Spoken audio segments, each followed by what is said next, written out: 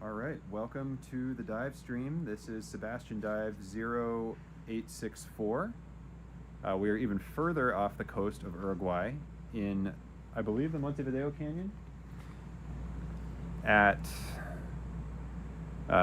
2,350 meters depth. Today you're in the control room with Jimbo, Jess, and Chris, the pilots, and Buzz, data logging, and me, Jacob, in the science chair. We're going to explore the bottom here for hopefully a couple of hours, and then we'll find a spot to core, and we'll continue our search for the Asgard Archaea.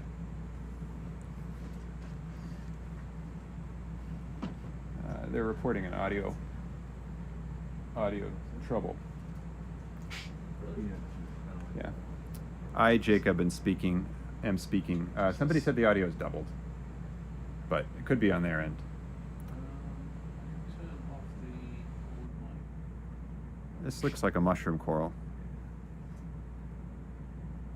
Or what do they call them? Certainly a nidarian.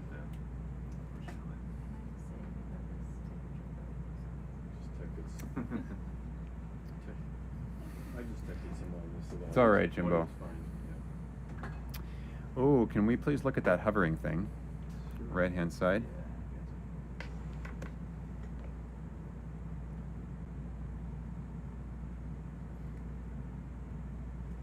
Is it hovering?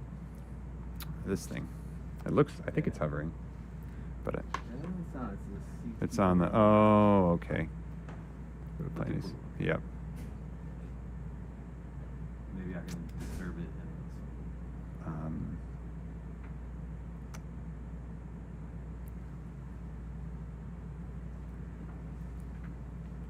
Bienvenidos a la inmersión 0864. Estamos en la cañada de Montevideo, en el EEZ, la zona económica de Uruguay.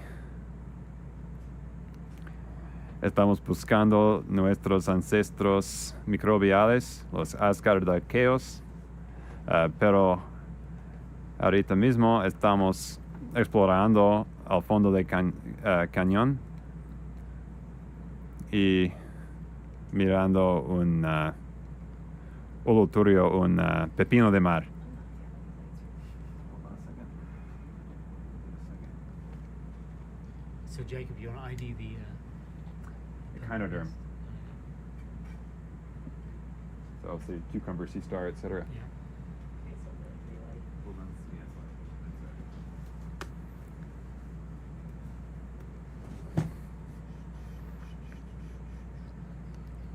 So Jacob, how different is life at the bottom to life at the top?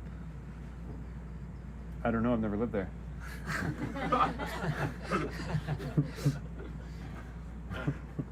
The question keeps me up at night. Isn't that why we're sampling? Yeah. Compare. Alright, I get down to a decent altitude. Están en Mission Control con Jimbo, nuestro técnico de media, Jess, pilota, Chris, piloto, Buzz, anotador, y yo, Jacobo,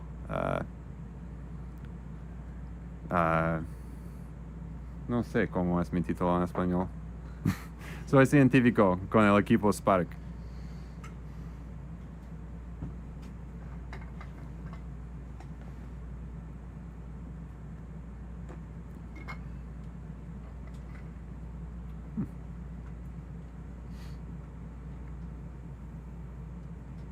Wonder what we have in the background there.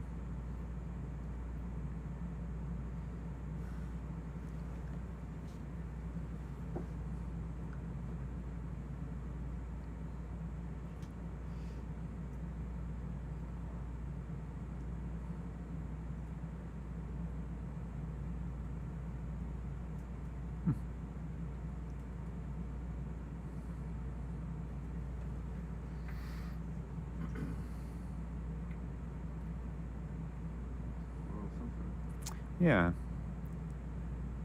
We could please zoom on it when you get a chance. Nice. Take your time.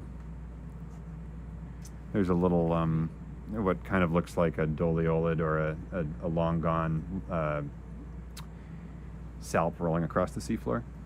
Look at that, or you Let's please look at that. yourself for the- No. We'll just look at the white animal here in the middle. The lasers are a measuring tool that we use. They're 10 centimeters apart. They shoot out in parallel from the vehicle. Jacob, Mm-hmm. the aim for the dive, it's basically exploration just to find out what's down here. The aim for this part of the dive is exploration. And in a couple of hours, we will start coring sediment again like we have been for the past 2 days. There's a picnic. We'll out also there. we'll also collect a bit of water, and the idea is to get the microbial scene. Updated waypoint. Yeah, it's another mushroom coral on the left, and then the thing in the foreground, the white thing. Can we pull it any tighter? Do we have any more zoom? Oh yeah, I was gonna get Thank See you. the shadow Yeah. looming over it. Sounds like Ian spotted a pycnogonid, and there are all kinds of interesting things that live on these.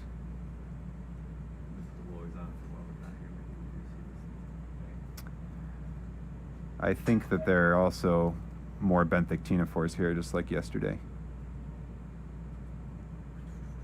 Yes. Yes, we will be doing more push course. Mhm. We're able to do 18 on this dive. So this is a hydroid. Es un hidroido. Es un tipo de nidario colonial. So it's a colonial jelly, basically. The skeleton is made of protein, and then these are each individual little animals. And they're connected. Their guts are connected, so they can share food. If these guys are all eating well and these ones are starving, they'll pump the food through to a different part of the colony. If we look, could we pan down and to the right a little bit and see what that thingy is?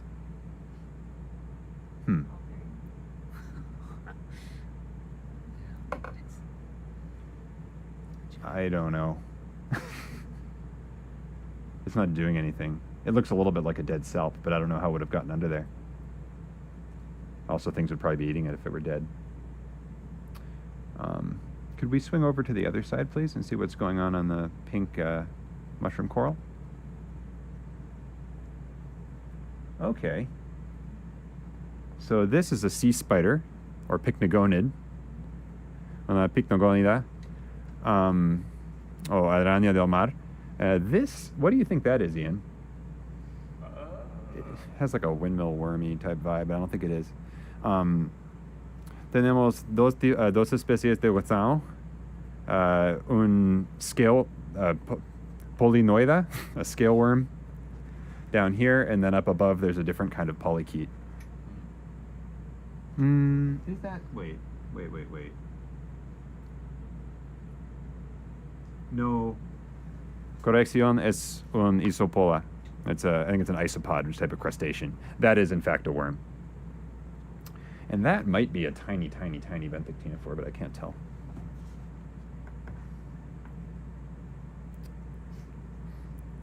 We got a great idea for the diversity of just tiny myofauna. There's a or near myofauna. There's an amphipod right there. I think another isopod crawling around here. Plenty to eat. We can come wide, please. And see. Oh, spooked that guy. Did we land, or are we hovering?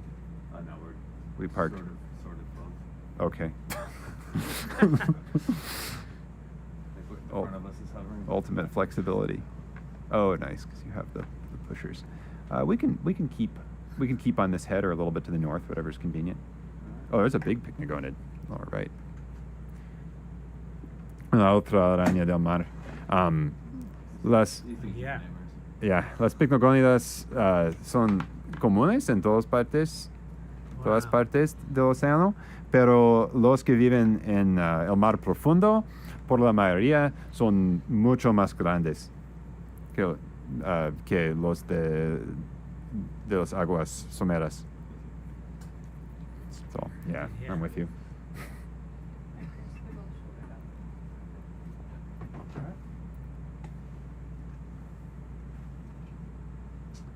that lovely temp probe. Hmm? Jeff just built this mount for our temp probe. For the high temp? Yeah. Cool. And the spiders hunt there. I believe they are predatory.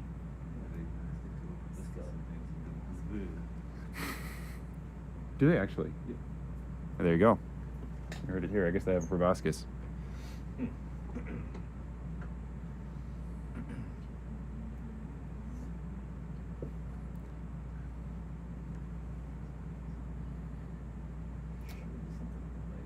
This is not at least explicitly a time series dive. We're not trying to record changes through time at this location. It's possible that people have dove here before, but it's not part of our expedition. What is that? What is that thing? It looks like a squat lobster or a crab. We'll have to get closer. Probably a crab.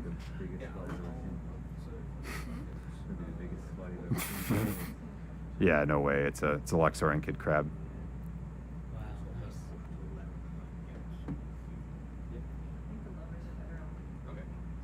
Yeah, lures that are much smaller.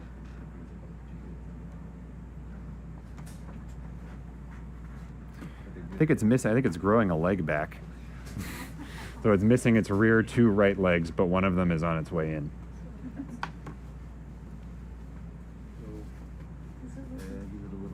We just got to the bottom. We're looking around, trying to stir this corn. Any bubbles? Not yet, no. Not yet.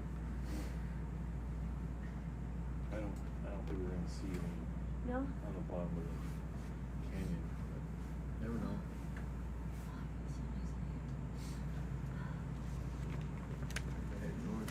Are you two relieving us? Who's next?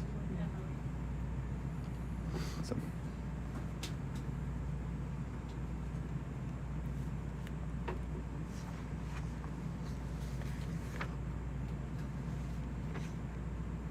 Did you each get a look at the dive plan already?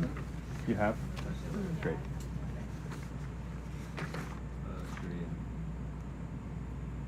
So we're just on objective 1 now. That's after objective 0. I appreciate 0 indexing. It's the right way.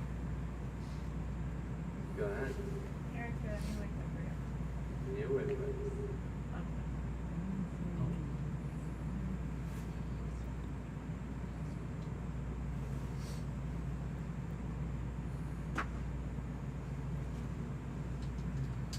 Stacy here?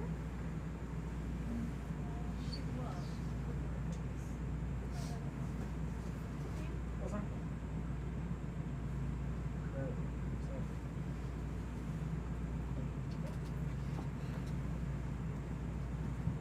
We gotta figure out your situation on the fish. Yeah. They can do it. They got some of it. I can pull out some. That's okay.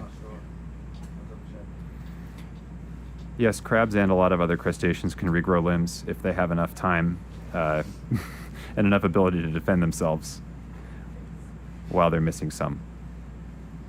There are actually crab fisheries in certain parts of the world where it's customary to only break one claw off of the crab with the idea that they'll grow it back. That's the situation in South Florida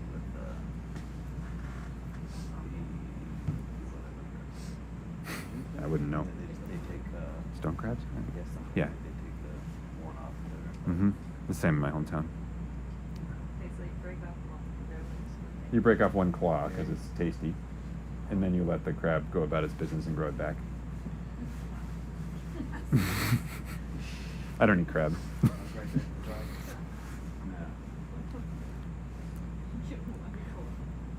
Para responder a una de las preguntas, sí, los cangrejos pueden reestablecer sus brazos.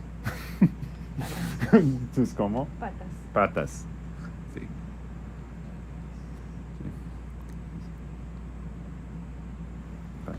Patas. If it's an animal or the Oh, okay. patas.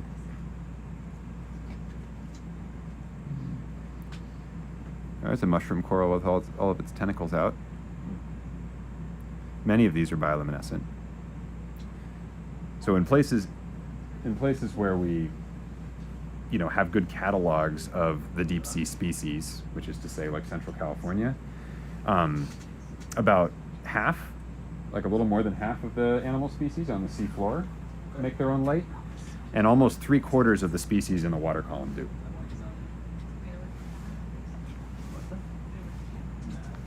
We can cruise along.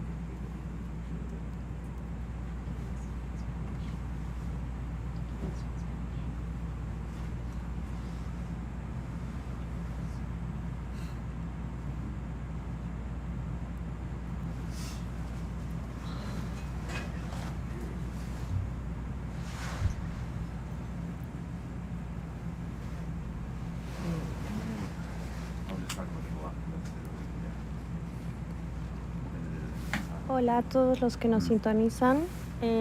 Hay varias preguntas acerca de Asgard Arkea y si participan científicos locales o científicos de Uruguay. Sí, tenemos varios científicos en la campaña, incluyendo Ceci Alonso, Danilo de la Universidad de la República de Uruguay. Preguntan sobre las Asgard Arkea. En un momento vamos a tener a la doctora Laura M. y Emily Hay. Vamos a tener una discusión muy amplia acerca de las Asgard Arkea. Para ellos que están interesados.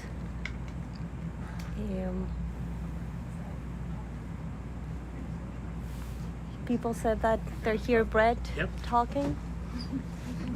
Mi nombre es Valerie de Anda, soy científica de la Universidad de Viena. Preguntan también si tenemos algún objetivo específico para este dive. Estamos muy emocionados porque esta es una región completamente nueva, una región que no se ha explorado.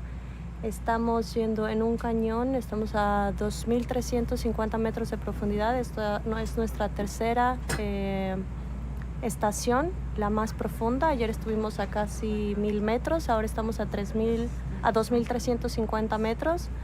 La temperatura, como pueden ver, es 2.87, casi 3 grados.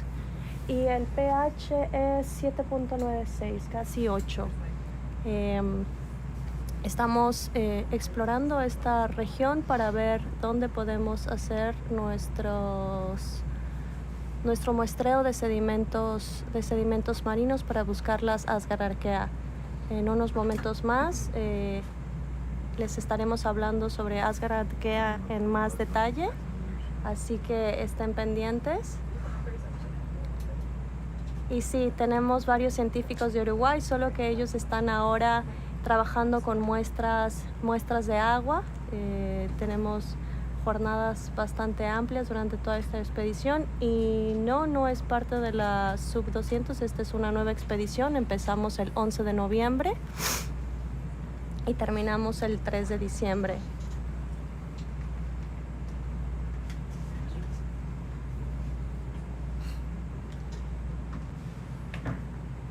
¿Cuántas estaciones vamos a hacer en total? Vamos a hacer 11 estaciones. Y esta es nuestra tercera estación, hasta ahora la más profunda.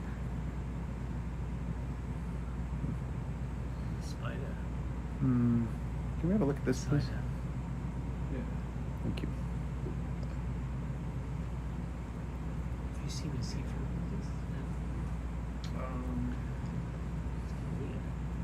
Yeah. I mean, around. Para aquellos que están, se acaban de sintonizar y nos están escuchando, estamos muy emocionados porque estamos explorando un cañón fuera de las costas de Uruguay. Estamos a 2.350 metros.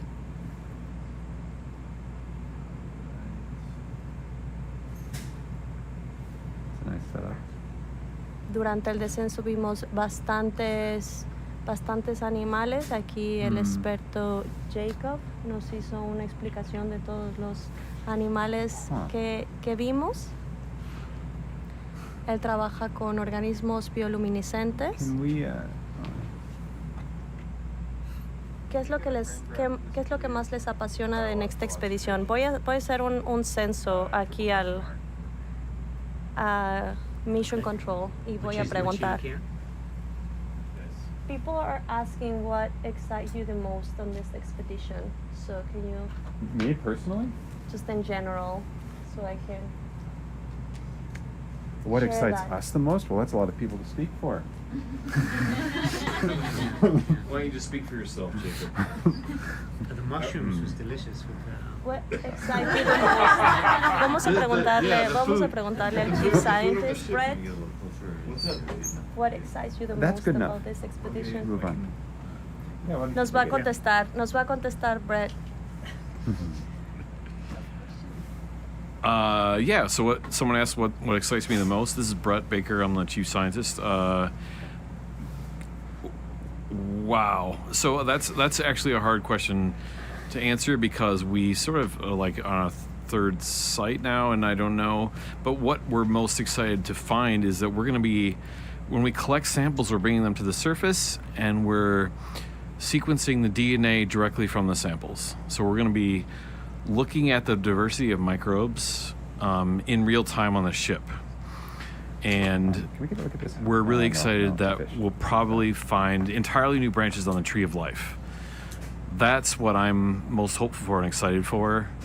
I'm honestly, when I think about it more, sorry, I'll talk slower. Yeah, when I look at that. think about it more, what excites me the most is the fact that we have an international team of scientists that are all working towards understanding There's another one. the evolution of life on our planet.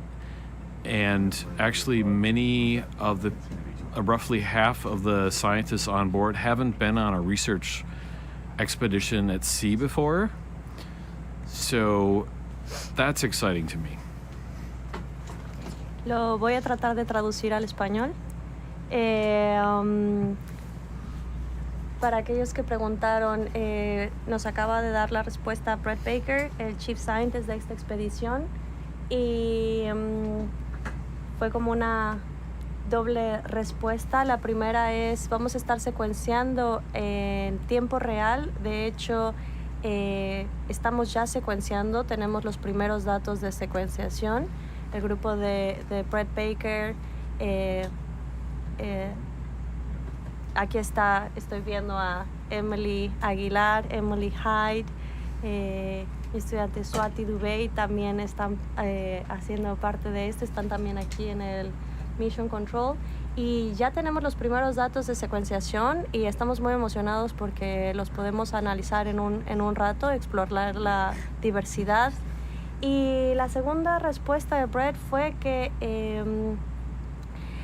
es un equipo interdisciplinario donde están científicos de diferentes universidades, de diferentes nacionalidades, que hacen de diferentes disciplinas, y todos estamos en búsqueda de algo súper emocionante que tiene es entender básicamente uno de los más grandes misterios en la historia de la evolución de la vida, es cómo se originó la complejidad celular, cómo se originaron todos los microorganismos que vemos, estamos viendo ahora mismo, y toda la diversidad que se encuentra en este planeta. Should we answer about the Uruguayan question? The Uruguayan scientists. What? First time chat. If they were Hawaiian in this expedition, yeah, You said yeah. maybe we should put that on. Should I put it Go and have one here. There was another question that was about Hodorkia that I missed, that it was really good, and I wanted to answer that one. Is there a way that I can scroll? Saying it's really a quest for hierarchy. There was a quest for Hodorkia, but there was another one about bacteria and archaea. I missed that one.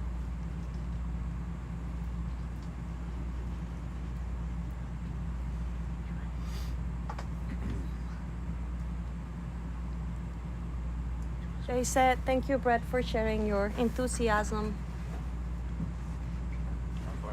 No problem. Oh, yeah. So somebody asked There's if Asgard archaea has proteins that are specific or distinct to eukaryotes, and we're going to be talking about that in detail in a few minutes, so stay tuned. Para alguien que una de las respuestas anteriores era ¿por qué eran tan interesantes las Asgard archaea? Y si contienen proteínas de eucariontes distintivas. Vamos a estar respondiendo todas sus preguntas, así que por favor escríbanlas y trataremos de contestarlas más adelante con la doctora Laura M, que está aquí, y que en unos minutos trataremos de contestar todas sus preguntas relacionadas a Asgard, las arqueas Asgard.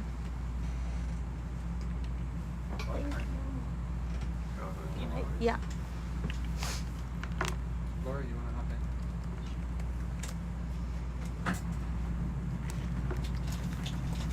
Do we know how far up the coast they are? introduce yourself.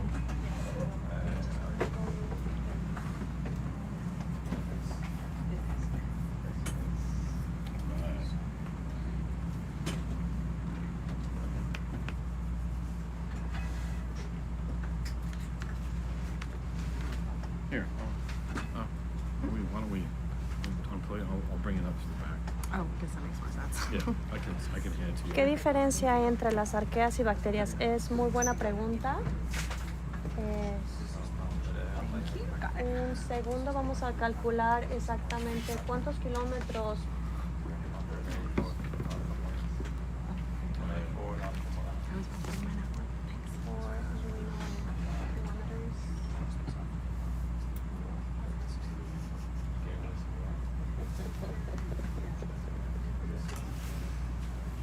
Can you convert 184 nautical miles into kilometers?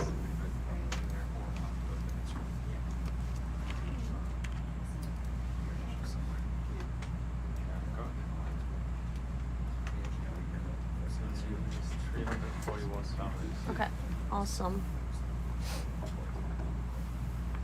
Están preguntando que dónde estamos exactamente. Estamos viendo en el mapa. Estamos a 341 kilómetros en línea recta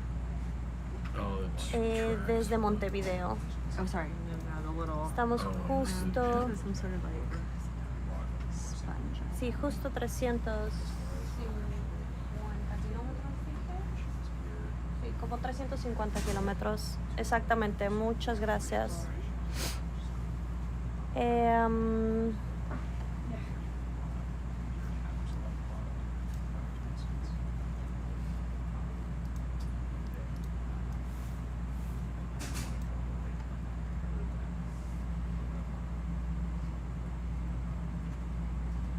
Regresamos a Montevideo el 3 de diciembre.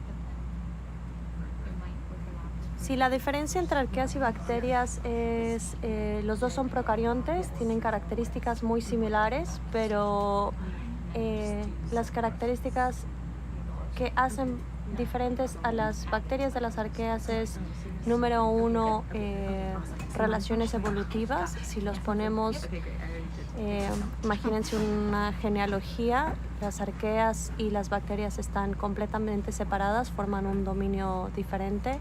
La membrana celular de las arqueas y de las bacterias es diferente. Nosotros, los eucariontes, tenemos una membrana celular que es más parecida a las bacterias.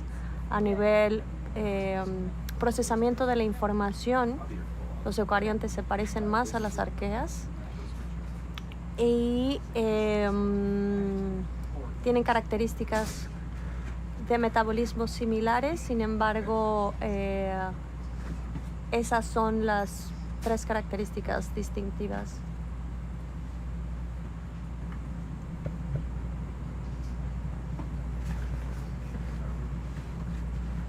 ¿Cómo saben dónde sacar las muestras para buscar las Asgard? Muy buena pregunta.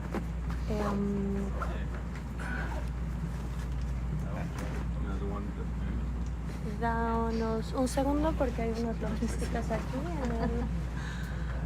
Can we zoom on that, Chris? No sabemos, eso es parte del misterio. Las estamos buscando. Sabemos en dónde se han encontrado en otros sitios, sitios parecidos, y sabemos que están ahí, sabemos que están básicamente en todos los lugares que hemos muestrado, en el suelo, se encuentran también en el agua, se encuentran en muchos ecosistemas, en ambientes también con actividad geotérmica.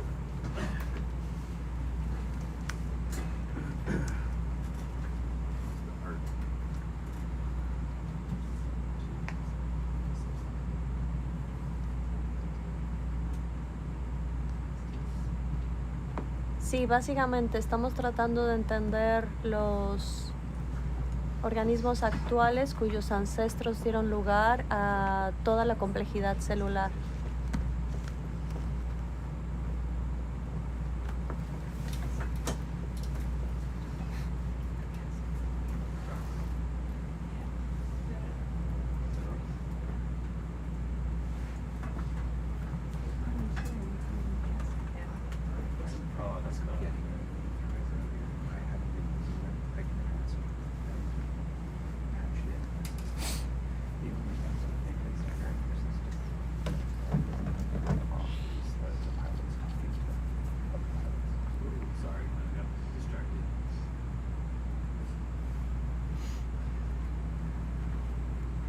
Hi, good evening, everyone.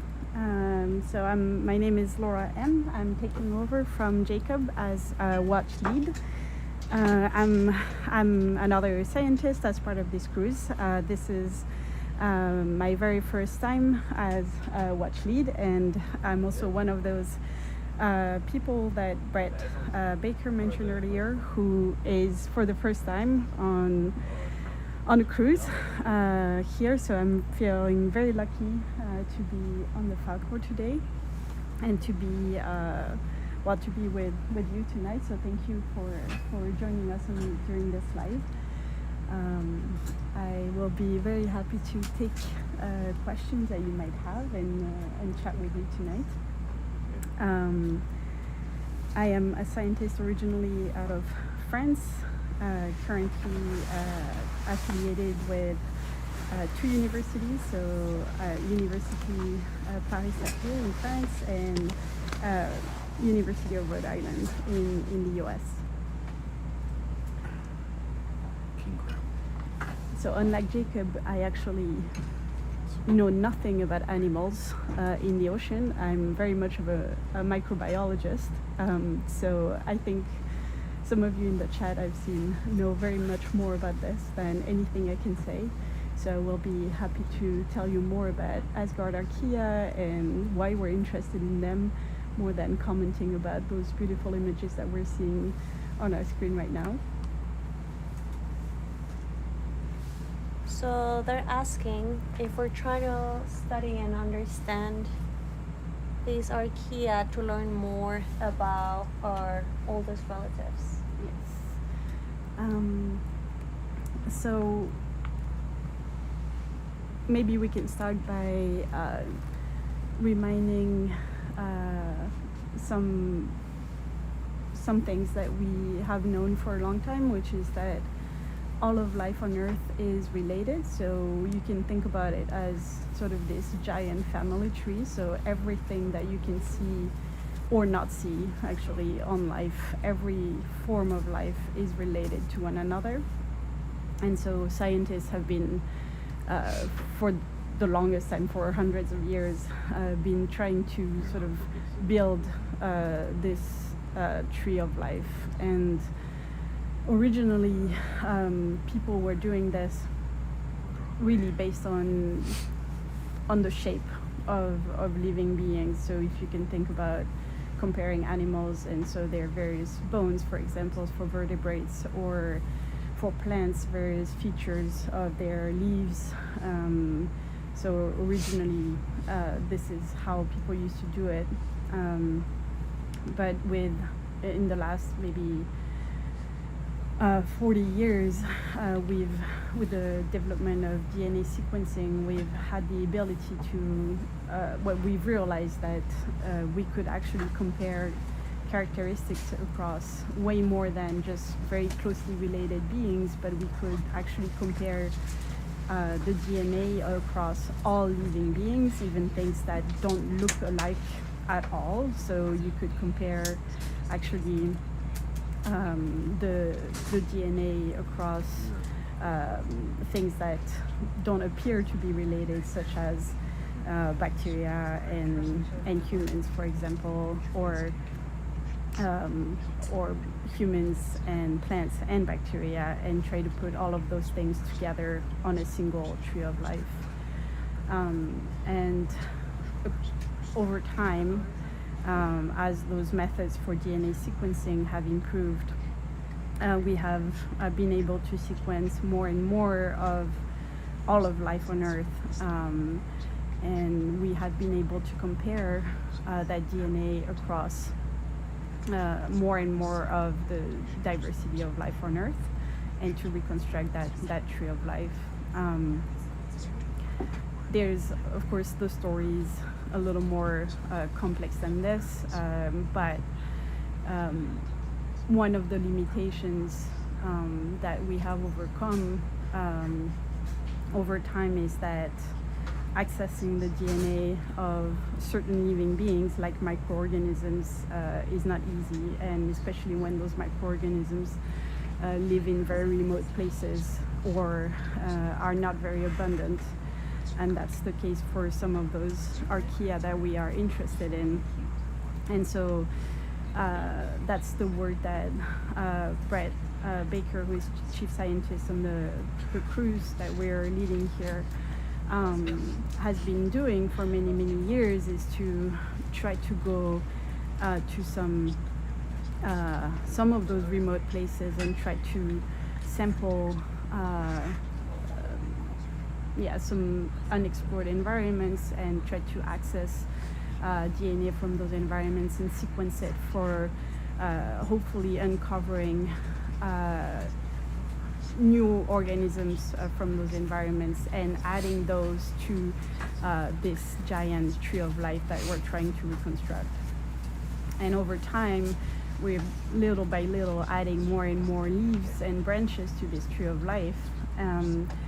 And in the last few years, we have, so I've been lucky to work with Brett and Val, who was just talking to you before, and we have been finding that by comparing the DNA of some very special group of archaea, those Asgard archaea, we found that those actually, although they are microorganisms, and they are microscopic, and they look very much like, well, they're unicellular organisms, and they look like like microorganisms. They don't look at all like anything like us, but they are actually our closest relatives. So the closest relatives to complex organisms or organisms that are formed by complex cells, like the ones that compose us.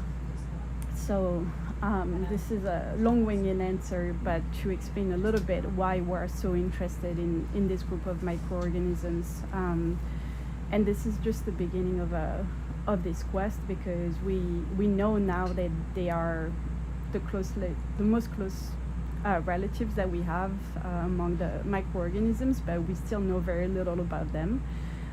So during this cruise, we are hoping that we can sample more of them, understand better who they are, how they live, where we can find them, and hopefully culture them in the lab, and yeah, that kind of things.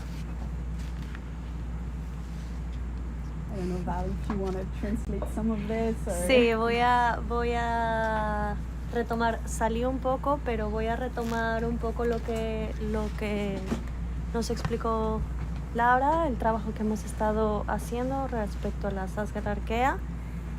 Para aquellos que se acaban de sintonizar, estamos a 2000 metros de profundidad. Laura nos acaba de explicar por qué es tan importante entender estas arqueas y qué nos dicen acerca de nuestra historia evolutiva y por qué son tan importantes para entender el origen de la complejidad celular. Mi nombre es Valerie de Anda, soy investigadora en la Universidad de Viena y he trabajado con Asgards desde hace 6-7 años, y es un trabajo súper emocionante ahora poder estar buscándolas en el fondo del mar, en esta expedición súper interesante donde hay científicos de varias nacionalidades, de varias universidades, de varias disciplinas, y todos estamos muy emocionados buscando estas Asgards.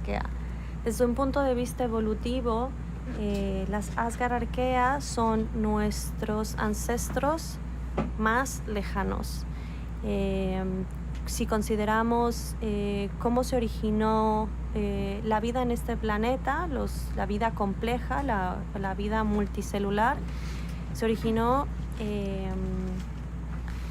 en un momento hace 2.5, 2.1. Estoy viendo al geólogo Kellen, experto en esto, experto en datar fósiles de eucariontes, para poder datar el momento en el que pensamos que se pudo dar lugar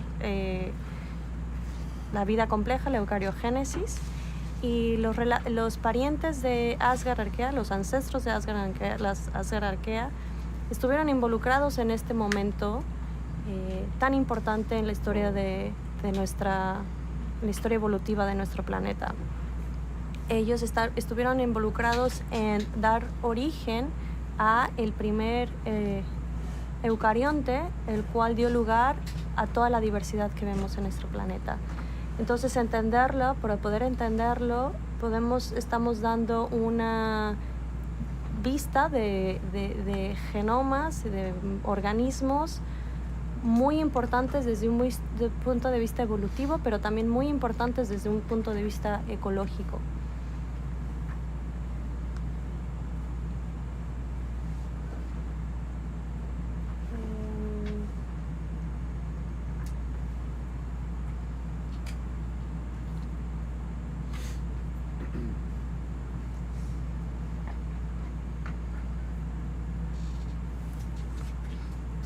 So 2.5. The oldest fossils are about 1.8 to 1.7 billion years old that we recognize as eukaryotic. But those are the oldest fossils. It's possible that if we keep looking, which about 1.8, I would say. Yeah. But we haven't looked much in rocks older than that. This is not a red algae. That's the oldest one. No, those are quite a bit younger. So the oldest fossils that we think are eukaryotic, we don't know what they are. We identify them as eukaryotic because they appear too large and too complex, we believe, to be prokaryotic. Yeah. But we really don't know exactly what they represent.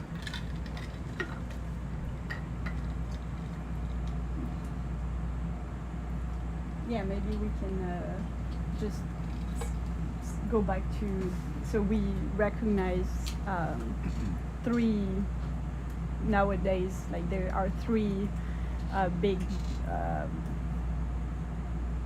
domains of life. So archaea, bacteria, and eukaryotes. And so the main difference between, on one side, so archaea and bacteria, and on the other side, eukaryotes. So eukaryotic cells being what compose everything you can see with the naked eye. So us, so every animal, every plant, every fungus, and a ton of other smaller forms of life that you don't necessarily think about, is that our cells are usually larger, and they're also in their inside our cells we have a much more complex organization. So you might have learned that in school. So we have all our DNA is inside a compartment that's called the nucleus. And then we have all sorts of other smaller also compartment in our cells. So basically you can think about like every little function in our cell has its own little compartment. So everything is separated and well organized, which makes it quite complicated. And you have a lot of little like trafficking and communication between those compartments. And we have also one compartment that is also we often talk about. We have mitochondria that are usually responsible for generating energy in our cells. You might have learned about the Golgi and that kind of things. And so all of those, this complex organization is really specific to eukaryotic cells. And that doesn't exist in bacteria and archaea. And so that's that complexification that happened over time is something that we're trying to understand, basically how that happened, since we know that we evolved from prokaryotic cells, so from archaea, we are trying to understand how that jump in complexification happened.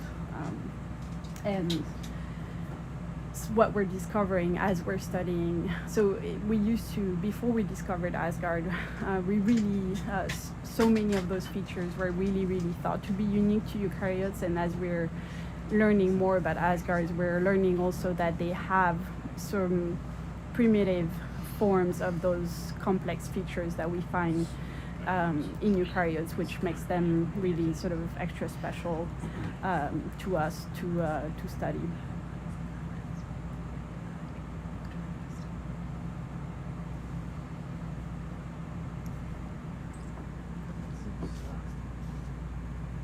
People are also asking about sequencing. When you sequence the DNA from the samples, are you using PCR? If so, how do you decide what primers to use in the application?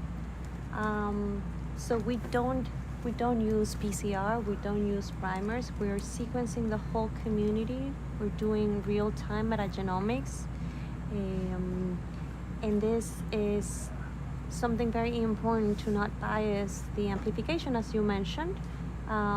We're not looking at specific DNA regions of interest. We're looking at the entire community, and we're using nanopore sequence to get a full picture of the microbes that are living at the bottom of the ocean.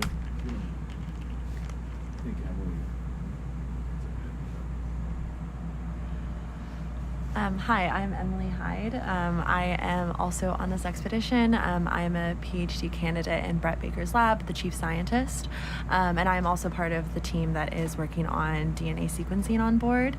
I am mostly actually filtering water samples to look for Asgard archaea on this expedition, but also looking at the sediment samples as well.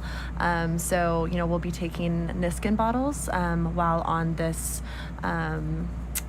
journey down into the canyon on Sebastian. So there's water samples that we'll take, but we will also be taking core samples as well in order to sequence DNA from this canyon area to continue the search.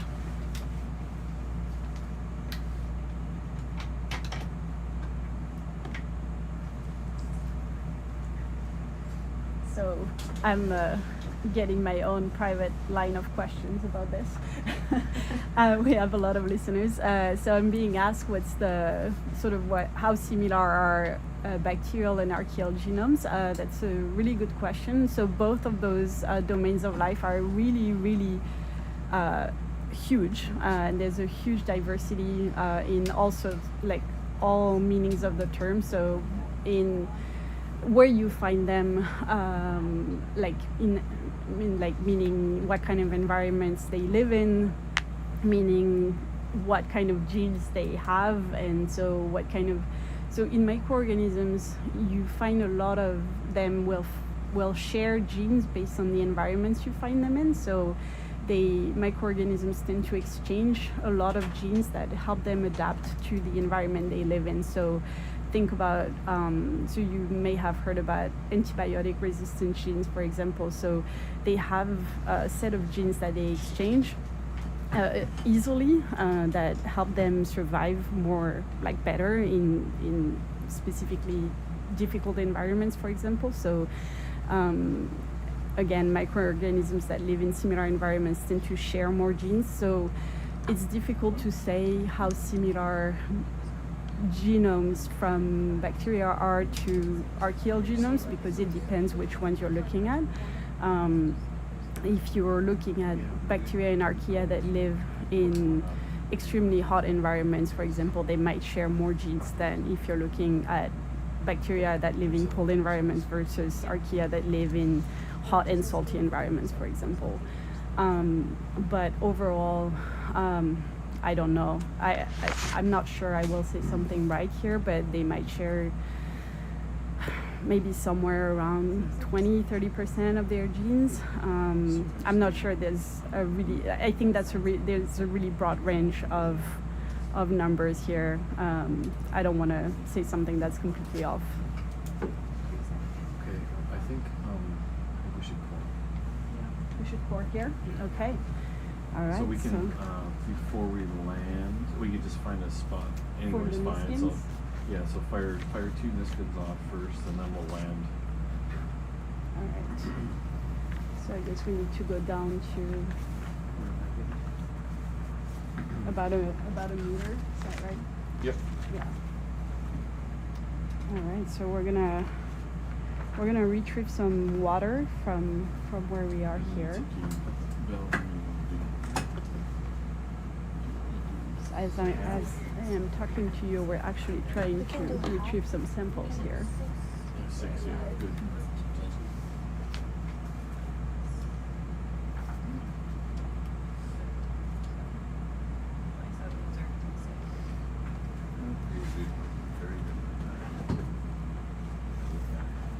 It's a question about what percentage of the DNA that we sequence from the environment is prokaryotic and eukaryotic and viral. It's the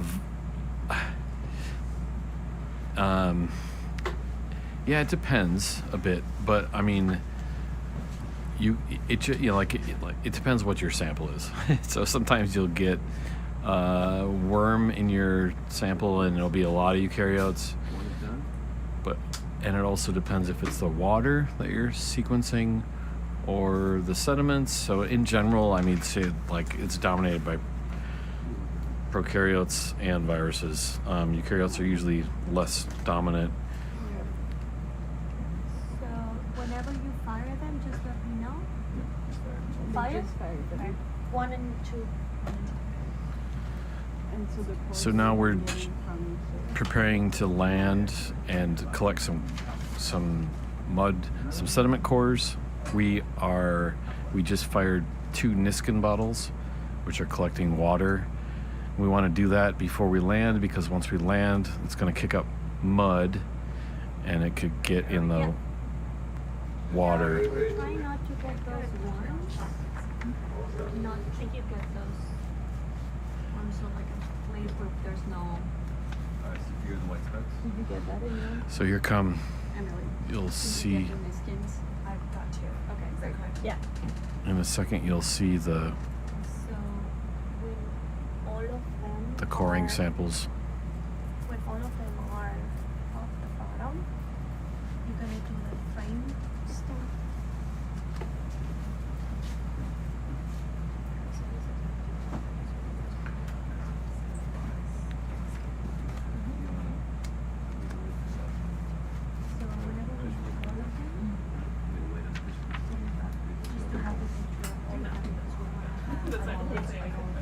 Yes.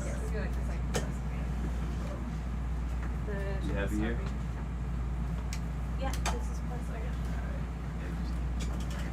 So it will be 1 to 6 plus 11. I don't know which one is the special port. It's 11. It's 11. No.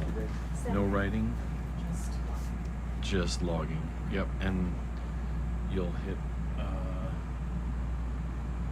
when it goes in the quiver, you want to hit submit because that'll yep. I was specifically told not to take her job and do it just for a second. Could have told you.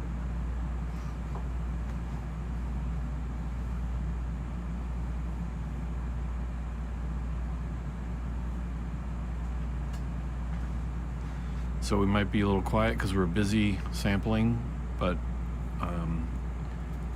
if we see questions that we can answer, we'll do it. So go ahead and keep asking questions. We're gonna collect 6 Yes.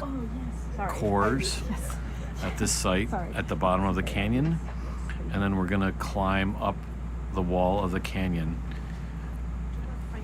And we have, it'll be exciting because we haven't been here, obviously. And then once we get to the top of the canyon, we're gonna go out I guess can we and explore at the top of the canyon a little bit. So we'll see what we find. So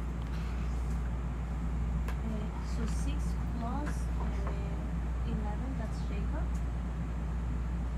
So 1 to 6, like what we did today. 1 to 6 plus, I don't know where they have the number even.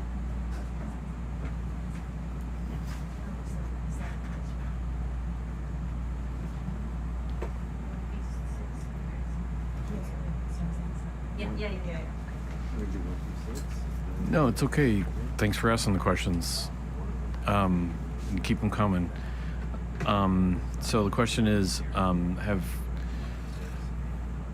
are the collected samples ever RNA sequenced as well? Yeah, so we're going to be doing DNA sequencing and RNA sequencing with all the samples that we're collecting. Maybe not all of them, but a lot of them. As many as we can. Do we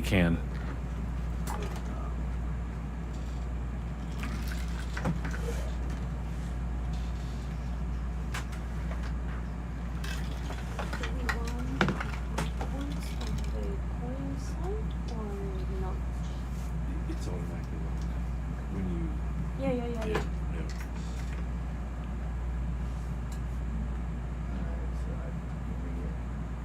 It's like this, it's just mark in the great stuff Yeah, that is thank you. different from this without. Like as Yeah. long as we have it there, it's just like they do like a mark in there. Yeah. But I don't know. The more we do, the better, I guess. Pay attention to you. Which one is that way?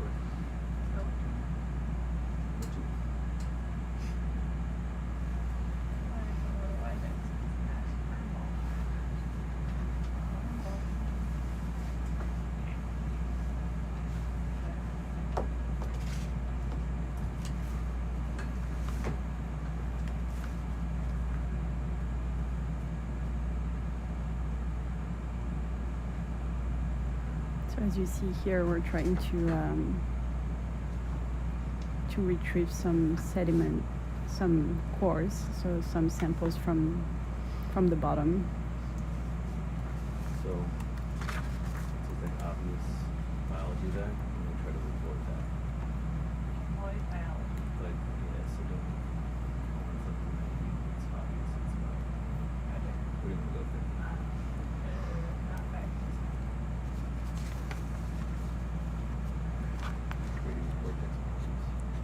Yeah, so good question. As someone asked, what are we hoping to find here? We are the main focus of the expedition is look for these Asgard archaea.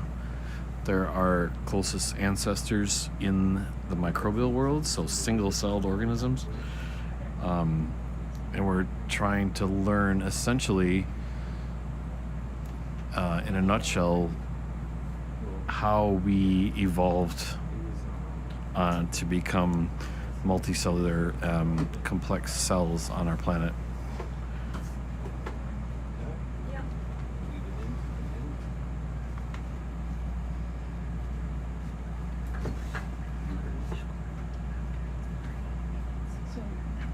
So,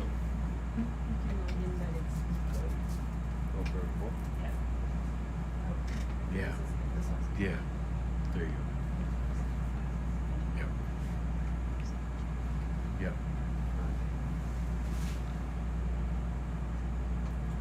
Yeah. I haven't done this yet, so sorry.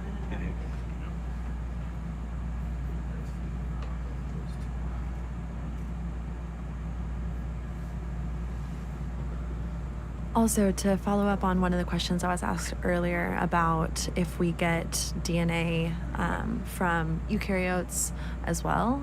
So whenever we're taking a water sample, we do try to filter out any larger cells before we basically put on our filter that we're interested in catching all of our microbial ancestors on.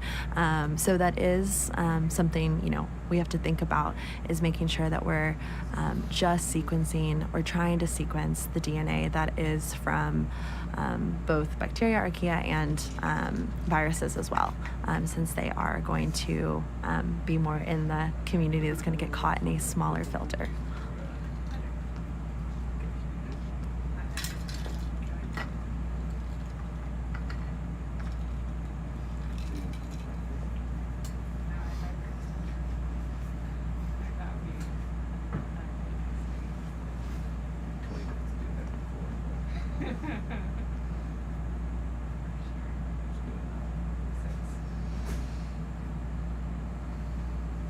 They're asking what papers you suggest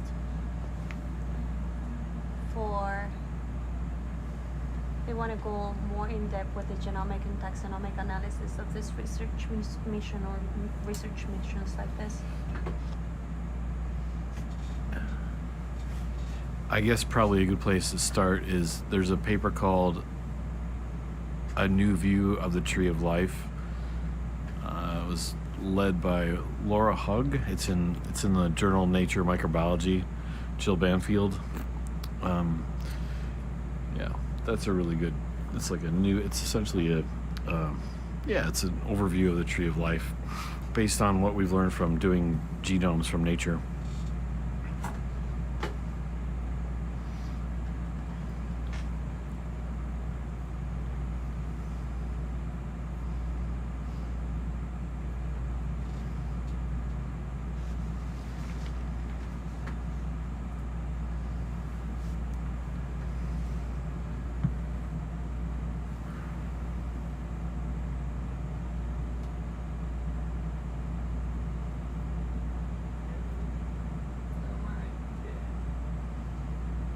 We have Jess here, who is trying to put our push cores into the ground here, which is not always an easy task. As you can see, it's we don't always know how soft it's gonna be.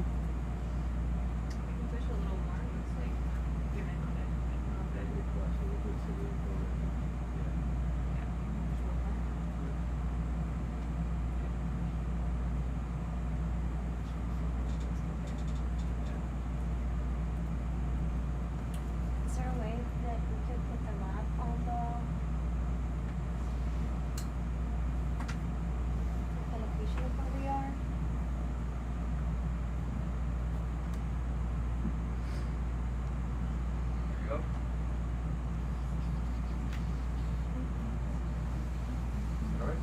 Gracias.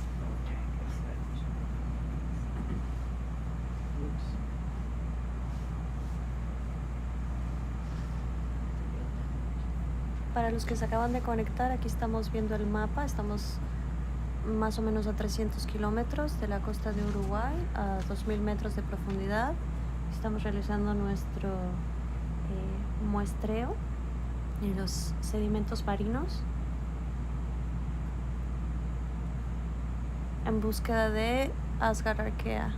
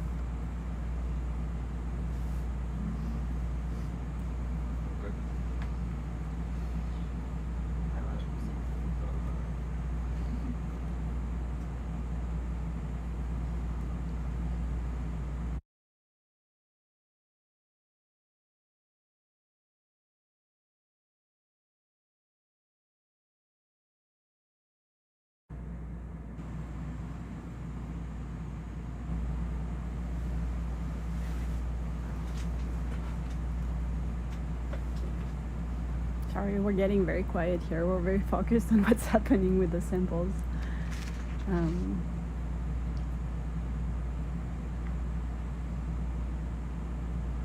Guess we will see what comes out, but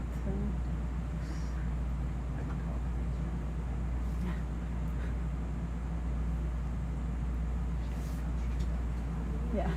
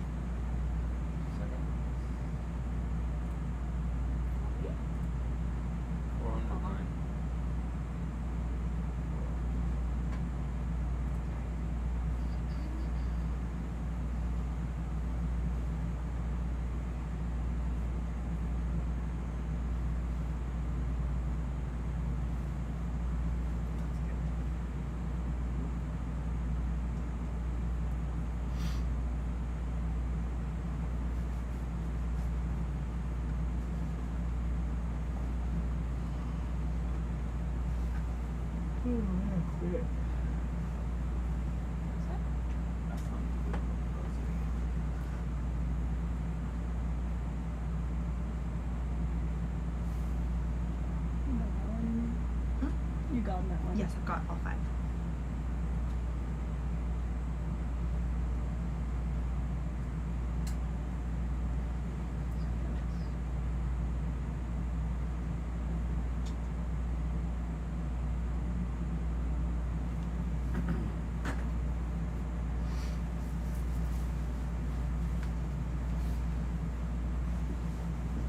So yeah, it can be the Pushkol 11, the special one, next to one of those. That'll be great. So just if you did the decrease step, you should be able to. If they're possible checks. Mm-hmm. Maybe you can get over there, the stubborn arm, which you should be able to easily. Whatever, if you think you might not be able to, you can just go like center, max. Yeah. Yeah, to any of them. Yeah, whatever is easier. Thank you.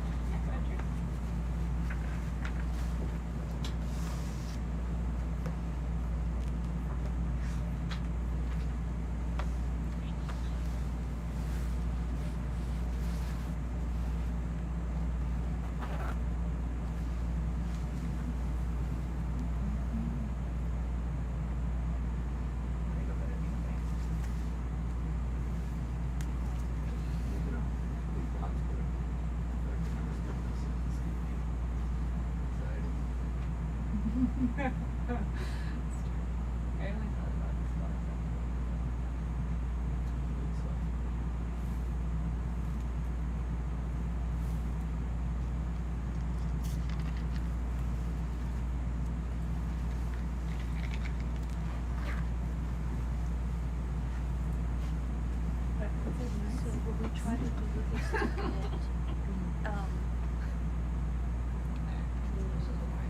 get Yeah.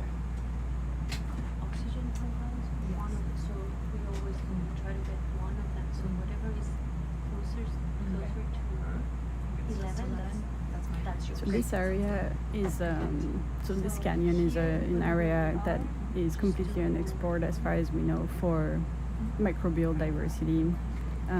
So for various reasons we think that we will find Asgardarchia, but obviously we're interested in general in any new lineage of the tree of life that we will find in those samples. And so we're retrieving both sediments, De but we hecho, will also be hay una retrieving pregunta acerca water de samples, and we'll geólogos. be Tenemos un getting DNA experto from en geología, both of those kinds of sedimentos, environments for muy DNA antiguos, sequencing and bastante, and bastante analysis, antiguos. both on the ship and Dr. later Galen, on in our back in our labs. Así que si tienen preguntas de geología, él estará encantado de responder.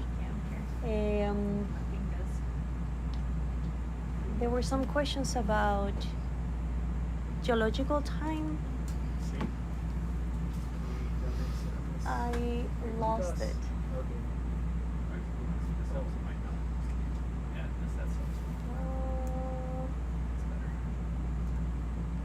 So Galen would try to speak in Spanish. he's so you can ask in English or Spanish questions about geology. I think it was about. I don't know what it was. Like working.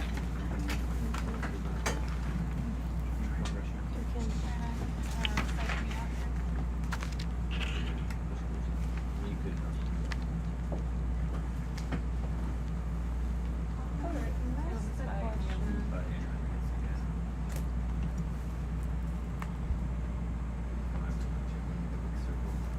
Just in terms of geological time between like the oldest. What can you tell us about the first eukaryote Yeah. fossils? And when we think about when eukaryogenesis happened, when are we in? If we're thinking about geological time, when this happened, considering formation of Earth, origin of life, and then how many millions of years after origins of eukaryotes? Okay. Shall I try in Spanish or in English? So let's see. They're talking about what is the Yeah. oldest signal of life. That's a good question. Una buena pregunta. Lo más viejo probablemente es un stromatolito que tiene que formó hace 3.5 mil millones de años. Se encuentra en Australia Occidental.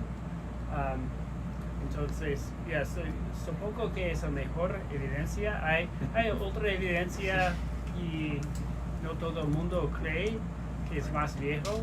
Sí, hay algunos que piensan 4.000, pero lo que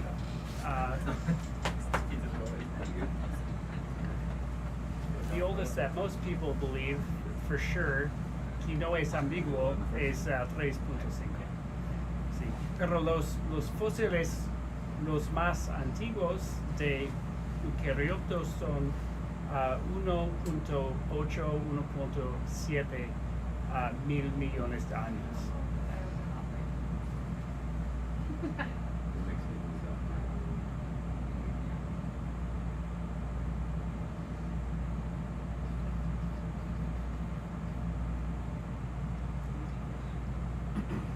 Somebody mentioned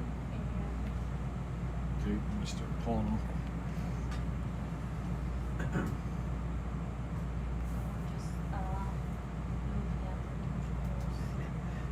Yeah, little black dots. There are little black dots that we don't know. There are non-biological processes that can form some of those little black dots, so they're very controversial. Whereas the stromatolites, everyone agrees that those would have been formed by microbial mats living on the seafloor. Oh. Do you want me to just wipe this out? Yeah, please. yes. Surprise. Yes. Very fast.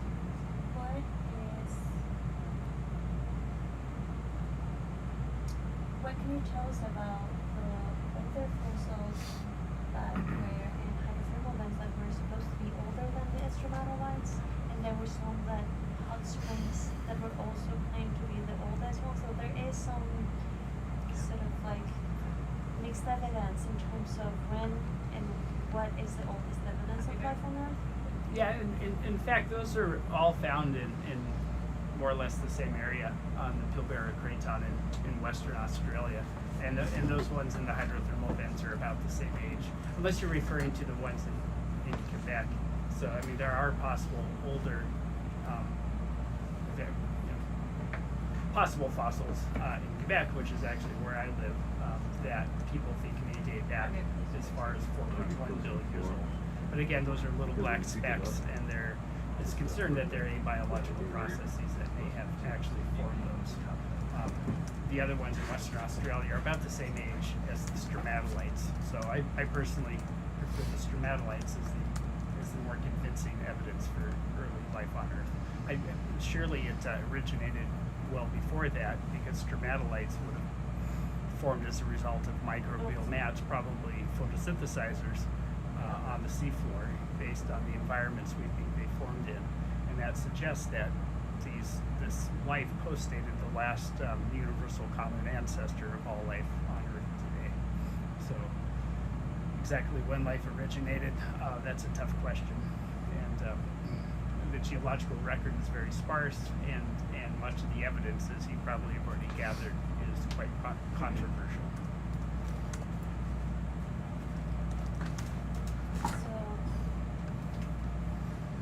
Aquí nos preguntan, los rastros más antiguos de vida podrían llegar a ser de unos 4.000 millones de años y estos estromatolitos alrededor de unos 3.5. Exacto. Is that alright there for you guys? Yep. Muchas gracias por todas sus preguntas, trataremos de contestar todas. Yeah. Should probably. Podemos hacerlo en español y podemos contestar en inglés. Okay. Yeah. Así que hay preguntas tanto en inglés, en español, también en francés. La Watchley, Dr. Laura M. está también en Mission Jones. Y pueden hacer preguntas en francés también para Gail.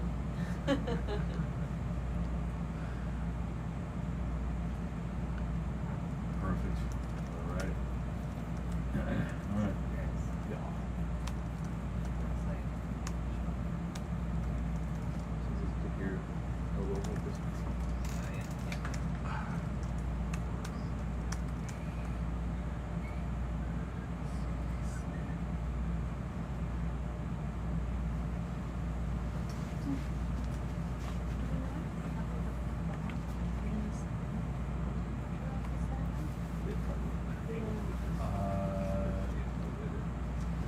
I think they do, but it's going to be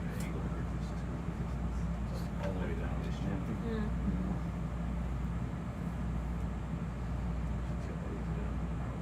Welcome to Asgards. Probably not going to be very interesting. Especially for the deeper ones, just to see Yeah. if there's Yeah, I mean, if we see flow, Yeah. if we see flow or seep or something, maybe do that for sure. But here, I don't think.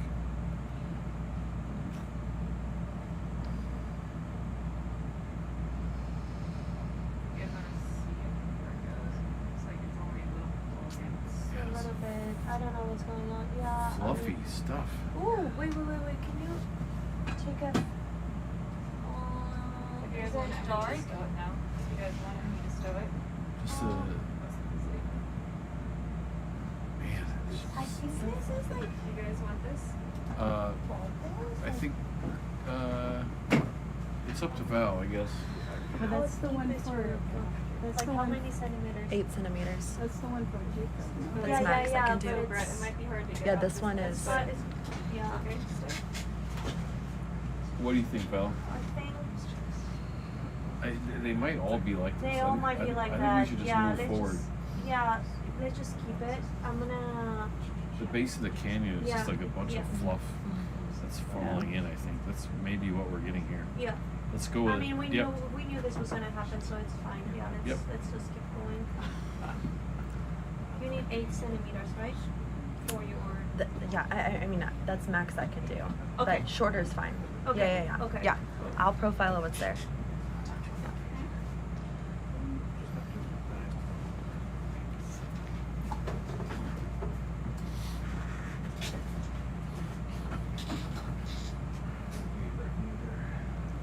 So this was just us having a conversation about kind of the length of the core that we just put back into Sebastian.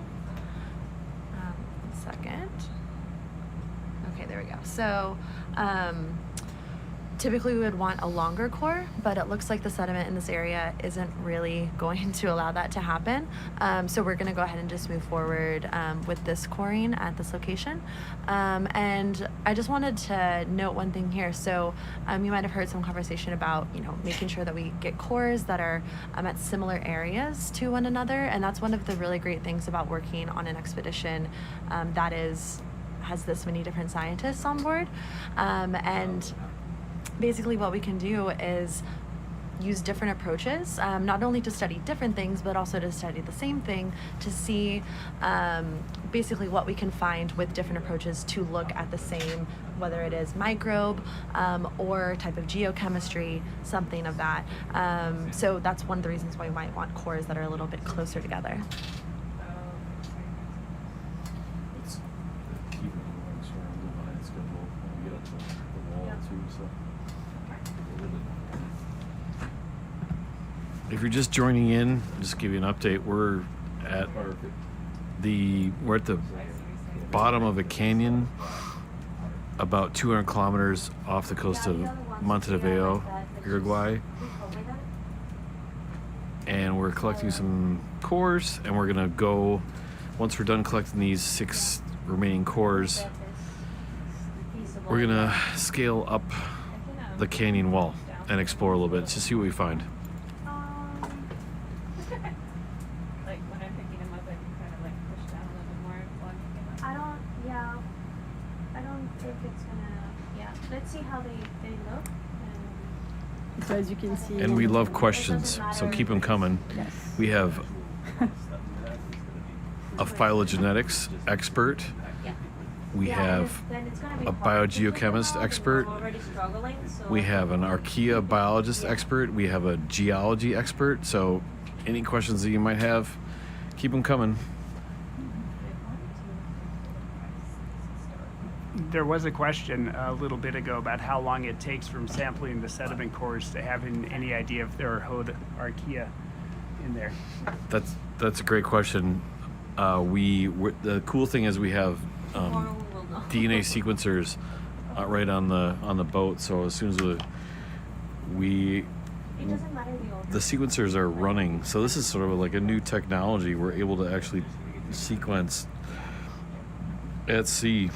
So these samples, it'll take us a little bit to extract the DNA and get them on to the sequencers, but we have the DNA sequencer running right now from samples that we collected yesterday, so we should know pretty soon.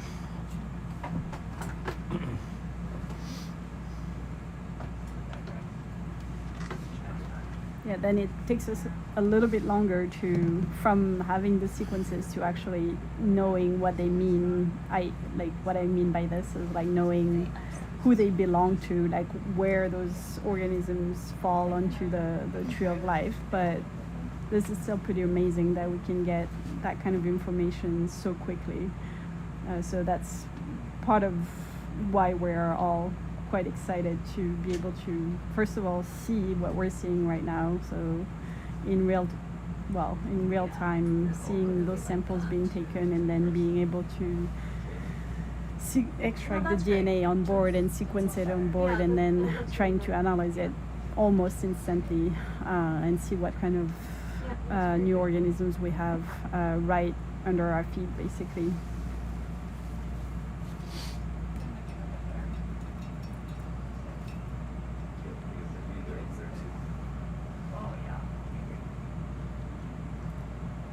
So yeah, just like Laura said, it takes time for us to, do further exploration with these samples. But one of the great things about having these DNA sequencers on board is that we can basically identify before we leave the ship what might be the most important samples for us to keep exploring, so that we can focus on what we know already has Asgard archaea in it, which is one of the really exciting reasons why we wanted to bring these DNA sequencers. So we know which samples could be the most informative to continuing studying Asgards. Look at that.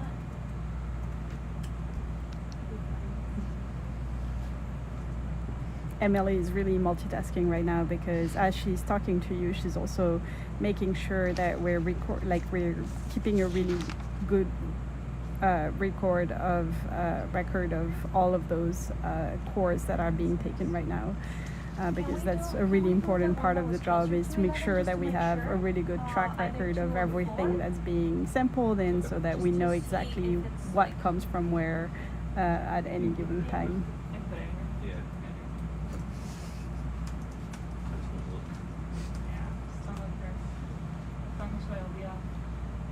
You wanted 4 to 7. Yeah, 4 or 2. Either of those two, just to see if it's good for animals. Oxygen profile.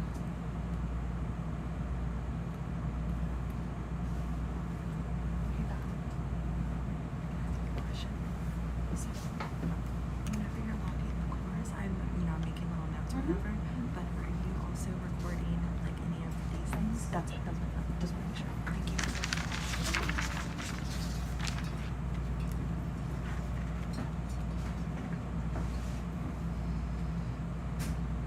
Not the call. Yeah.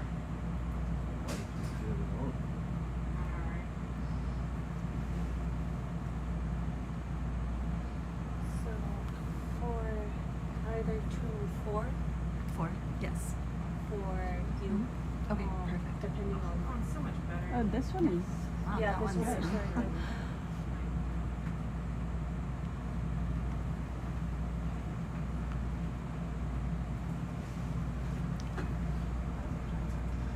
Había una pregunta de cuánto tiempo dura para depositar 1 centímetro de sedimentos. Es una buena pregunta, no sabemos exactamente, puede ser 10, 100, 1000 años, pero podríamos datar estos sedimentos para saber.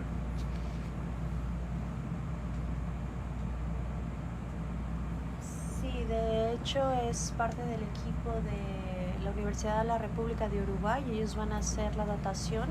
Estamos seccionando los sedimentos cada centímetro para poder hacer una datación y poder saber qué tipo de sedimentos, si son sedimentos que tienen una alta deposición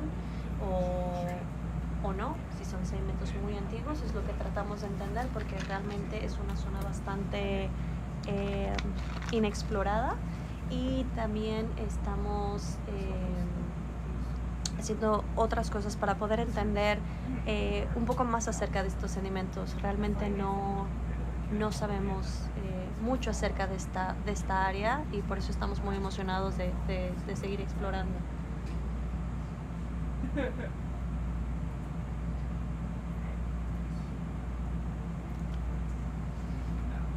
don't know. Sí, en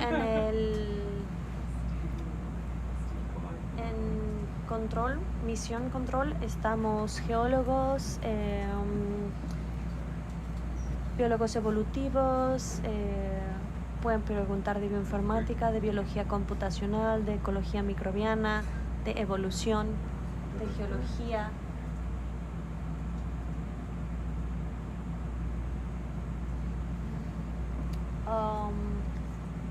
There's a very good question about Asgards and the evolution of eukaryotes, and if we have any thoughts on the viral eukaryogenesis hypothesis. Is there a way that genetic samples could test this idea? So we actually discovered the first viruses from Asgards. This was a very big effort to try to kind of understand these viruses. There were 3 papers that came out in the same journal. This was in Nature Microbiology. Different teams found Asgards viruses, or viruses infecting Asgards, and we were interested in answer this hypothesis and answer this question. We were looking specifically for genes that have been thought to be involved in mRNA capping. So the interesting thing about the viruses that infect Asgards is that they have characteristics of viruses that infect both eukaryotes and prokaryotes, and they look like a viral chimera. So basically, we were interested in identifying whether these viruses were more eukaryotic-like viruses or prokaryotic-like viruses, and we were looking for specific genes that could tell us whether those were a fingerprint to identify them as eukaryotic viruses. However, we couldn't find this genes involved in mRNA capping, and therefore we couldn't link that with the origin of the nucleus, if that's the hypothesis that you've been referring to with large nuclear NCLDV viruses. But now with more Asgards archaea and more viruses that we're going to be able to identify here, we might be able to have an answer on that. But yeah, very, very good questions.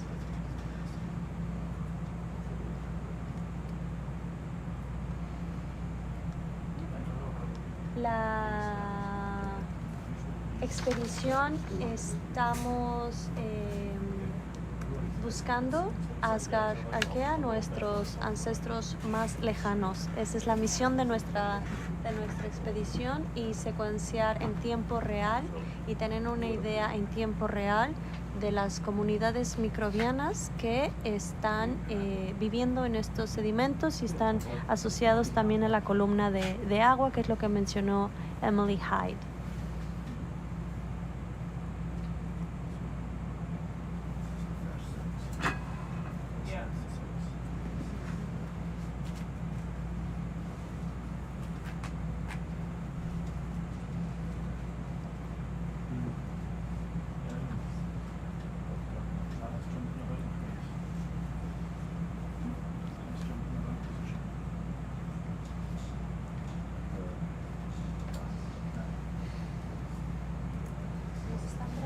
También acerca de la evolución de la vida y origen de la vida. Hablamos un poco al respecto de esto.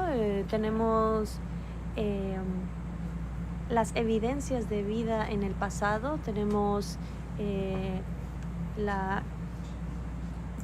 evidencia de estromatolitos en Australia, que hasta ahora científicos han encontrado otras formas de otro tipo de evidencias, ya sea ventilas hidrotermales o hot springs, pero la evidencia más contundente es que tenemos evidencia de vida en nuestro planeta alrededor de 3.5 mil millones de años.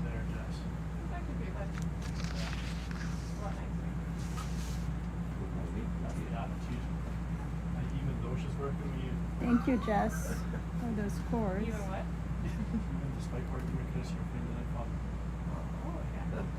We have a good thing going. We all have good things going.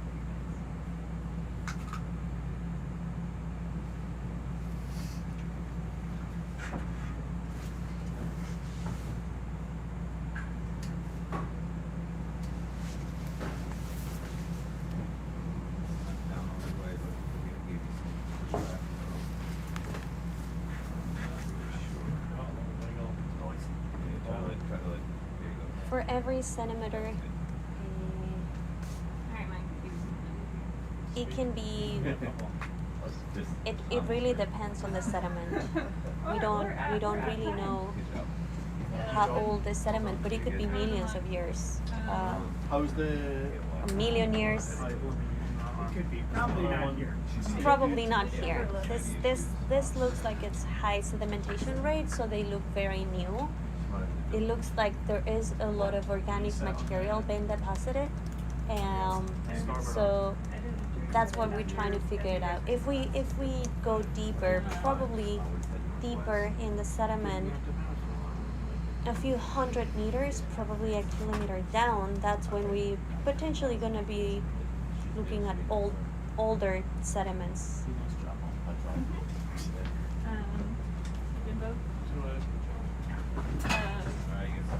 Yeah, first they were like, I'm going to course, and then like 2 hours.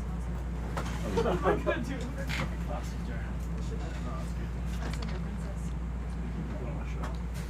Also, keep in mind the currents. Or was it like But a we similar have the like camera, Hmm. the you look at bars there. sediment at Core the four. core four, was it similar? Which one? To number 11. No, 11 is a lot shorter than all the other ones so far, Okay. like significantly shorter. But we could talk about me taking core 11 and It- oh, but what he do you needs. Never mind. think I was Never gonna mind. ask that, Okay, actually, like, I forgot. I was gonna ask this in this year, 'cause I was just doing my water, so I didn't really know the trim. Maybe we should put more on, another set. I think that's long, but how much, not sure. Just a half block and we'll see, I guess. Yeah, see how much you guys feel, or we can take out some quotes now. Okay, have fun. Yeah. Thanks, Jess. That's nice.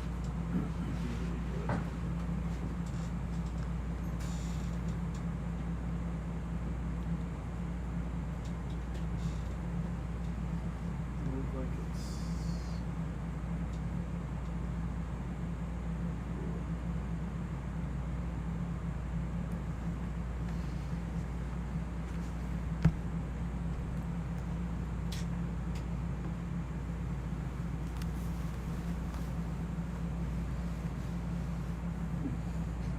Oh no. Are you happy with how much is in this one?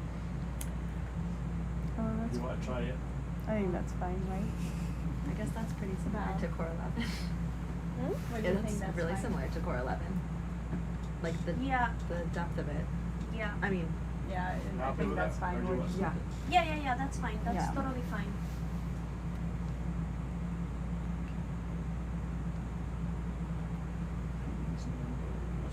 Yeah, we were just discussing about which ones we're gonna be pairing with. Looking at oxygen profile in the sediments. You could take that one if you want to. It's not the one that is closer, but in terms of depth, we can talk about Yeah, it we later. can talk about it. That sounds good.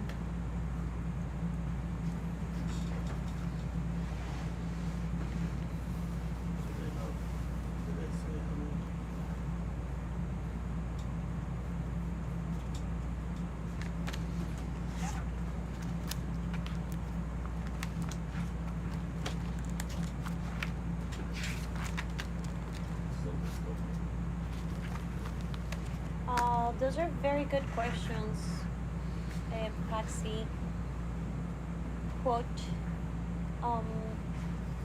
yes, we do see different adaptations with different temperatures,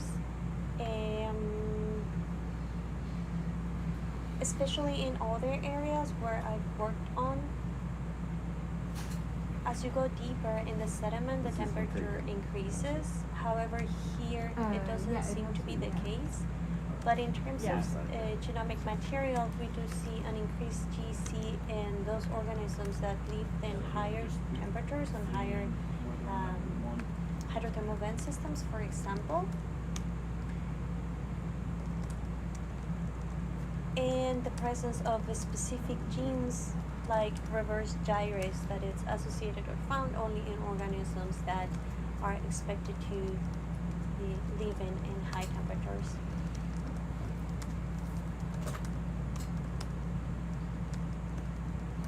But as far as I know, no, I don't think there's any known adaptation specifically for organisms that would live at 2 kilometers down.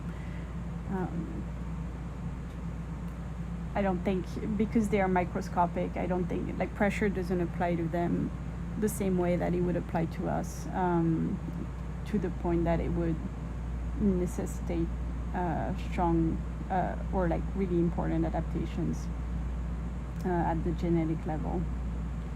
I guess it could be the presence of a specific, in terms of archaea, more isoprenoids, cyclic isoprenoids in the membrane, but it's not necessarily It's more to do correlated with like temperature than- pH and temperature. More than For organisms that live in high temperature, you see more of those rings, but not necessarily high pressure, as you mentioned. Yeah. Oh, that's a nice one.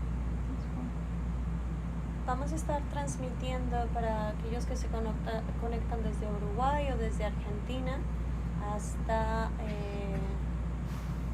por varias horas más. Estamos empezando estamos terminando nuestro primer sitio de muestreo y ahora nos vamos a dirigir a nuestro segundo sitio de muestreo. Vamos a explorar un poco este cañón que es completamente nuevo para la ciencia, que no se ha explorado antes. Estamos a 300 kilómetros en línea recta de la costa de Uruguay, en Montevideo. 7 and 8 are still. It's still there. We can tell by the fire up. So You want we've us only to picked the first 6. only 6 here? Or Sorry? Oh, you're.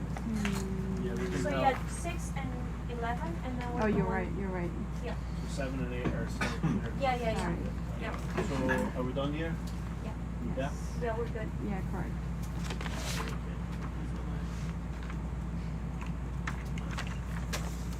So me.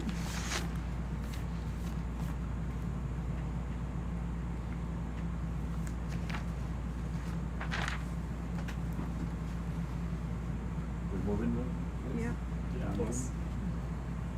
Let's move on. Actually, wow.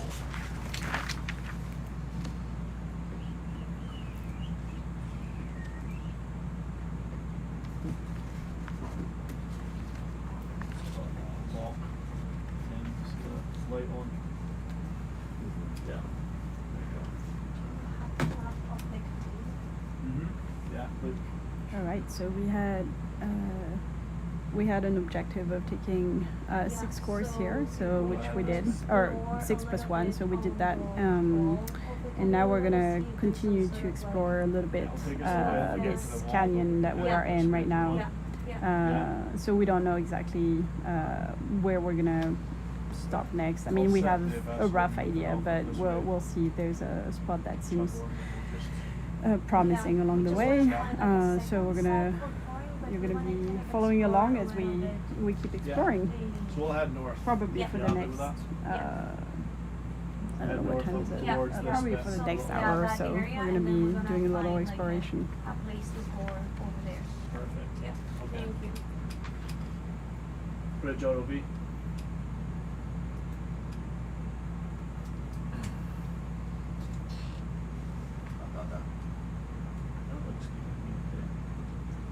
Bridge ROV. Go ahead.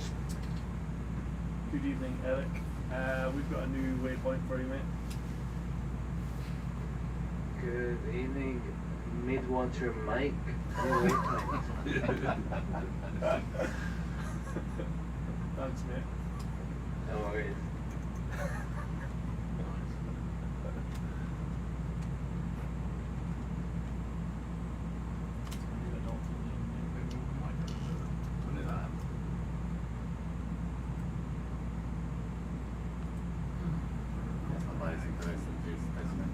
No.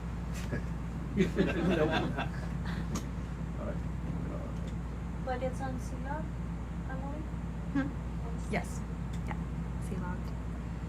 If anybody has an idea of what that is named, I will What? note that. I said if anybody has an idea of what its name is. Pepino de no. Okay. Oh, okay. Great. Argentina, I call them batatita. Batatita. Mm. Yeah, that could be. No. Purple. Purple. Purple sea cucumber.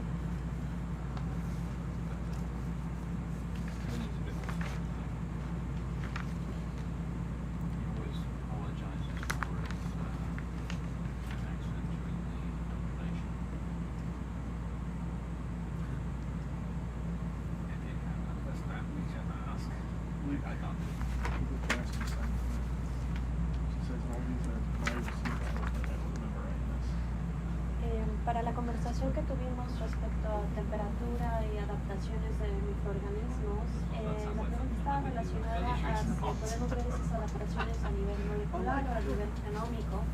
Sí las tienen, los microorganismos tienen esas adaptaciones para poder obviamente sobrevivir a estas presiones, pero no se reflejan, no son tan fáciles de identificar No, I a think we're nivel gonna- genómico, por ejemplo. I think that's more or less what we. Something right now. No. To the long roughly know how to find the wall. Yeah. At a good speed, or you want to go faster? I think we're not like I think we have a lot of time. So yeah, the Thank you so much for asking. like going on the wall and see. Exploration. Ahí está el océano Atlántico, maravilloso. Tenemos como una hora para buscar el siguiente sitio. Yeah, we're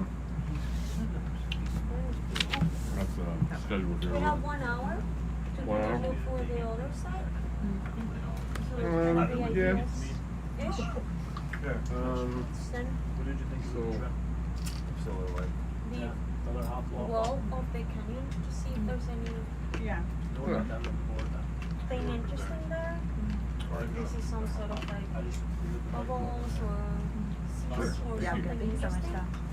More towards the wall, and if we can see it, it's all of this.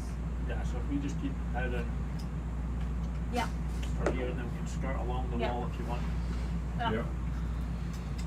We know that, right? Anymore. Well, pictures of mine. Do you like it? Yeah. I think it's no downstream right now. Yeah. It's with the forward speed is, yeah. I think We've got lock on though.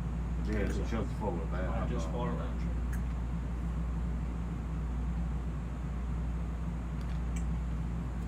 Sweet.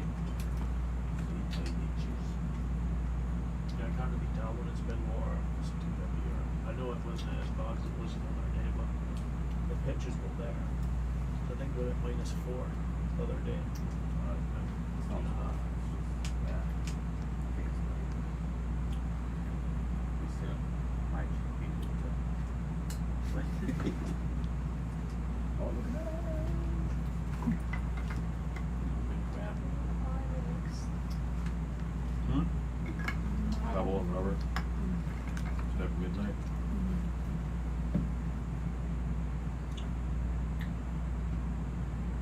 I guess nobody's interested in this. Except me. Take a snail. Outside.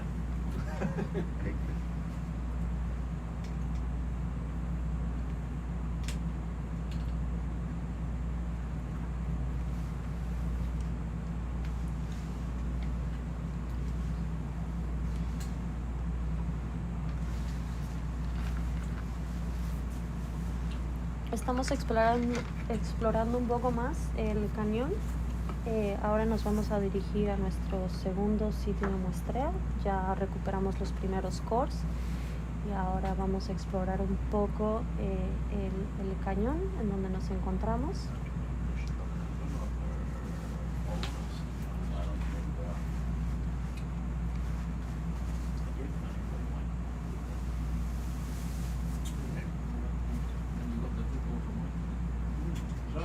We can just go.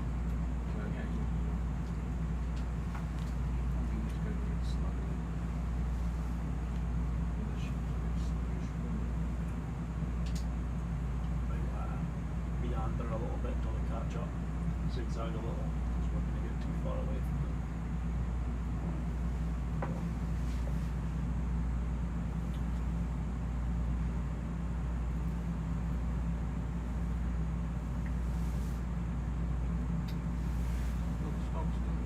Yeah.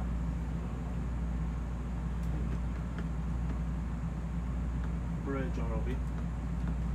Go ahead. Could we increase the speed a little? Yeah. Thank you. No worries.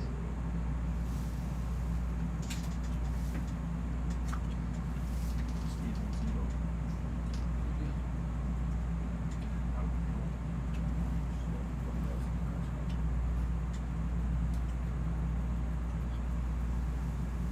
Yeah, just zigzag back forward, cover as much visually, and then we'll eventually get there.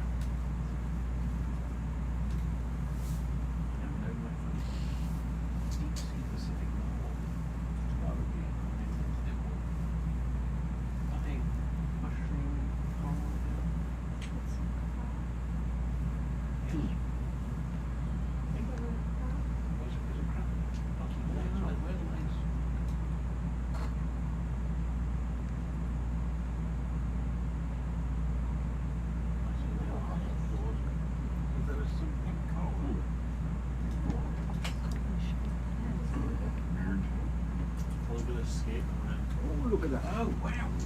Oh. Hey! There's a friend. Oh.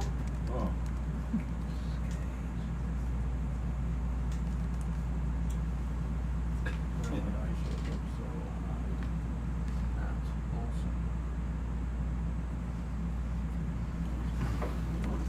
I don't know what trial.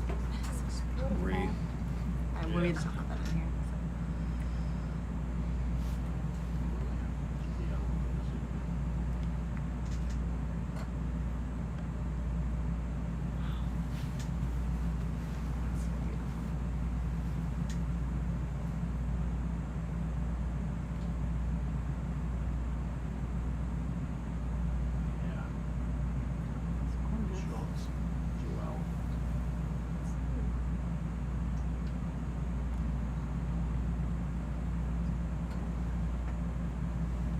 Not on me.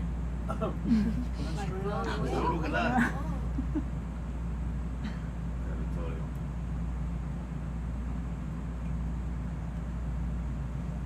It's muscleless. Oh.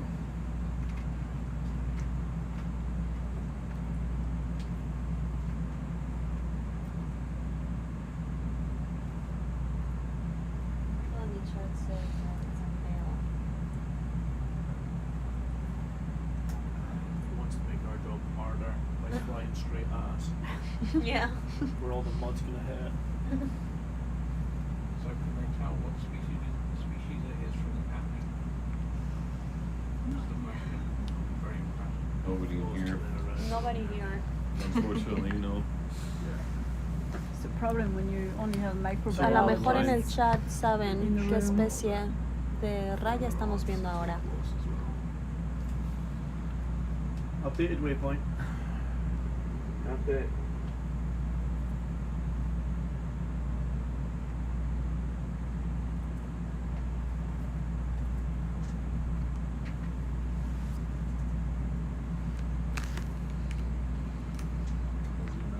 Poor guy has never seen light in his life, and now.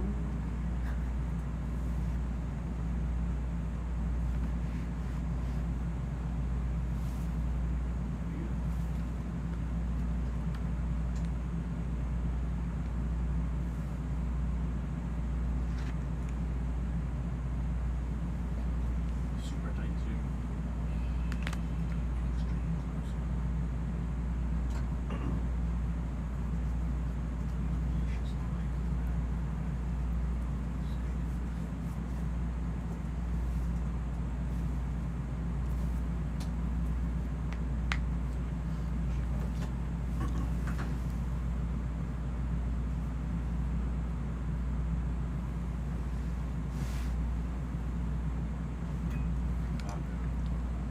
Is there a way we can have the laser just to know like the size? Yeah, of course.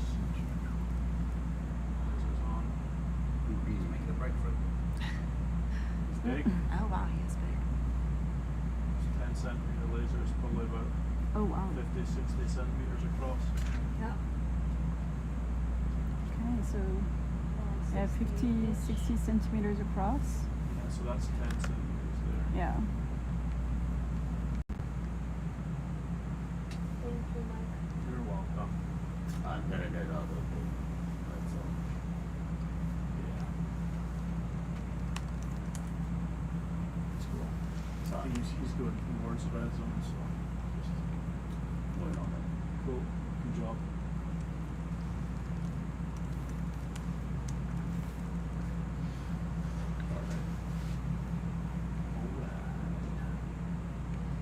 Now the vessel's ahead of us, so that's what he gets.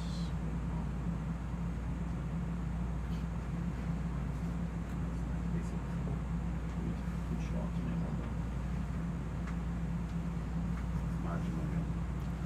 Hey.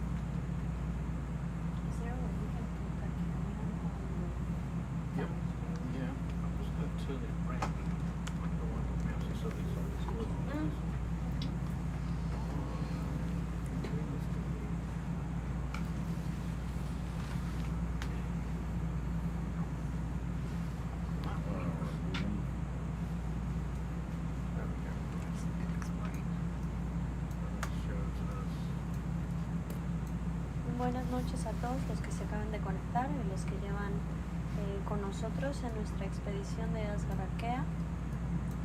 Estamos a 300 kilómetros fuera de la costa de Uruguay, de Montevideo. Estamos a 2.300 metros de profundidad. Ya tomamos muestras de nuestro primer sitio. Ahora nos dirigimos al segundo sitio de muestreo y ahora les vamos a enseñar exactamente dónde nos encontramos para que vean el cañón en donde estamos y estamos explorando un poco. Les recordamos que estas áreas están completamente inexploradas. Aquí estamos viendo el mapa y ahora lo que queremos es explorar un poco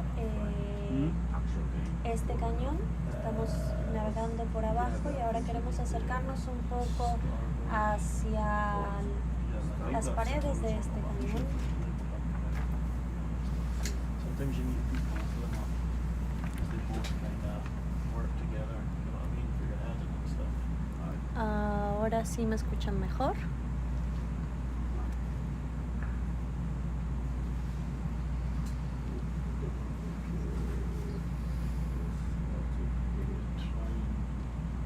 Vale, estaba lejos del micrófono.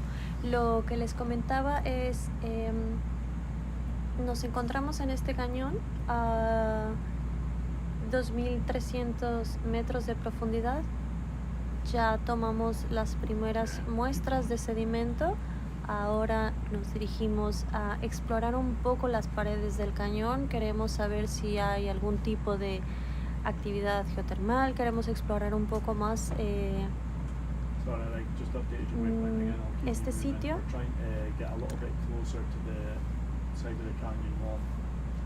Sounds good. Near waypoint. Thank you.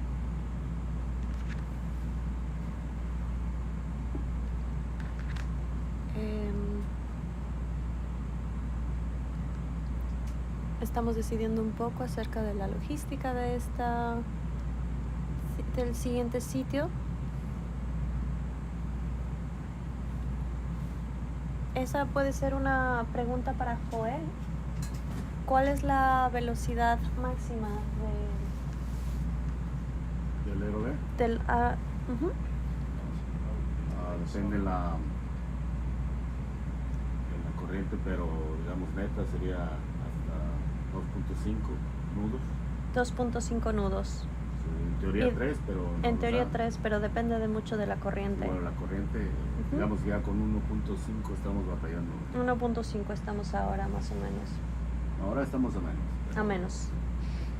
Pero digamos la velocidad máxima operable sería 1.5, 1.6. 1.5, 1.6. Muchas gracias por sus preguntas. Aquí Joel, uno de los pilotos, junto con Mike, están maniobrando el submarino.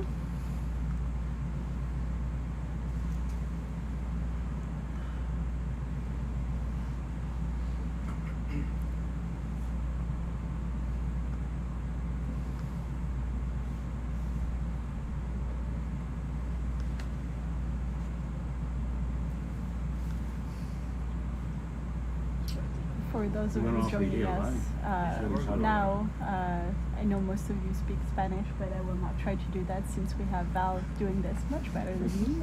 But we are off of the coast of Uruguay right now. We are exploring with our rove Sebastian.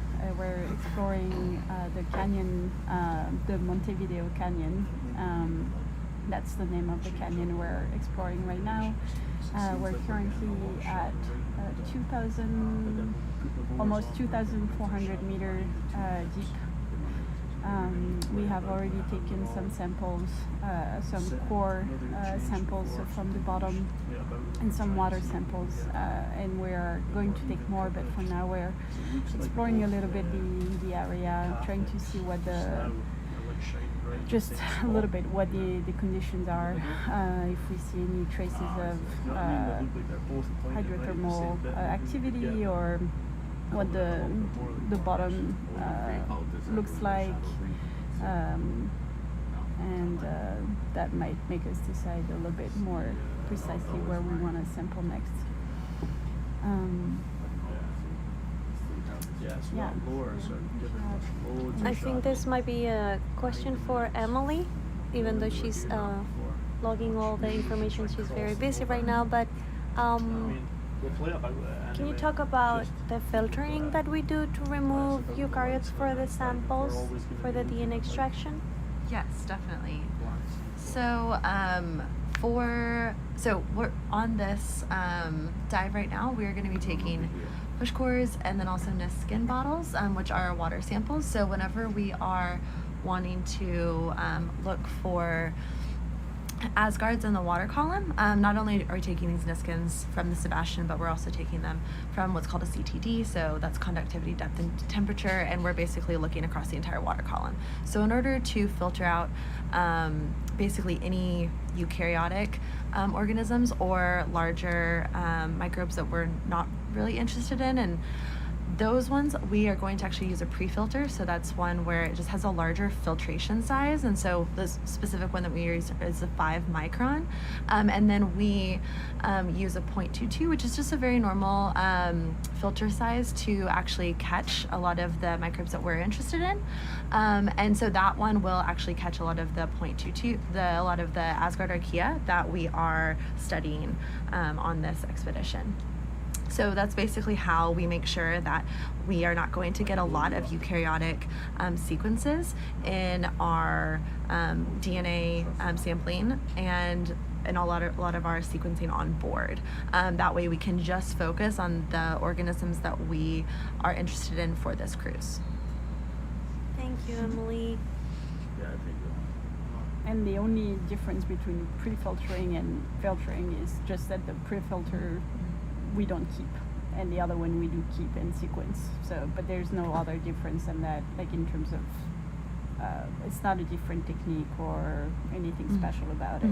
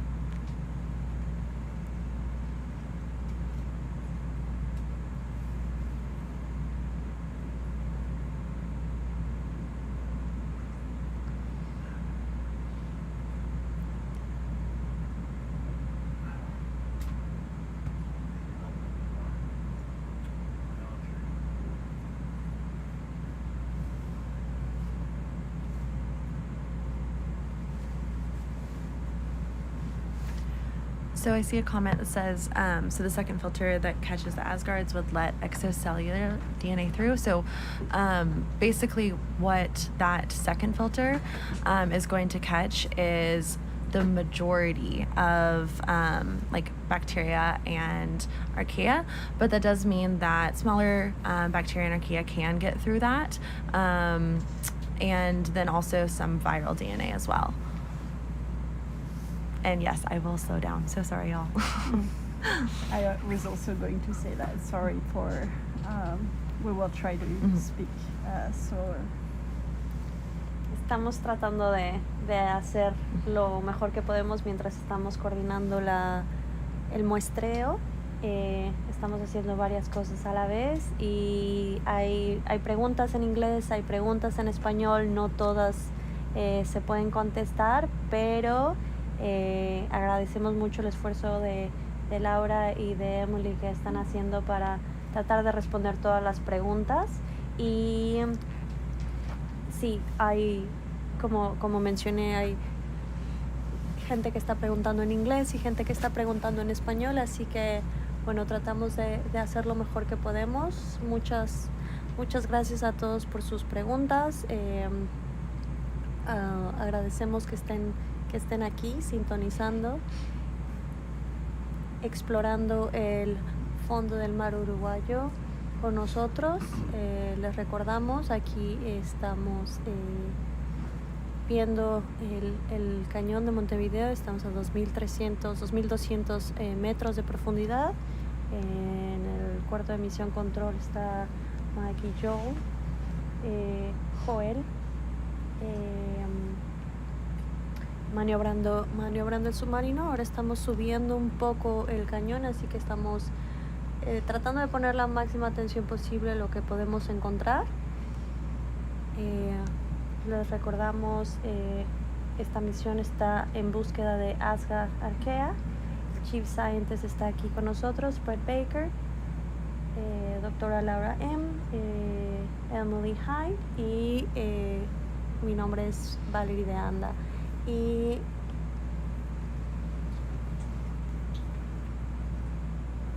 la gente te manda saludos, Joel. Dicen que eres el mejor. Gracias. Joel y yo somos paisanos aquí, dos mexicanos en Misión Control. Just 'cause you go 80 dollars.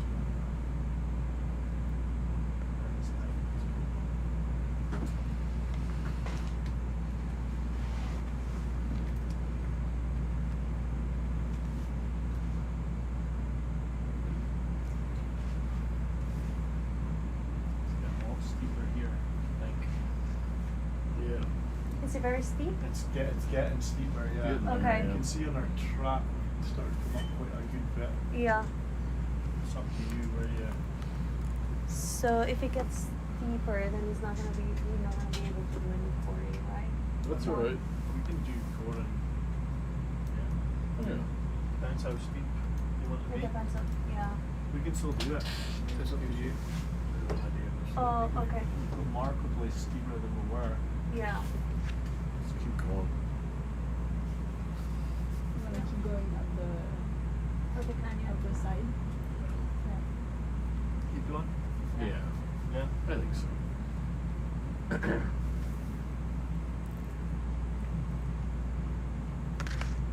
Right, so we are several people in the room, and we have our chief scientist, Brett Baker, with us, and we have many screens around us that you cannot see here, but we are able to see all basically the geography of the canyon, and we can see that we are basically now the rove is climbing up the side of the canyon.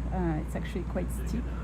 So we were trying to decide if we continue climbing up or not. And so Brett decided that we're going to try to keep climbing up before we decide where to take our next samples.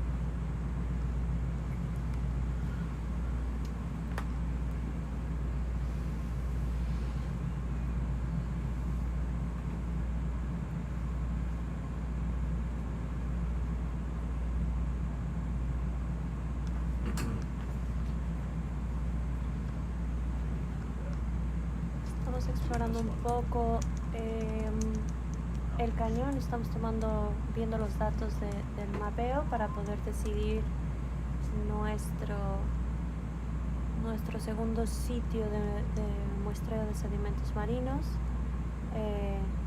Soy originaria de la Ciudad de México y soy investigadora en la Universidad de Viena. Es un equipo muy interdisciplinario liderado por Brett en la Universidad de Texas, pero somos muchos científicos de varias universidades, incluyendo la Universidad de la República de Uruguay, CURE. Somos muchos científicos de varias nacionalidades. Laura de la Universidad de Rhode Island.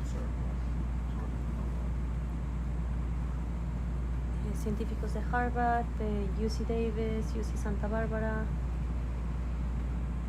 Universidad de República de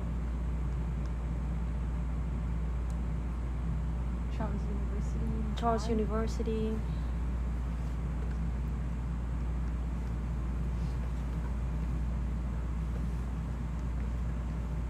No one from Austria, but we have Czech Republic.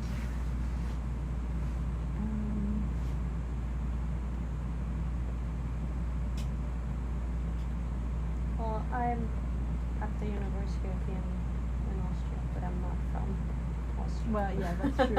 I've been there so recently, I don't think of it yet. Yeah, Sorry. nationalities. No.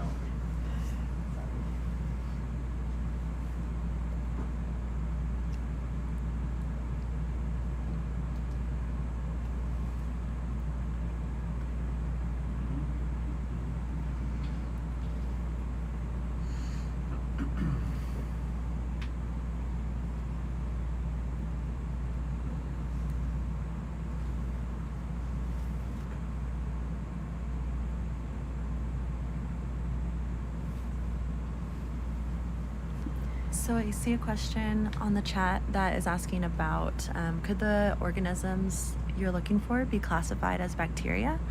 And we're looking for Asgard archaea, which is in the archaeal domain. So these are also microorganisms similar to bacteria, but are from a completely different domain of life.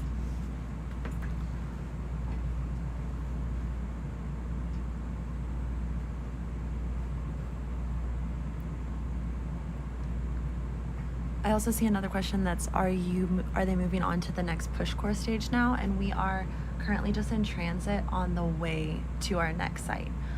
So just doing a little bit of exploration before we reach our next coring location.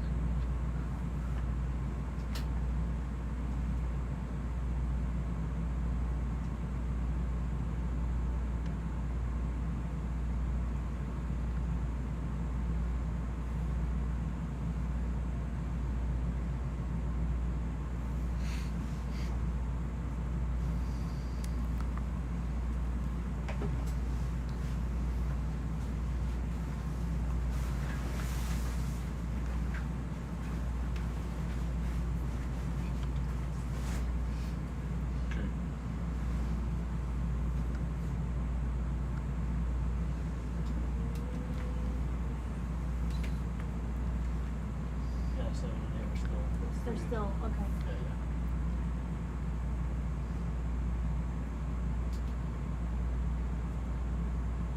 Let the vessel stop just now. We're going to get ahead of him a little bit, but do you want to keep going a little bit further? Or? Yeah.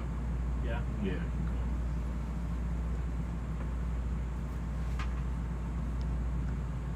We'll just put the course in the cold room file. I told Pavel or Luke that are going to be in the next Yeah. round, and so Ian knows.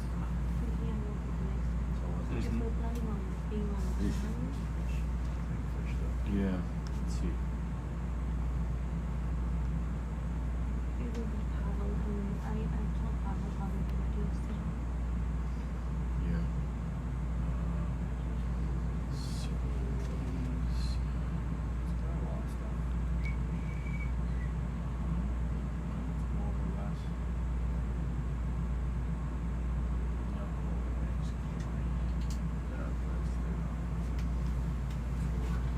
it's going to be Ian and Luke.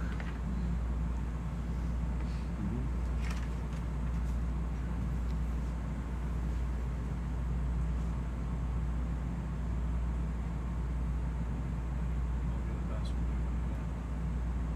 Okay, so I'm gonna sleep a few hours before I get on the program. Yeah, no, go. Absolutely. Go Yeah. to, yep. I don't Update waypoint again, Bridge. I'm going to Update. try and make it To the to the surface. okay. Take that. See, it's set But if I wrong. don't, I'll send my order also, I guess. If I go then. Yeah, that was. You know, see where it's Text me set when wrong. the stuff is up, and if there's nobody, Take that I off. can come Yeah. I also can help Oh, yeah. with I think it's less than a whatever we page. need tomorrow. Okay. Yeah, no, Yeah. so In the they'll just morning. let you go with the ball and then it'll update. I think we're on target to be, was it?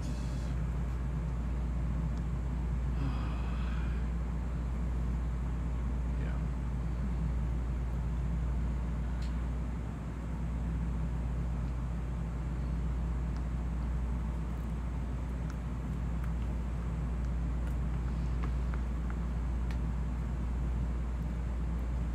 Yeah, I can come back and So there's a question about Okay. whether we're See- expecting to some see any rest. events, and no. I mean, from the so we have some maps from well, from deeming exploration that we did earlier. I don't think there's going to be any hydrothermal vents that we're going to see anywhere here, but we never know about like smaller, I guess, geothermal activities that we wouldn't necessarily see on those maps.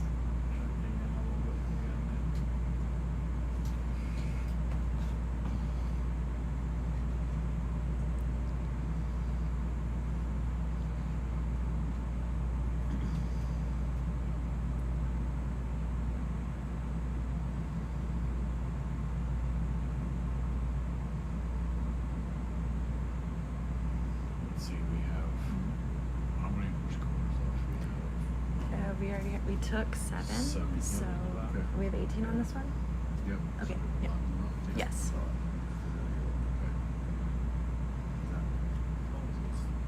Keep going.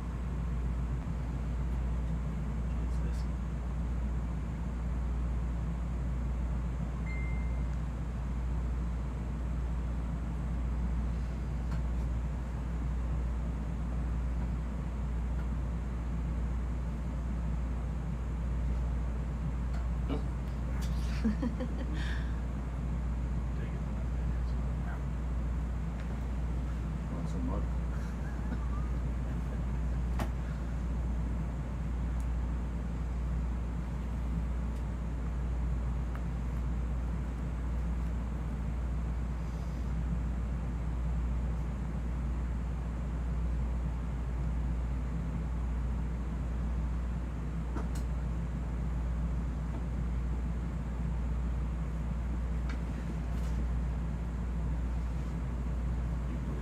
Oh, there's a little jelly.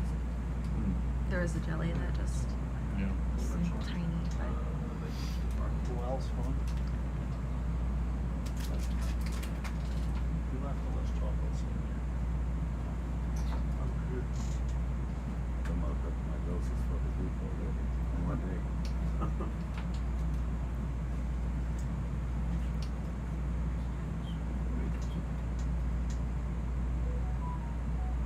Yeah, slow.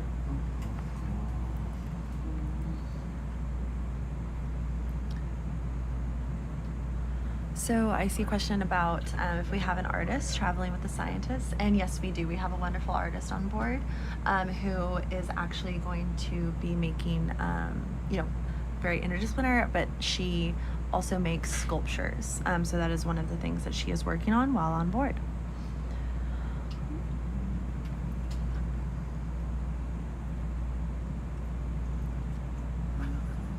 I'm actually not sure about the species of what we're seeing down here. I'm not sure if anybody else in the room knows.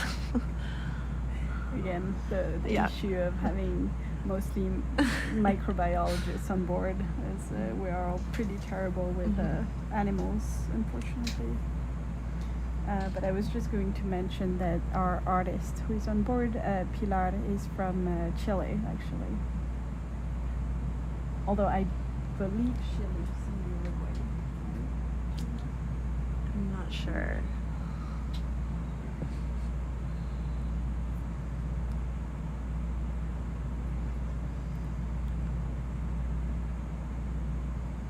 Far away from the goal. How far away from the goal? Don't know where the goal is. Yeah, let's keep going. We might core at the top if we get there. I think we can get there. It's 11 now. Looks like you're about halfway up. Well, Yeah. just about halfway up. Yeah. We can definitely get there, but we need to remember that we won't be able to like come back down as easy. That's fine. Yeah, that's totally fine. If you're happy, just Yeah, it wasn't coming planned. straight up the wall. Yeah, let's we do can that. like skirt along the wall pretty easily. Yeah, right. No, that's fine. I was planning on going up and Yeah, it's cool. get some cores up there.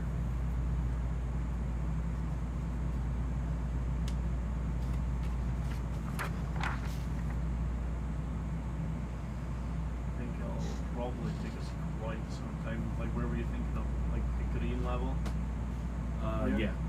Yeah. So that would be, say, here is like 500 meters. Okay. It will be. How long will that take to look up? 500 meters. And how do I know what the difference in colour is? You don't usually, I can tell where it is on the. So I see a question about how many stations we might have on this dive stream, and right now the plan is to core at two Yeah. different locations. That is 1926. Like that top bit there. 96 on top. You can right click and then drag. So it's like, Well, you also have the position down there as well. so what we're saying, like 300 meters up, 500 meters. The notes you just stuck in. You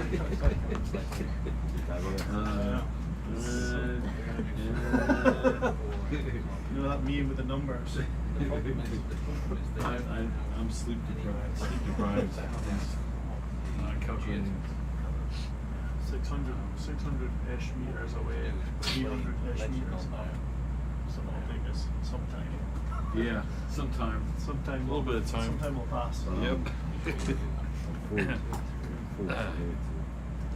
One way to find out is to do it. Alrighty. Okay, okay. Nice man. You do it. I'll be back down at past.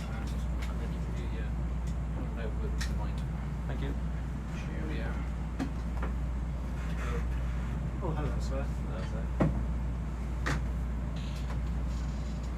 Is everything going? Amazing. Incredible. Joel Park. Maybe let the vessel catch up or something like that.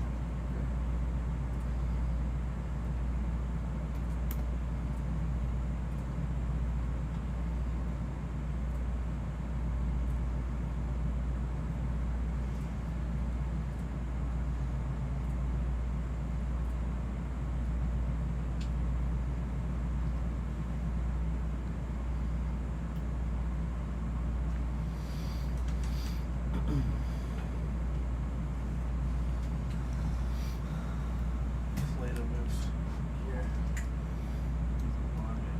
Still way down. Look at that. So that gradient there from where you are up to the top is about 500 meters. 500 meters to that. There.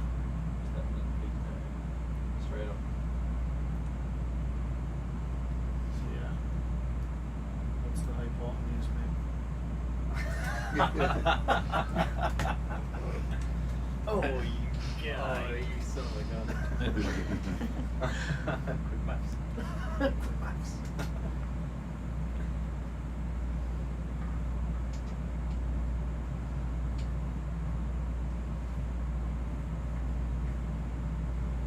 Watch for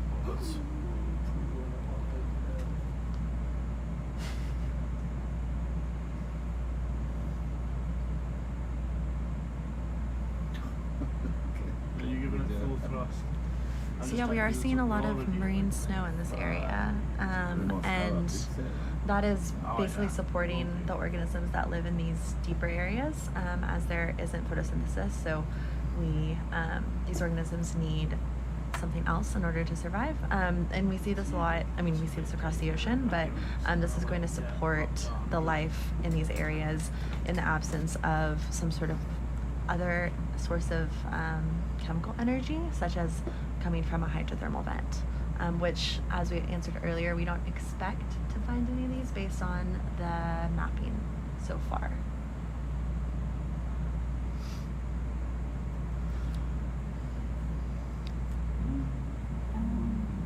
There's a question about whether we follow UTC. Yeah, we are on Uruguayan time on board, actually. So, well, we record, our records are based on UTC. Everything we track is based on that, but our life is based on Uruguayan time.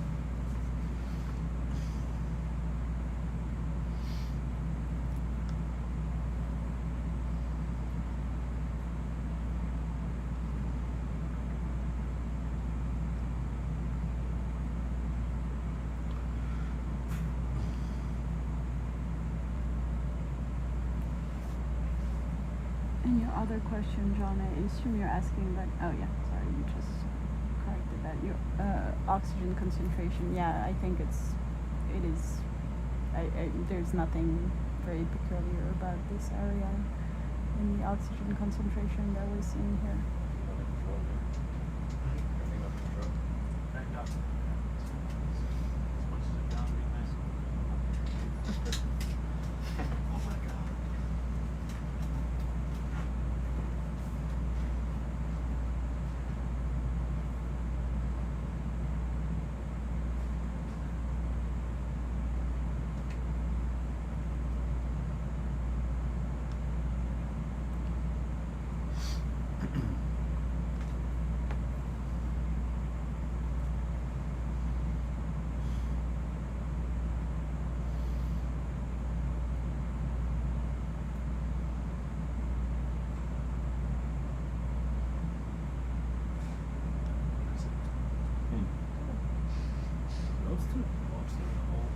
Yeah.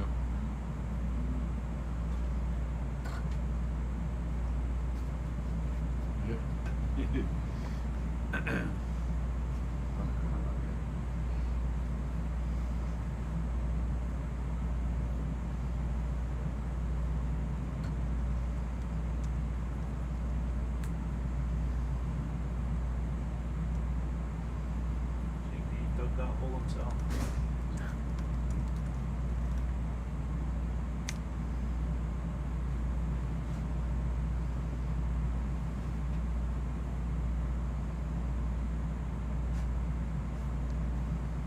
Hello. Bedtime? Okay. Sleep well. Are you planning to sleep today? Yeah, once we get done here. Did you like the samples? We were in the mess looking at the samples. Yep. Did they look okay? Yep. Yeah. Yep. It's very fine stuff. Yeah, it's very fluffy stuff. Yeah. Yep. It's kind of hard to get. Yep. Some of them are good though. Yeah. Good catch then. Yeah. Good night. Yep. Okay. Good night. Snigalicious. Actually, the Schmidt Ocean also has a Twitch channel, so now you can watch us there too.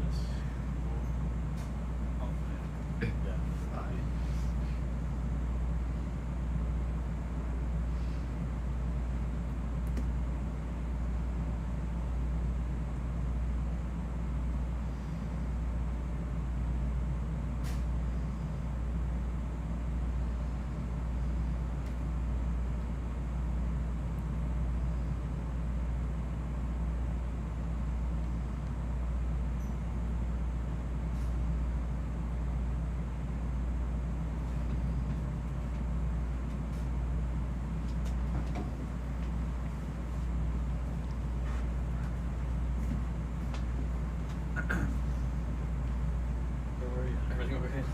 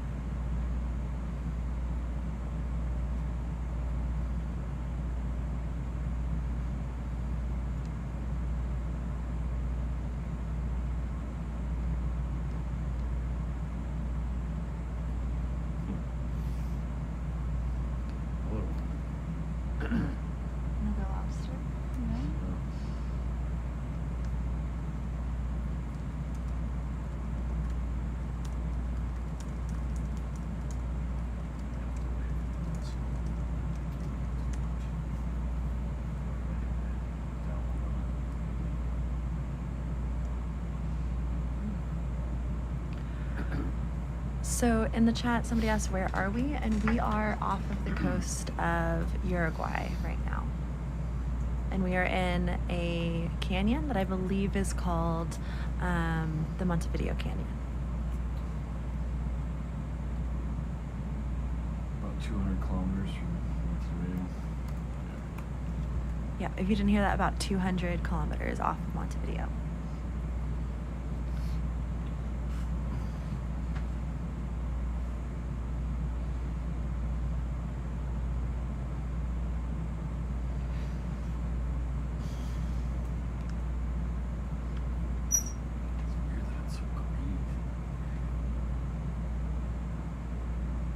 That it's so green? Is it really green? It must be. Yeah, I can't tell if that's the light from the sub or not.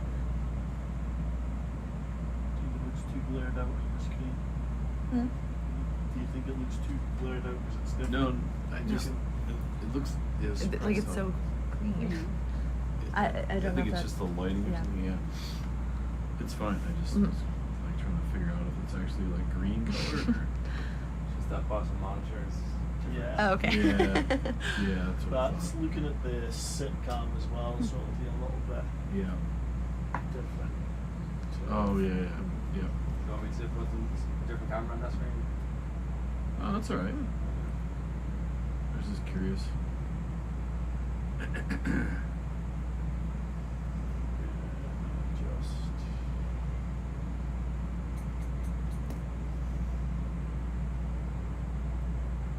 Just It's so relaxing.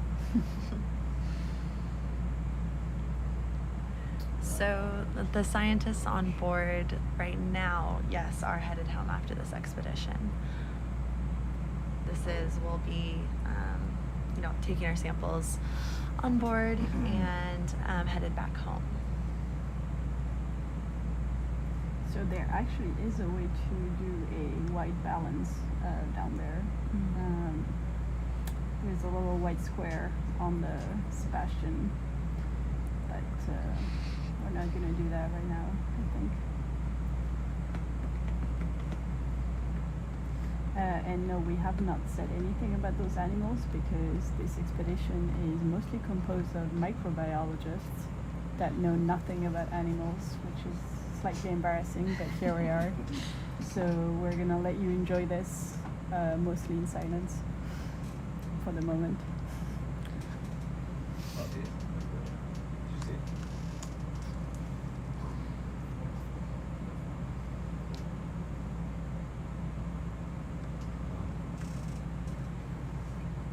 Yes, this expedition is focused on microorganisms, specifically Asgards, which are our closest microbial ancestors. So that is actually what we're looking for. please see this side. If anyone sees something they can identify, animal-wise, we're all ears. Our animal experts have gone to bed. Oh yeah, absolutely. If anyone in the chat is willing to tell us what we're looking at, please go ahead.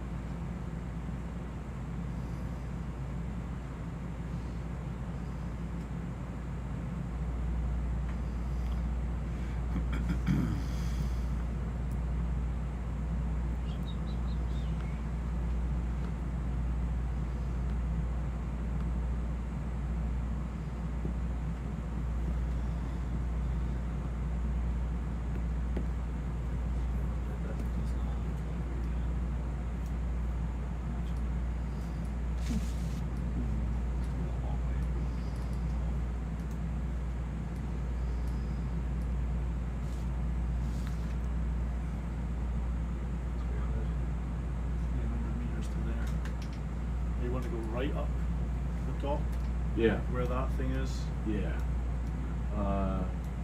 That thing is in where the... where Yeah. where you That sounds do good. that. Yep.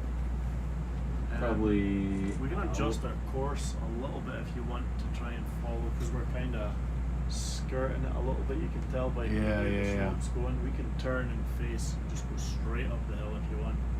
Yeah, let's do that. We're kind of like Yep. crabbing along it just now. Yeah, let's do that. So southeast. Yeah, just face 27. the hill Ah, as best as you can, and I'll just send it go that direction. Updated waypoint bridge. I'm just starting there, Joe. Bathroom. Am I out for We're bubbles? just gonna turn to face the hill a little bit more and come straight up the wall. Alright, thank you for the heads up. Okay. No, thank you.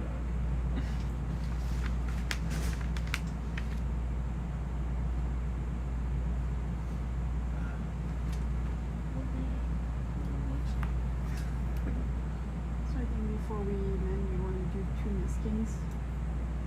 Yeah, I don't know if we said that, Well, Yeah. you want to do it now? but so he wants to land here, right? No, That's what No, he no, said. we're, Oh, we're sorry. we're adjusting our heading because we were kind of crabbing along the wall. Now we're turned and we're Okay, just coming okay. straight up it. Okay. Steep. That's fine. I misheard what he said. Okay, great. With the cast, I can't. I think you could even turn a little bit more even so that you're pointing straight up. I'm already 26 degrees. Yeah. More. Yeah, just so you see that you're pointing straight up there. You're a bit far off in there, I don't think. You don't know the exact heading, but it still kind of looks like we're looking along the hill a little bit. Look another few degrees, we might be pointing straight up. It's hard to tell. Yeah, like that. That'll do the same. Yeah, and that'll take us straight up and we'll just start sending it. Okay. We'll So watch, you need to we'll watch adjust that. okay. Watch that. You need to adjust the waypoint maybe for it to ease. Yeah. Okay, cool. Just updated the waypoint again. Actually. Another update.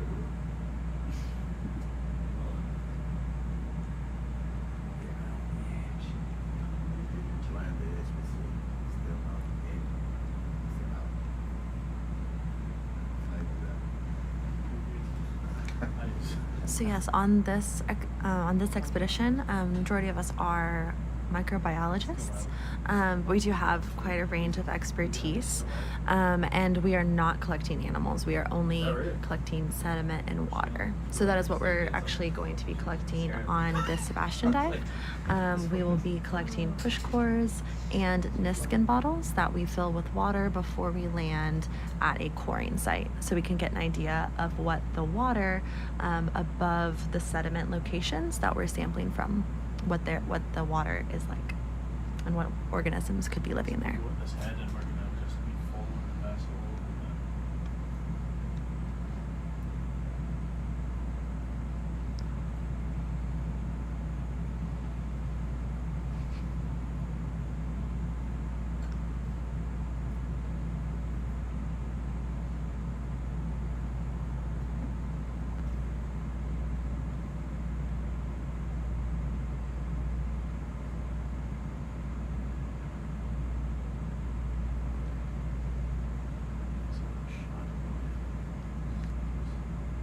Looks like we have another lobster.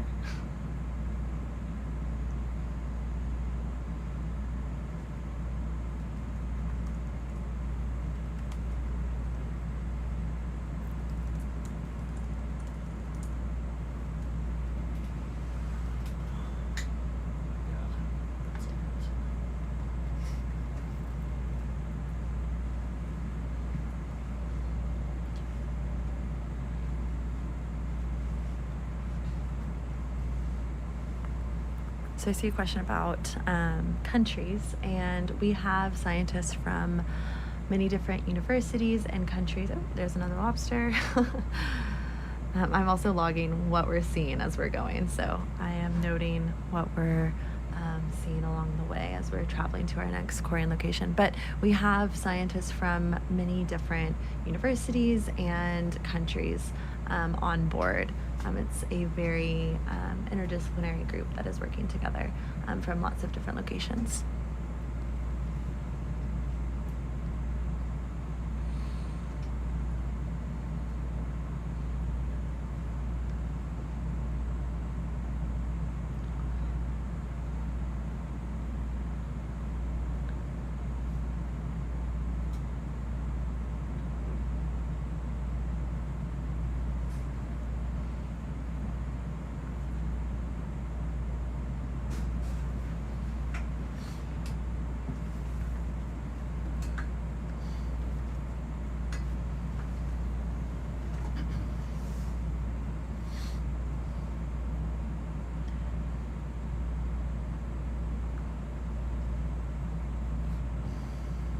So there's a question about if we expect to find microplastics in the sample, and while it is very likely that there could be some sort of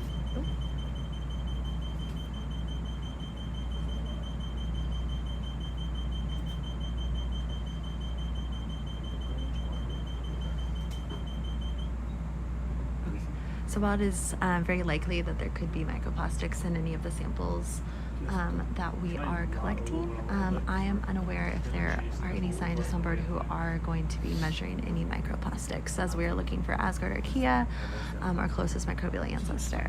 That's pretty impressive. No, it wasn't about, it was a hardware thing, I don't know. It's beauteous.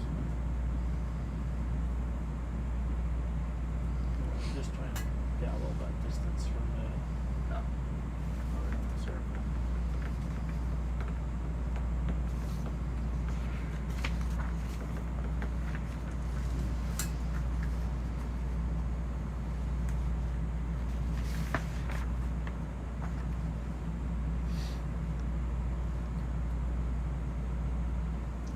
Up this way.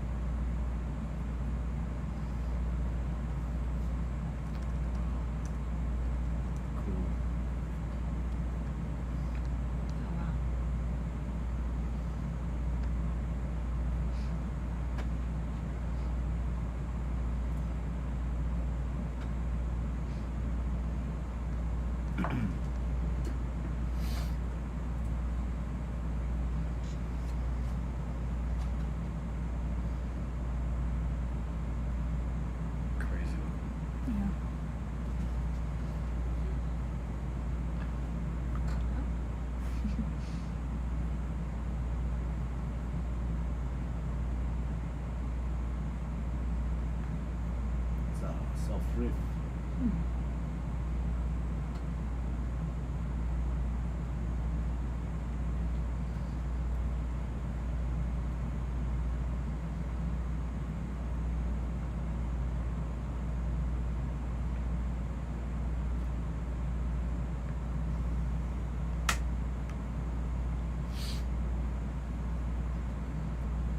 What? Oh yeah.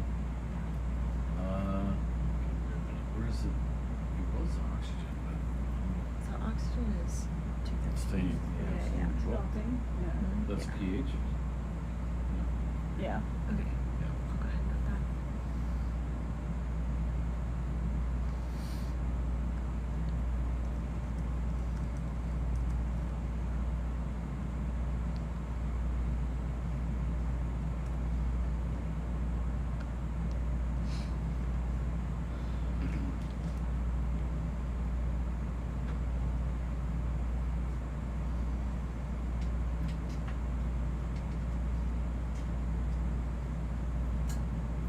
Oh.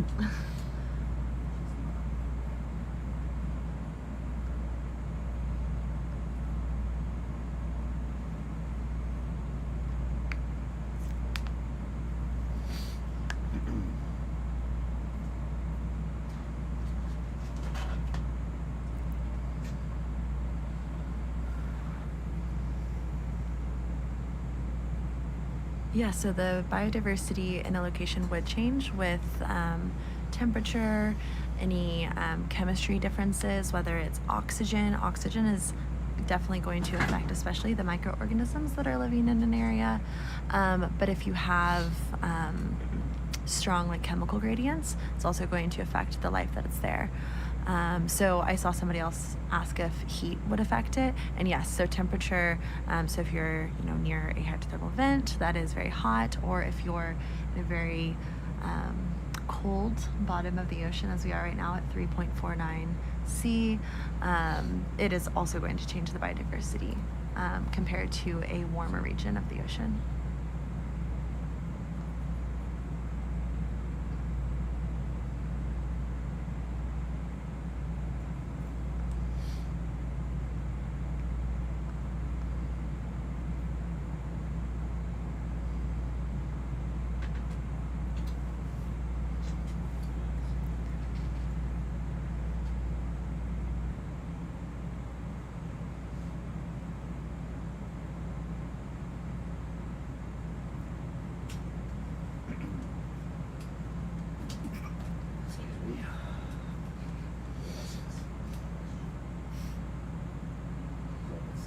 Cheers. Pues salud. Salud is the same.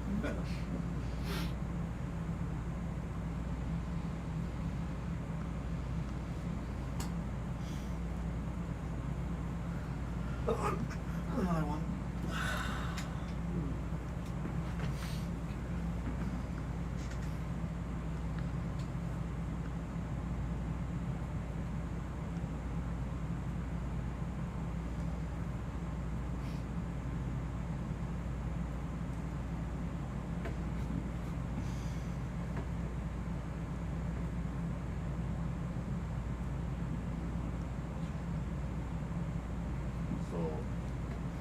So nice they can use more. Yeah, lobsters are like evenly spaced out. Yeah, no, you really have the control on their territory. Who? Sorry? No, this guy? No, but it's coming. Andy.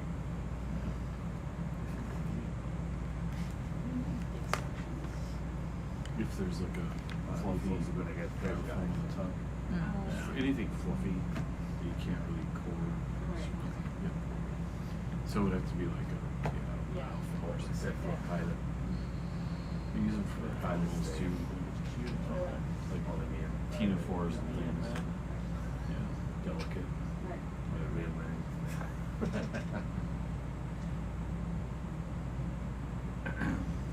How far are we from? What's that? Well, Halfway from when we started. Yeah, probably be there around 12. about 500 meters away and 3 200 right?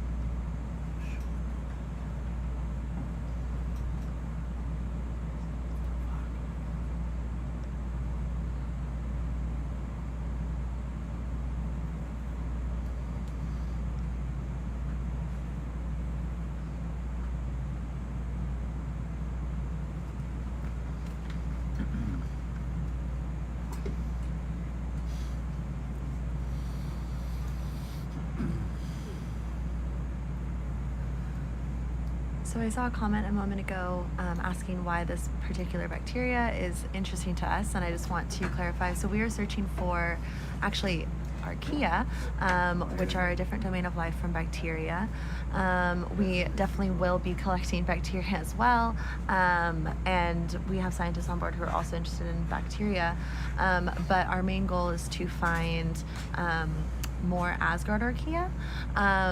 And based on this area and initial studies that have been conducted, just very preliminary studies, we expect to find them here on this expedition. And if you're just now tuning in, we're about 200 kilometers off the coast of Uruguay, and we're currently kind of right, like going up the side of a canyon right now.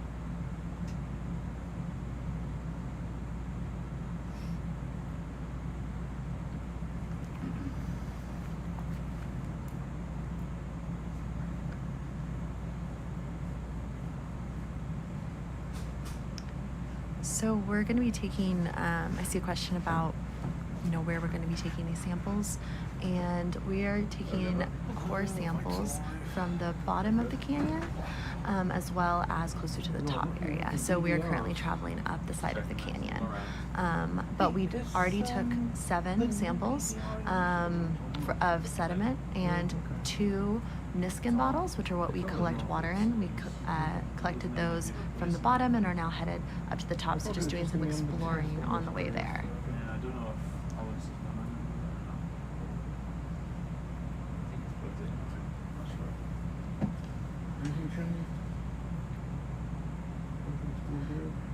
And I also saw a question about how the path that the Sebastian travels as we are exploring around this area. So that's kind of two-part.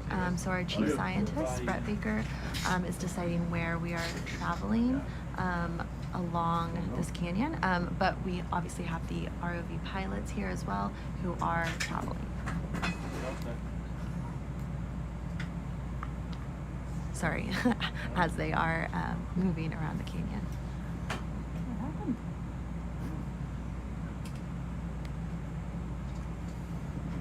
Sorry, this would happen. I didn't know if we were landing for same cruising place. around. Okay, cool. Okay, I all of a sudden was like, oh, I might have. Okay. Great.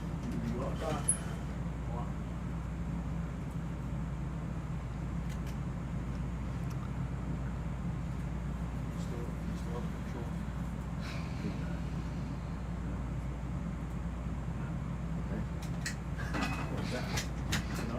What happened the last time? Remember something on the server?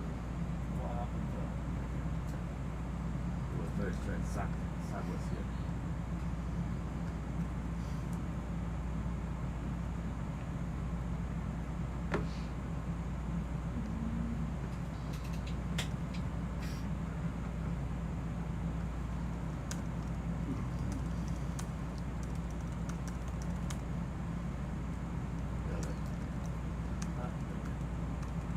Ledge, something. I think it was the server that they used.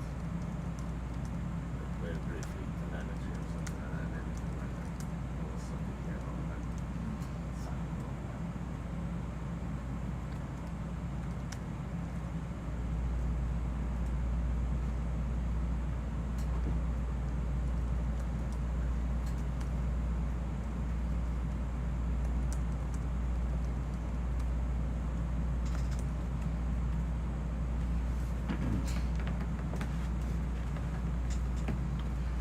Joe been watching? I forgot to tell him I was doing this. I have to talk to him.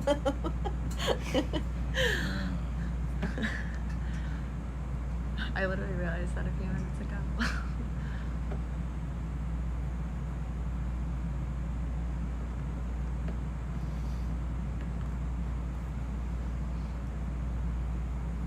Watch it later. Yeah, I guess I'll be first. Maybe. Well, it needs. Excuse me? Yeah.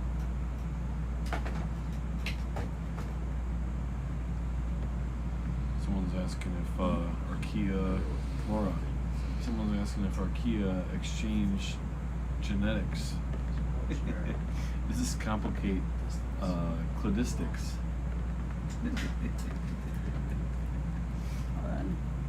Good question. I'm not laughing at the question. I'm just laughing because it's a good question. It's a for really good Laura. question. Is this on YouTube or? Oh, it's on the stream chat. Oh, it's on the Yeah. Twitch. Oh, I lost it. Anyway, oh well. Try to answer. Sorry, I'm lost in the. Oh, Laura, it's right behind you if you want to see the screen. Oh yeah. Yeah, there you go. Oh yeah. Yeah, that's a great question. So, yes, archaea, just like bacteria, tend to exchange genes horizontally. So between species that are not closely related. So generally. So I was talking about this a little earlier. So often species that live in the same environment tend to exchange genes more often because usually they exchange genes that help them survive better in the environment that they live in. And so archaea do that between each other, but also with bacteria actually. So it does make things more complicated indeed when we're trying to reconstruct this giant family tree that we were talking about at the earlier during the chat. But we have ways to try to identify those exchanges. It's not bulletproof. It's difficult, but we still. Well, that's something that we are anyway interested in. I mean, it's part of the evolution of those organisms, and we're not discarding it as uninteresting or unimportant, but we do try to identify those events. I feel like it looks like it's flat out a bit more, but like going up to here, I don't know. It's like, I don't know. Hard to determine it from there, but Yellow is supposed to be maybe this is wall or I don't know. What do you think on that? Jimbo, where on the flat bit at the top yet, or Yeah.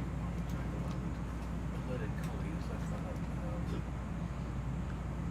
looks a lot flatter, but so you've got a peak here as well, Yeah. which might be interesting.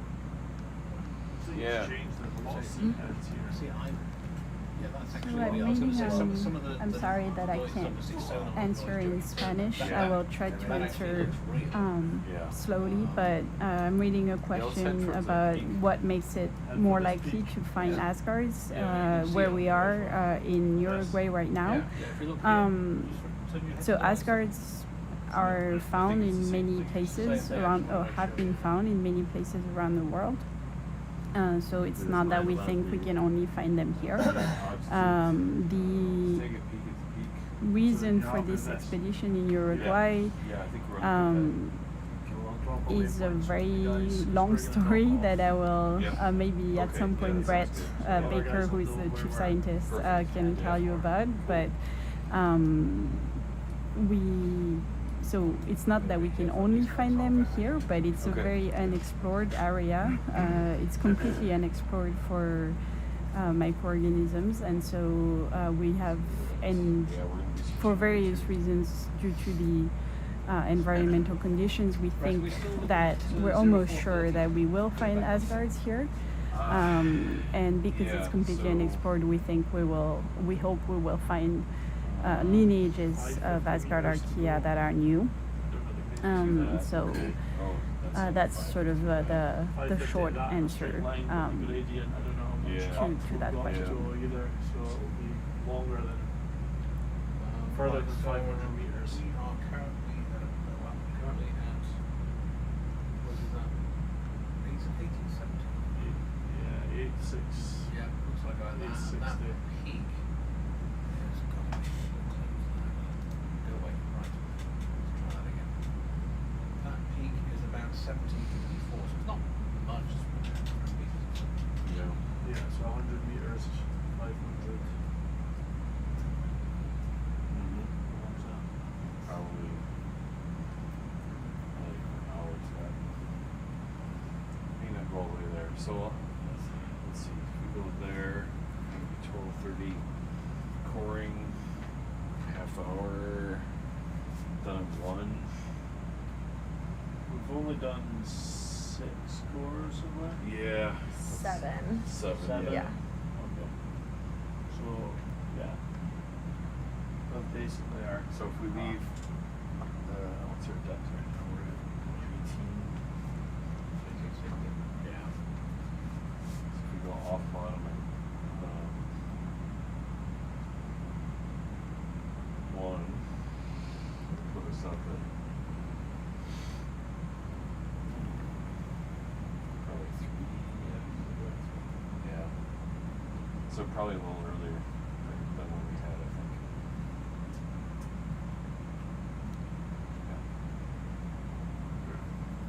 Unless something changes, you find something really cool. Yeah, exactly. All of them, like, yeah. Only for the next 20 minutes.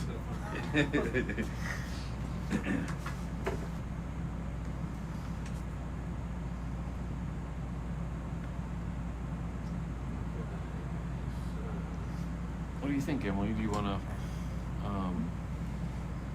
do we want to do all the cores in one place that are left, or Laura too, like whatever? I don't know. So, I mean, we have 11 left. Yeah.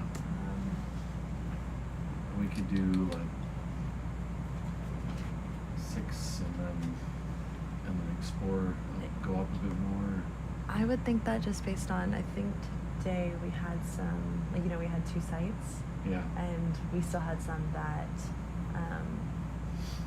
you know, weren't like assigned at the end. Well, you know, we obviously still sampled them, but yeah. So I'm like maybe a third if there's something interesting. Yeah. Because that's what I would lean towards. I think maybe once they change over the crew, and then we core up here where we're at Yeah. that point. Yeah. I mean, there's also, because there's like a little like ridge, a little tiny one. No, he's really small. Never mind. I think up there, yeah, that's like an hour away. Oh, okay. We just figured it out. Okay. I mean, based on my rough Okay. guess, yeah. Are you collecting the last 2 instants? Yeah. Yeah.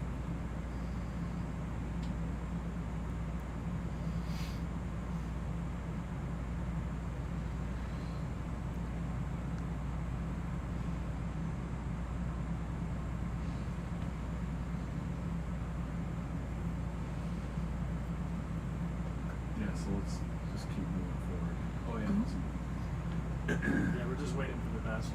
Okay, gotcha. Yeah. Restricted kinda Yep. by speed of that.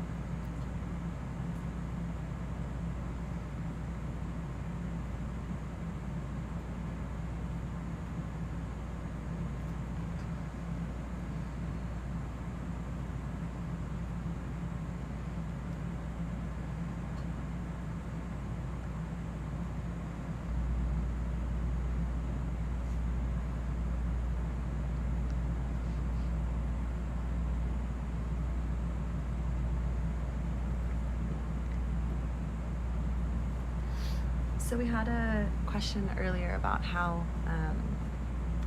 you know, the Sebastian, how the path is chosen for a dive like this. And if you just heard the conversation, it kind of changes as we go based on what we're finding. So we're, the 2 scientists, Brett Baker, was just deciding, you know, where we're headed next and if we're going to stop at 1 or 2 more sites to take the rest of our samples. So it's, you know, things can change during the middle of a dive.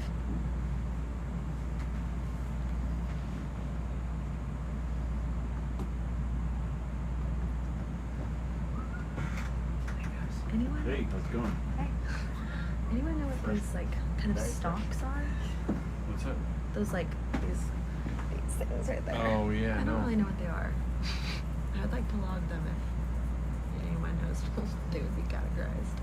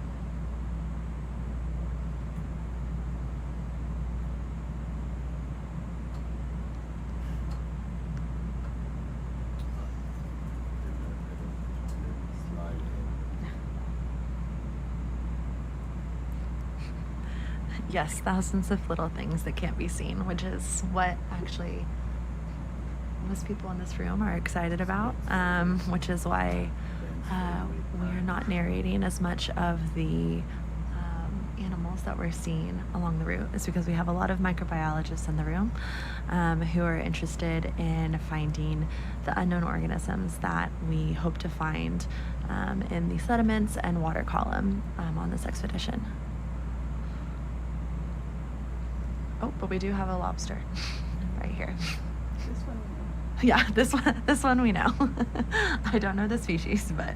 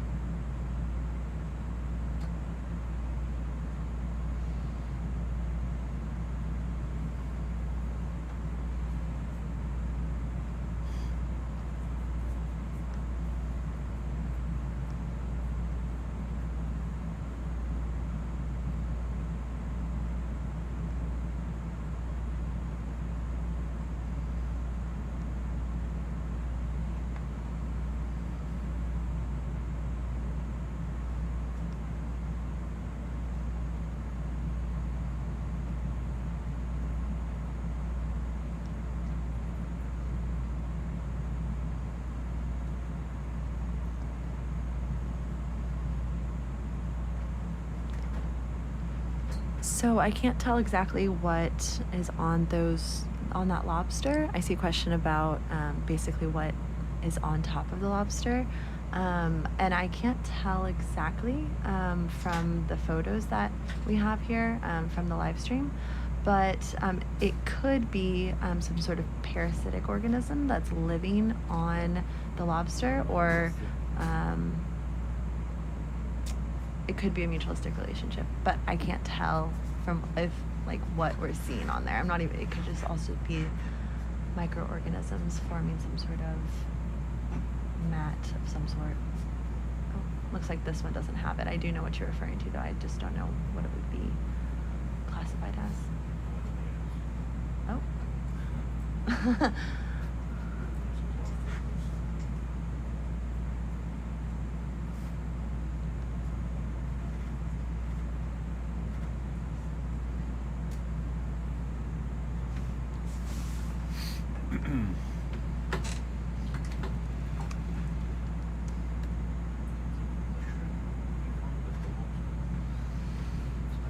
So we're at the top of the canyon, and in a little while we're gonna get some cores.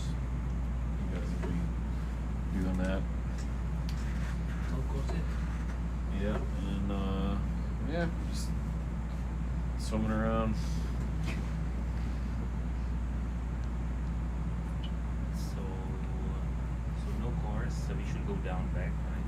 No, we took course already. You take all the course? No. No course. No.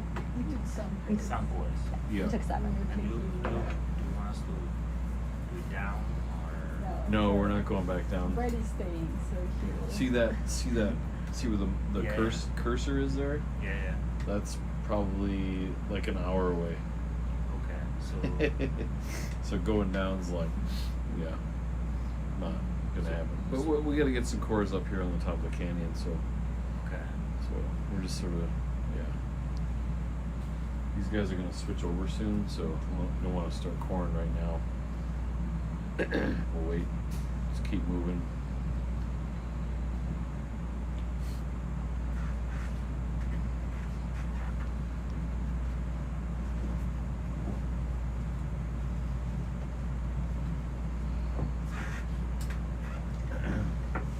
Hey.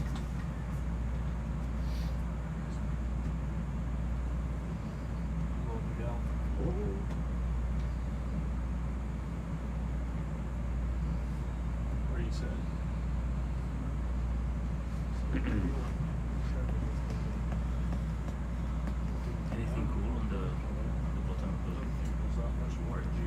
This Um, waypoint. yeah.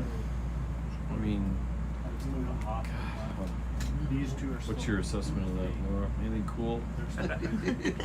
anything I'm tired. microscopic.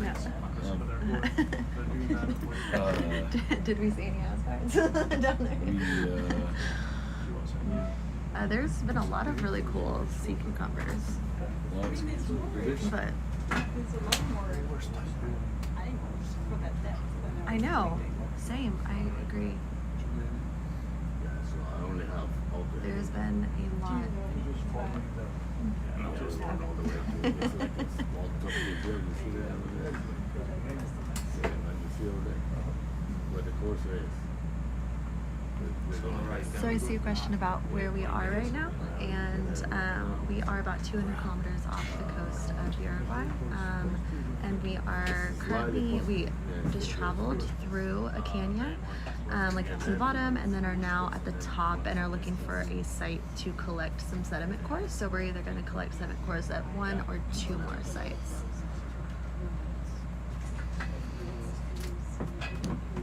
Have fun.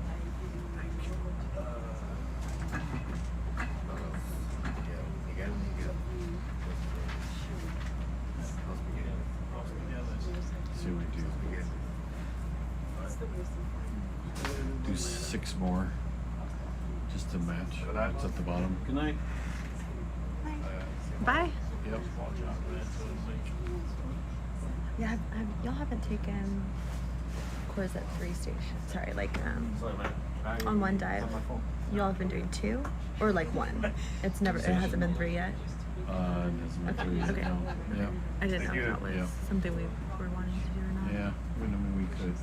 Yeah. No. I'm not arguing either way. I just didn't know. Yeah. There's another dive. 2 o'clock tomorrow, probably. Oh, okay. It's gonna be earlier, which is good because it's a deep site. Yeah, it's late.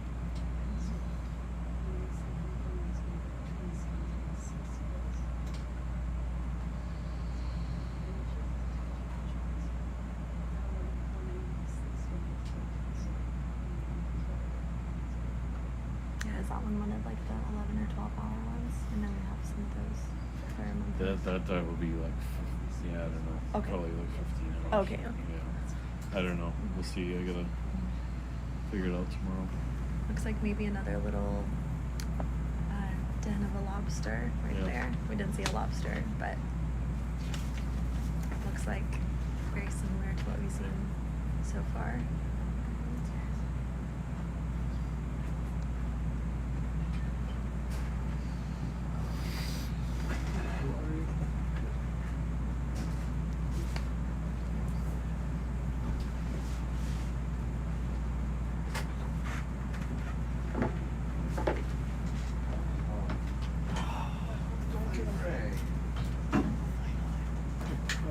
Oh, I got 5 minutes left. We work every single minute of this shit. We're just heading for waypoint 2, high point, and then you're going to be doing the rest of the push through. Second and 8. I just woke up. Still waking up. Well, just got excited and started throwing. So there, those 2 are still good, and then the rest of these is a limit. But yeah, yeah, this one's as well. But I think I'm going to put it leading up to that. The description of the There, stream, yeah. where we The are. rest in there. And then So like everybody.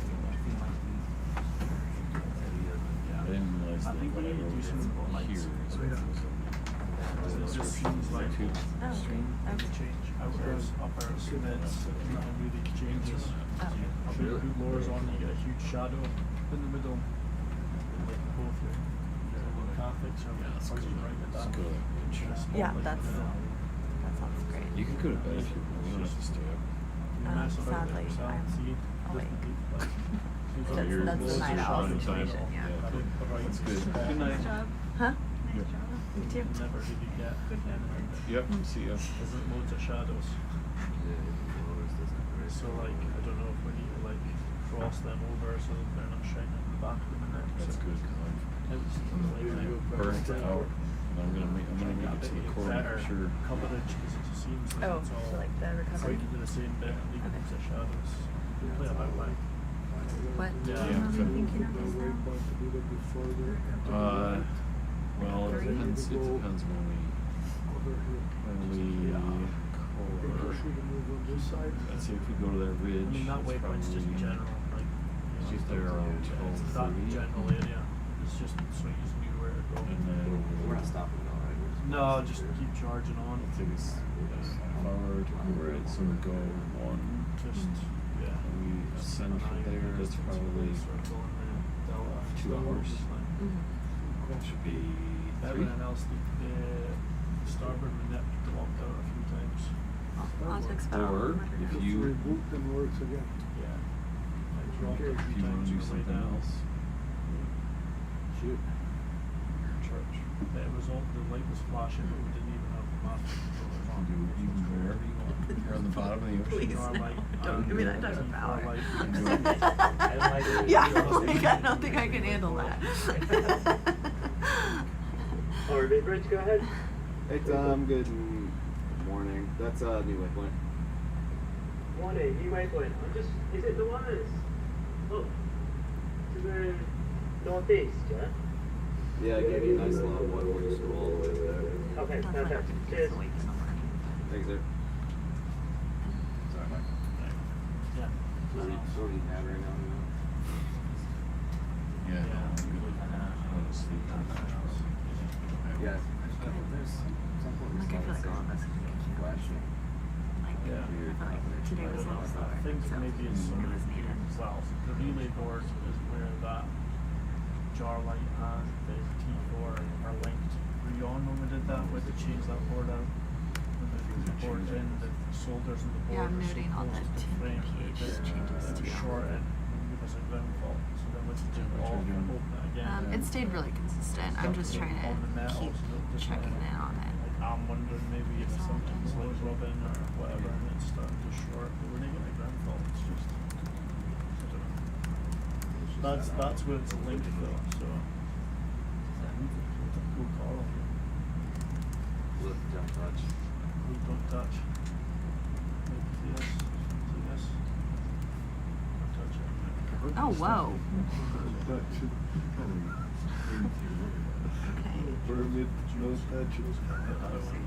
Permit, no touches. Touch geology. Oh, wow. Really good biology. Rolls off the tongue. Don't touch that either. Hey, Segment only for you you're in guys. charge now. Right. Hasta mañana. Okay, sleep good if you're going to bed. See ya. Thanks. Wow, this changed so fast. Yeah, this is cool. Get your warble. If you want to take a look at it, Pablo, if you want to take a look at anything, if you see anything on there, you want to have them stop and zoom in on it. Okay. Probably should. If they're- yeah.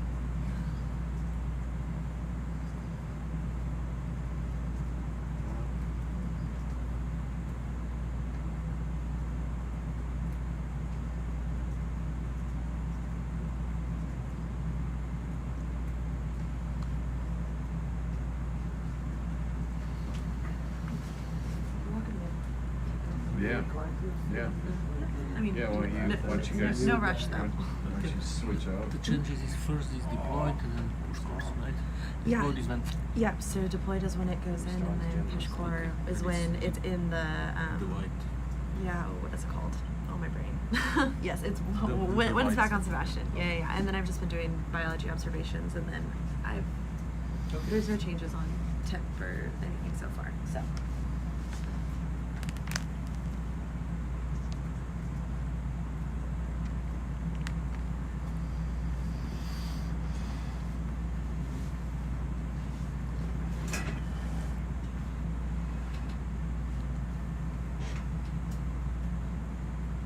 we started to like increase, I can't tell, like to go up this ridge, is maybe that's why we're seeing Yep. something different. Yeah. Okay. Yeah, if you look, this Yeah. gives us kind of a track 1800. line. over Okay. there. Oh, So okay. you can Okay, see- great. Sorry, I'm still No, no, you're learning fine. that. It's just- learning that It's side hard of to it. figure out everything to look at, right? Okay. So, Yeah. no worries.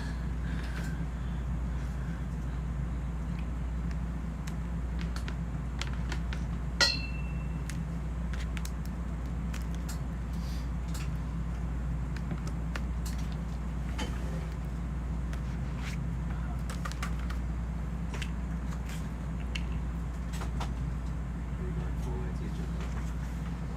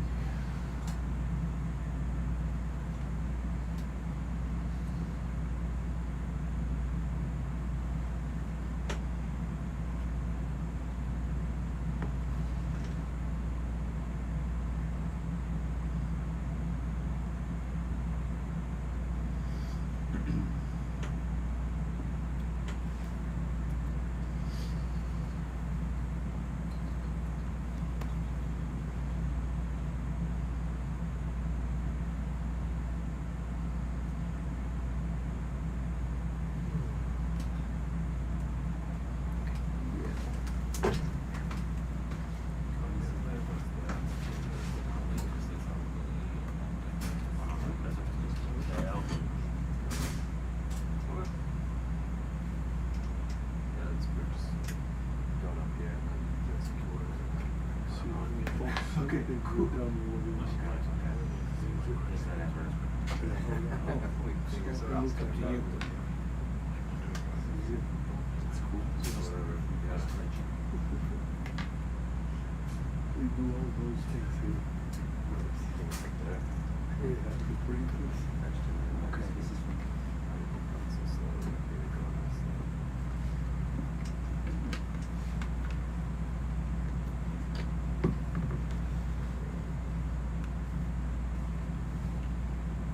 You call it. Oh no, I was just gonna move. Oh. No, I'm saying you call it. Oh. Where you want to court. Like you make I'll let you decide. We're heading towards that little we're heading towards that point. Oh wow, this is beautiful. Let's look at that thing. Yeah. Right there on the left there. Right, Wow. is it a rock or something? It looks, yeah. Yeah, let's do that. Well, It was back. We lived back then with the smoke. Yeah, just over Maybe it. too late. Yeah, it's just off the. Okay. do it from back. Well, we're on top of it now. Yeah, that's all right. Keep going.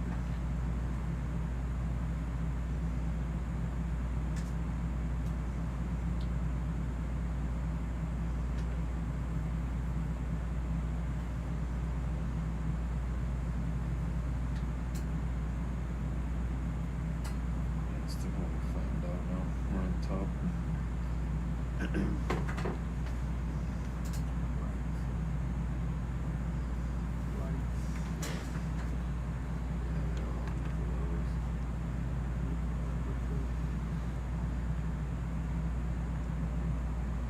So if you're just now starting watching right now, we have moved up the side of the canyon and are now on the sediment that is on top, on one side of it. And we've had a really drastic change in the organisms that are living in this area. And so while maybe somebody else in this room could be able to give some more specifics on the organisms that are there, I am a microbiologist and I'm unable to do that. But we have a really drastic change in the life that is around this area. We're not actually going to be sampling any of these organisms that are here, any of these animals that we're seeing. We are only sampling sediment and water. And we are looking for Asgards. So we are just going to be looking for the microbes that are living in the sediment and the water.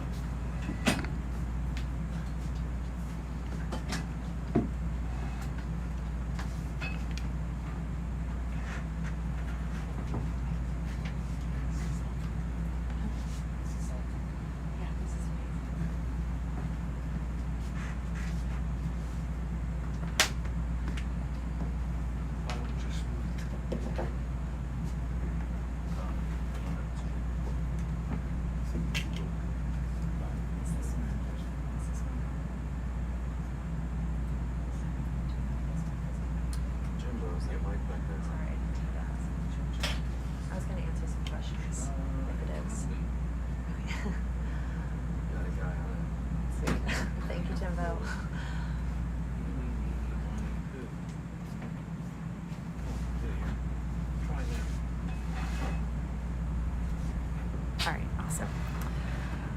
All right, so I saw a question that says, what do we hope to learn from the Asgard archaea? So Asgards are our closest microbial ancestor, and so what we are doing is we are exploring these waters, both the entire water column and the sediment that we see in this photo here, so everything beneath all of these beautiful organisms. So we are searching in these regions to find more Asgard archaea to hopefully fill in some gaps within the tree of life, because Asgards are our closest microbial ancestors, so we can learn more about eukaryogenesis. The more Asgard lineages we're able to collect and learn from, and a lot of the scientists on board are doing very different work in terms of Asgards. So we have people who do, we have scientists who are studying more in-lab culturing, and then we also have a lot of scientists on board, including myself, who are interested in the genomic data of these Asgard archaea. So we're actually doing onboard sequencing. It is currently sequencing in the lab, and we are actively sequencing, searching for these Asgard archaea.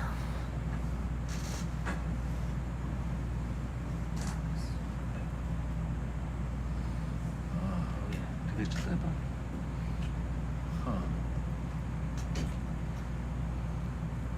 Yeah, this is getting cool. Yeah, this is There's can we stop it like that one? Wow. Zoom out all those. Or there may be one down below too. I don't know.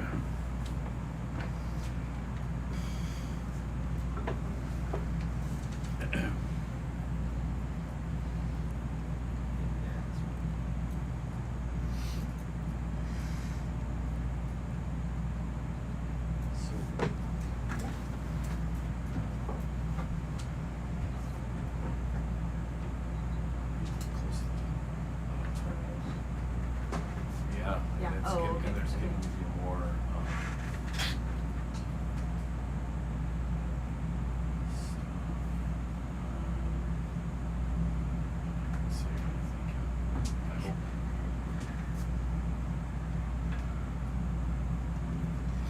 It goes very good from the seabed. Yeah. Yeah. Fluffy. Huh? It's like confused. It's crazy how fast it's changed. I feel like for the majority of my logging watch, it was just consistent. It changed really rapidly. I'm not going to wait right now.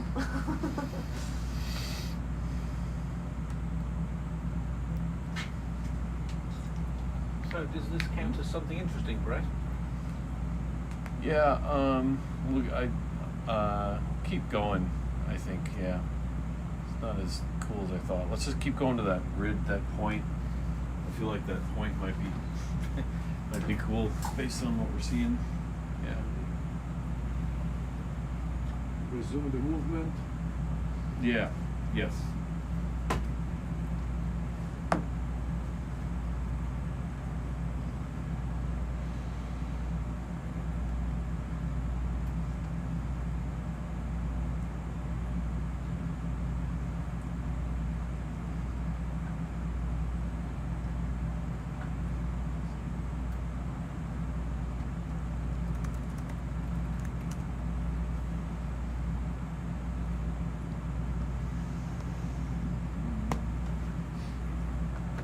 Are you looking for anything specific when we get to the top here?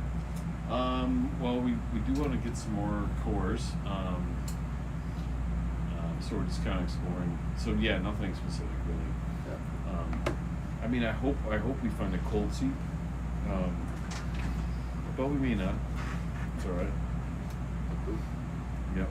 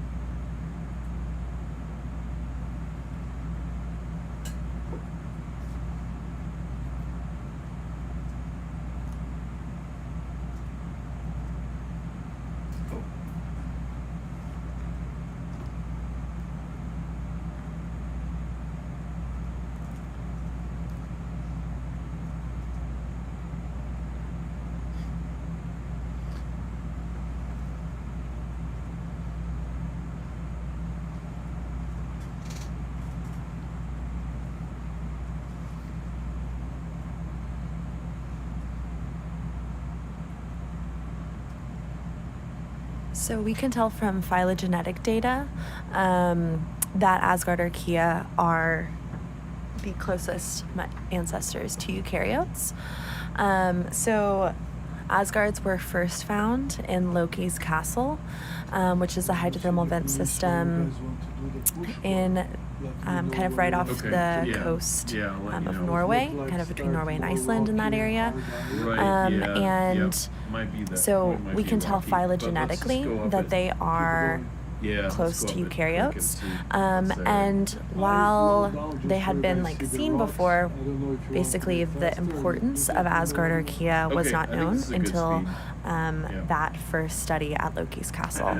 And how much evidence we have currently.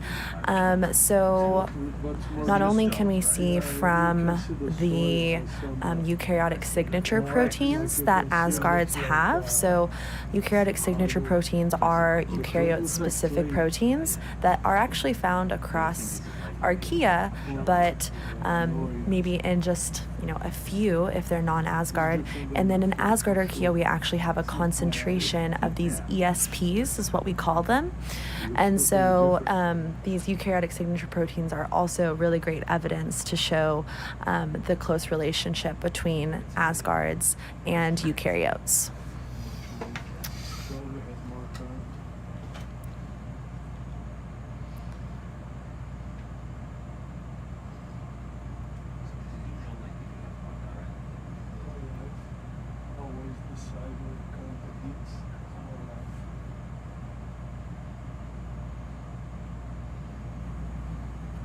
We are almost on the target. Looks like very rocky. We have this area here. I don't know if you want to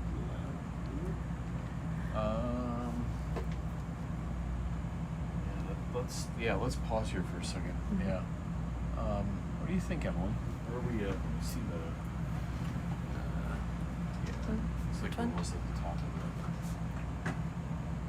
Let's grab some cores here. Let's try to grab some cores here. Maybe it might be really, it might not work. Maybe there's that if there's an open spot that you think you can. Yeah. Let's give it a shot. So if it doesn't work, can we try again with this? We can try again always, right? Yeah. We just move away from the rocks. Gotta get grams anyway.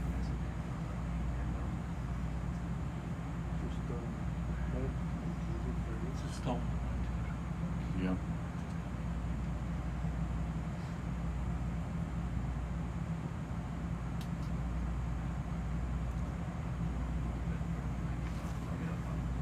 So we're just finding a location to take our second set of sediment cores for this dive, and we'll likely be finding a third location to take our final cores.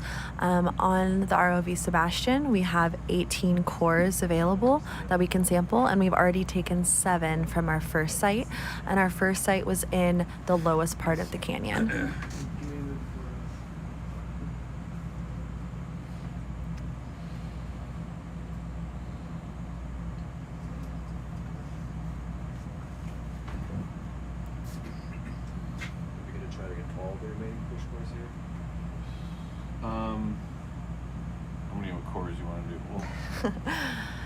Let's put one in and see how it goes. Yeah. If it goes well. Maybe we could do all of them. Yeah. You might want to do all of them. Yeah. So it's like we have 11 left. Yeah. Okay. Pack them in tight.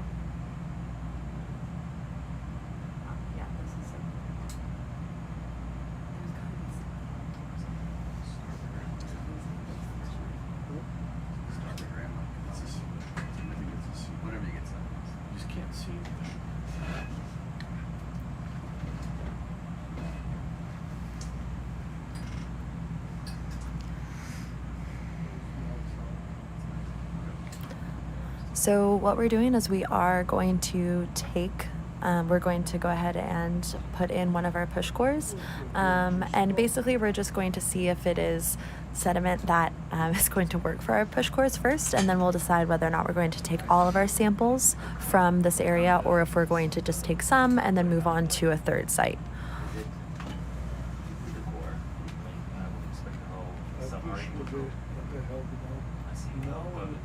Now we're fully trusting down. Yeah, so when we land on it, we put a little bit of down thrust on it. So sometimes if there's like clay or something thick, we'll put the core in and then put thrust down at the same time, so it's bouncing up. But when you see the sub come up, it's probably because we put power. Yeah, but it's a good question.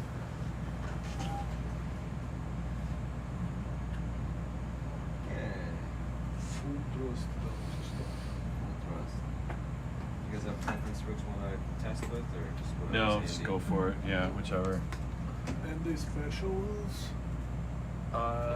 There's The two special Hmm. ones here. Emily, do you have any special cores left? Any with the pores in them, or are we Let's just? test Not that I Yeah. know of. Jacob only told me about 11. Sorry. Did we already? Did I already pull 11? Yeah, 11. Okay, yeah. So just what anyone's fine. Yep. What the hell we trusting down? Do we have the porch, like Yeah. the porch map? I could look at that and double Yeah. check. I did this. Oh, yes. Oh, that's It's what this already is. close, Okay, yeah. okay. Awesome. Oh, yeah. Did we want to take this here? Yeah. Let's see if we can get a core first.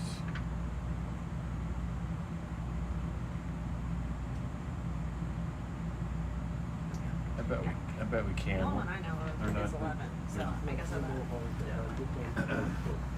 We're just not gonna go. It's not gonna go very deep. Jacob's the one who has like quote special course, right? Or does somebody else? I guess I think he's the only one. Okay. Yeah. So yeah, make sure we're logging things here. C log. All right. Just right. Yeah. Our friend.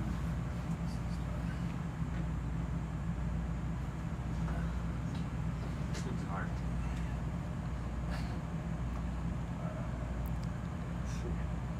We're gonna find out.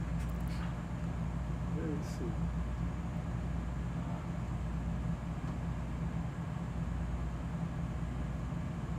Yeah, that's too looked. That is Stopped it already? Oh. Yeah. Fuck. Okay. Try another spot. Mm. Cool. Oh. Oh, wow. Alright, I'll shake this off. We'll just hold on to this one. So we can Yeah, just sounds test good. it immediately. Mhm.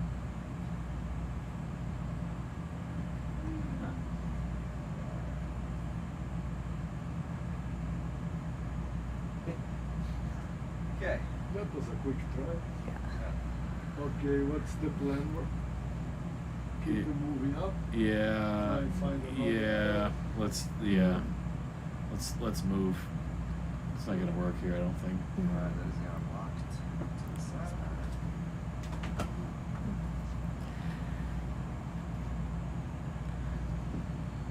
I think we'll continue kind of on this line. Yeah. Alright. Up if you can. Yeah. Mm. You can go wherever you want to go. Sweet. Tax driver. Yeah.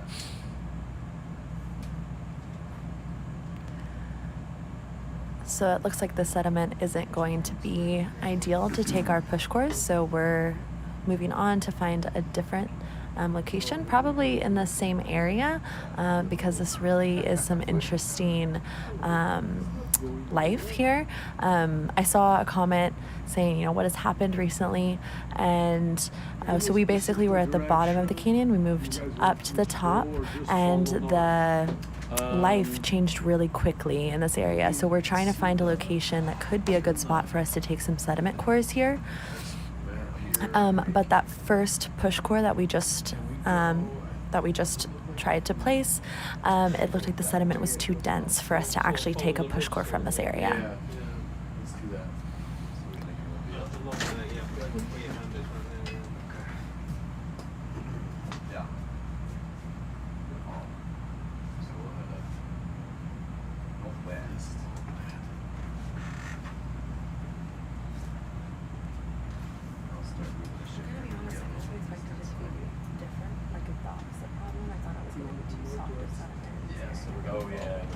Yeah, always- I mean, I knew there was a lot of rocks, but that Yeah. little landing area, I kind of thought it was going to be more sandy. Oh, nice. Cool. If you want to keep it away, don't film this. Yeah, I'm gonna like get out a little bit first.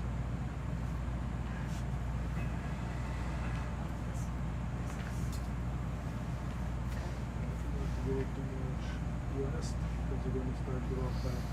Or is what you want? No, we're going to stay Oh. until Means I need to go Yeah, like northwest. Whatever. You just come up straight. It's like it's the terrain. yeah, so if you can follow the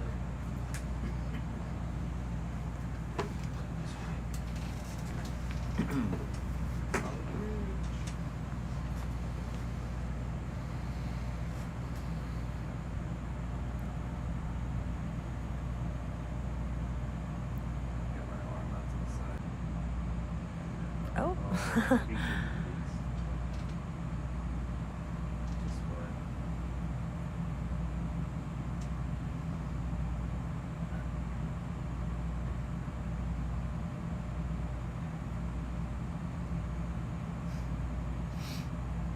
These two guys,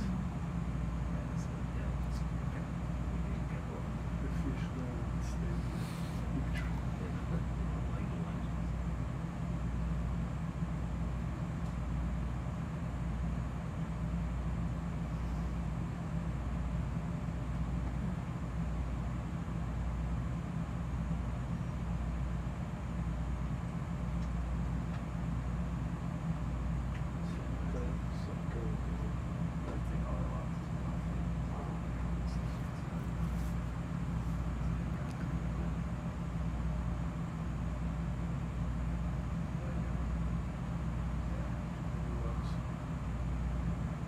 Yes.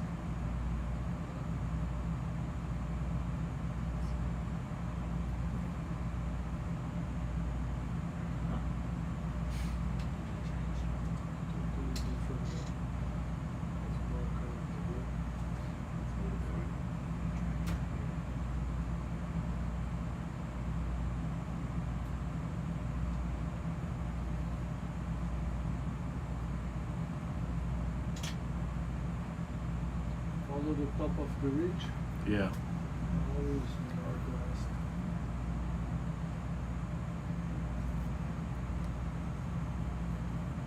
Yeah, we may have to go down to core, but let's just see what it looks like on the top. Once we're there.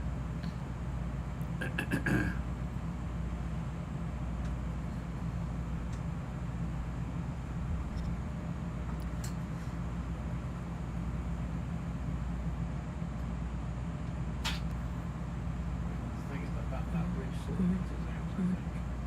Yeah. Mm. And then it's all Oh, yeah. this flat area on the lake there, the core and Skater. Oh, oh, yeah, we have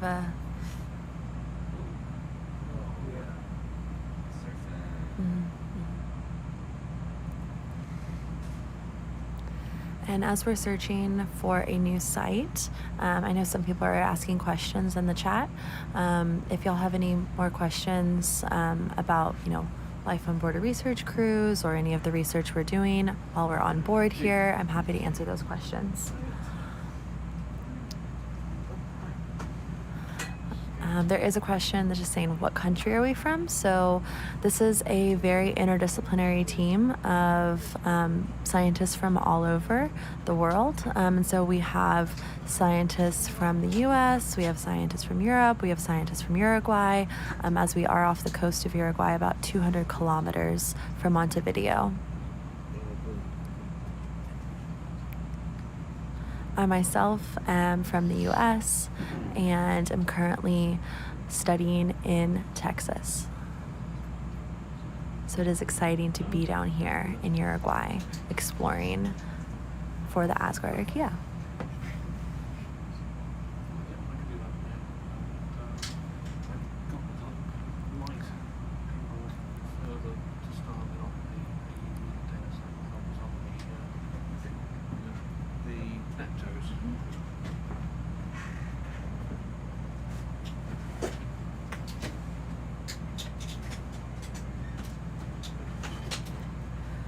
Oh yeah, I do see a comment that's saying the team is listed on the expedition website, and that is true. So if you go to the Schmidt Ocean Institute website, where they have the Falkor 2, you can actually see the entire team for this expedition.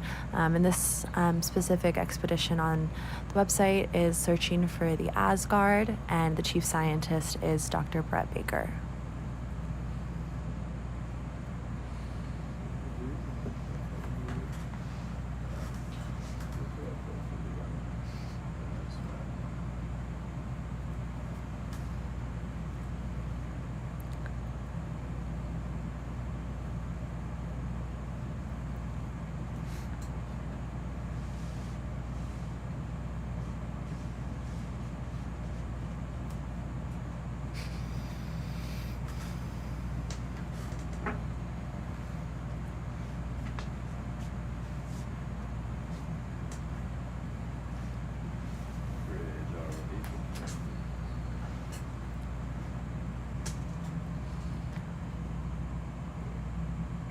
RV Bridge, go ahead.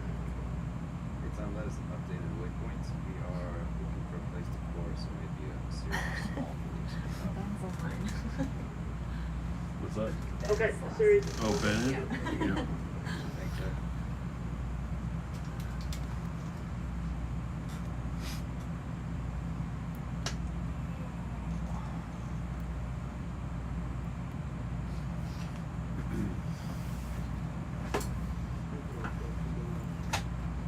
It's pretty steep.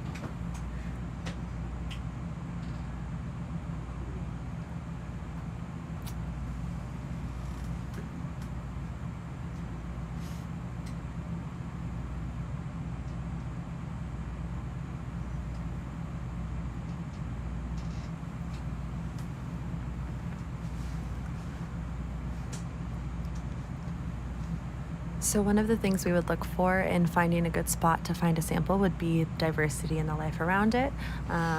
That's definitely not the only thing that we're looking for, but for this specific area, this is some interesting biology when it comes to the organisms that are living on the sediment. So that's why it's a particularly interesting site to take samples from. But on a dive, we would also take samples from, I think what would be described as more of like kind of a barren area on the sediment surface that doesn't have the type of life that we're seeing right here. So we also, because we're interested in microorganisms, we don't have to see anything on the surface for what is underneath the sediment, within our push cores, for that to be extremely exciting to us.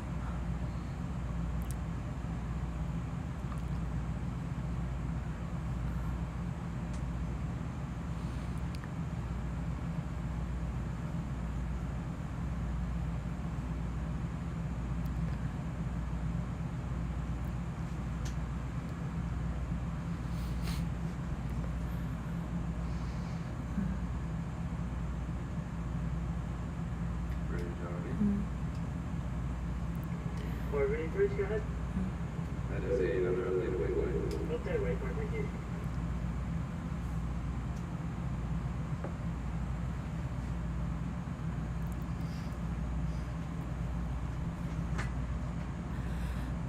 So the comment asking how long will they stay there, I'm assuming that's asking about how long we'll be on this dive for. So we'll likely not be down here for too much longer, but we're just trying to find 2 more sites, or maybe just 1 more site to take some push cores and some water samples.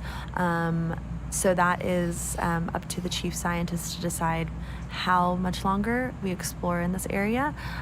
So maybe 1 to 2 more hours, or it might be extended if we're still looking for a good site.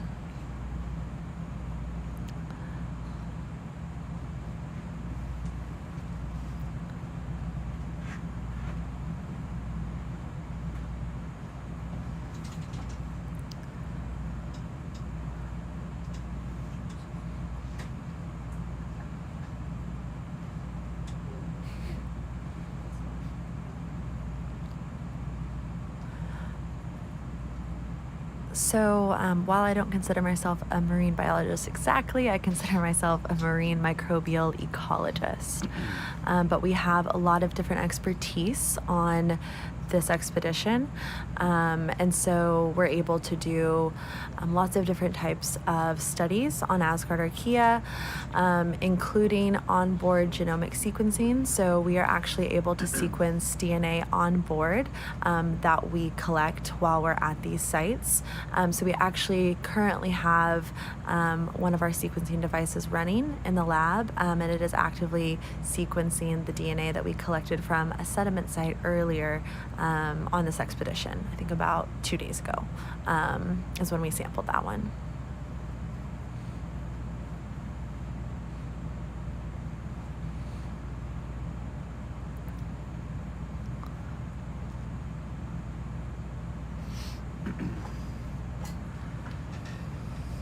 But we also do take samples for culturing work, as well as geochemistry as well.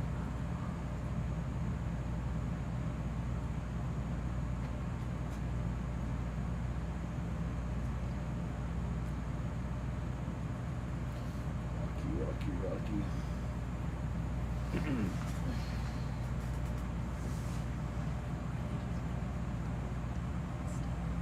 Yeah.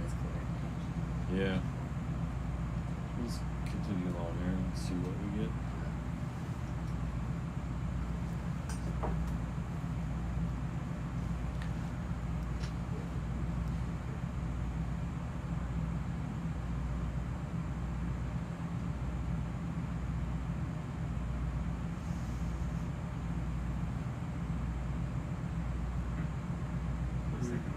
We have to read the top of the mountain.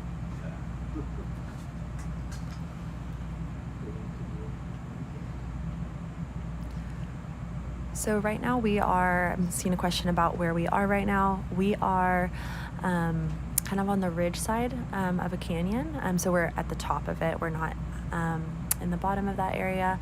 And we are about 200 kilometers off the coast of Uruguay. And we are on the third, is it third? Fourth. We've had a few other Sebastian dives this expedition so far. Okay, waypoint, thank you.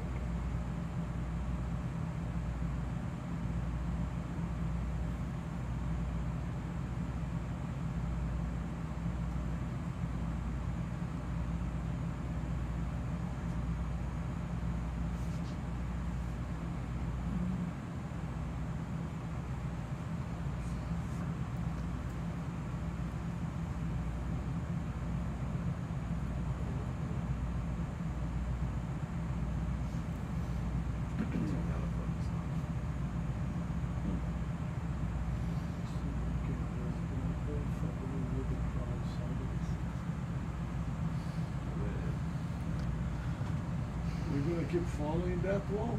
Yeah. I'm gonna need 30 sideways. Okay. Or you guys not gonna see nothing because if we come Right. down, the front gets too high. Yep.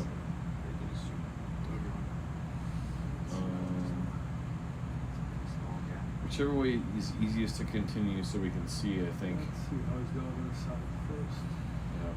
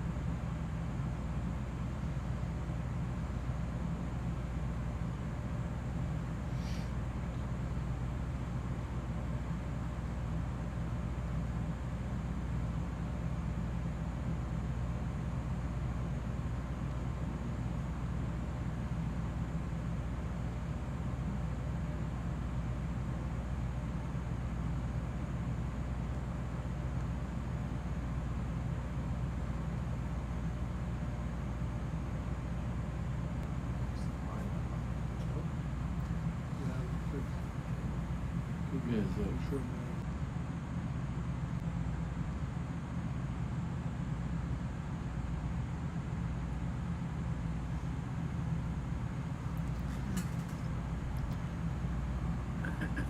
So there's a question about how many core samplers are still available to be used for the dive, and we have taken 7 cores so far, and we have 18 cores that are on the porch of the Sebastian, and so we are still looking for a location to take our final 11 push cores.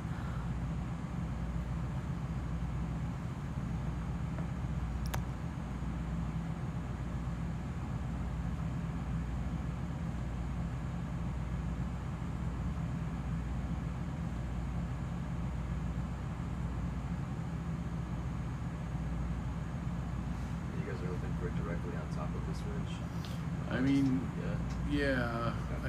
yeah. But losing hope in coring up. Yeah.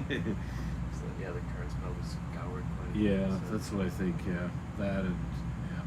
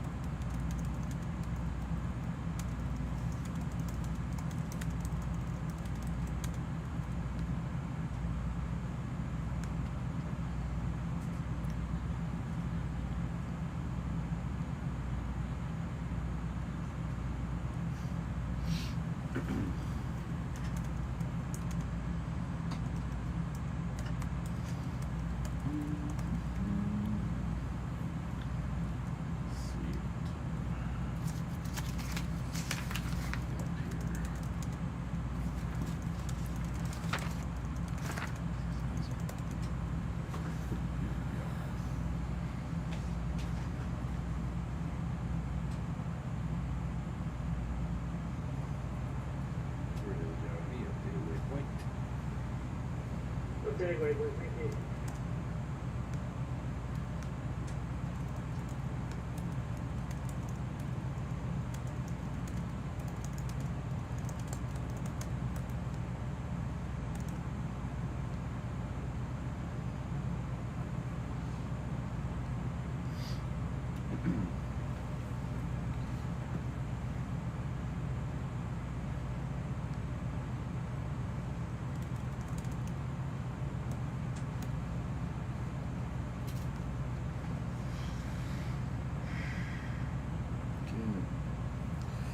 A little more muddy.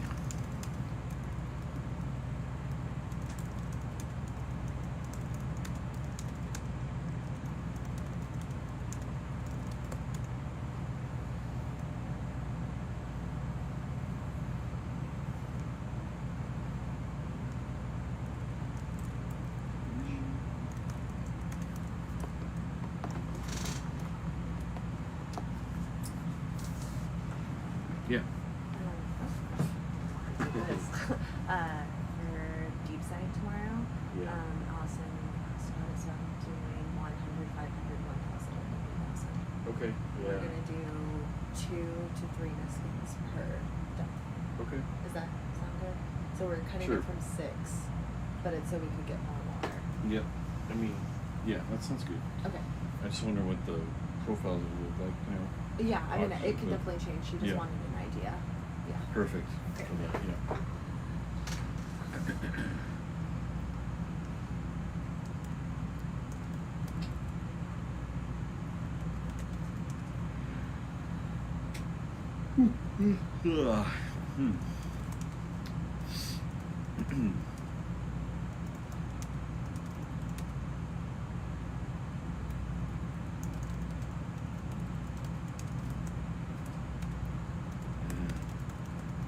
Seems like it's getting more possible. It's, yeah, it's flattening out a little bit. Yeah. So maybe keep it a little farther and we'll give it a shot. I think we're scheduled to try to start coring at 1, then head up at 1:30. I think is the plan. So yeah, have ascent at 1:30. So.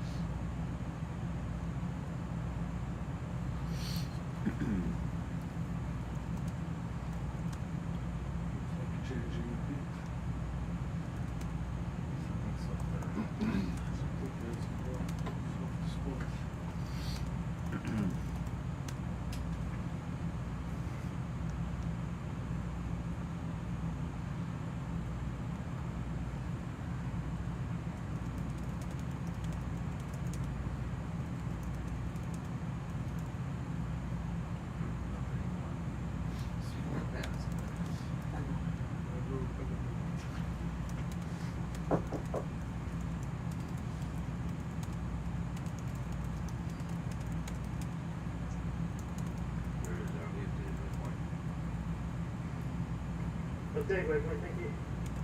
Ooh, that guy. Camouflaged. Man.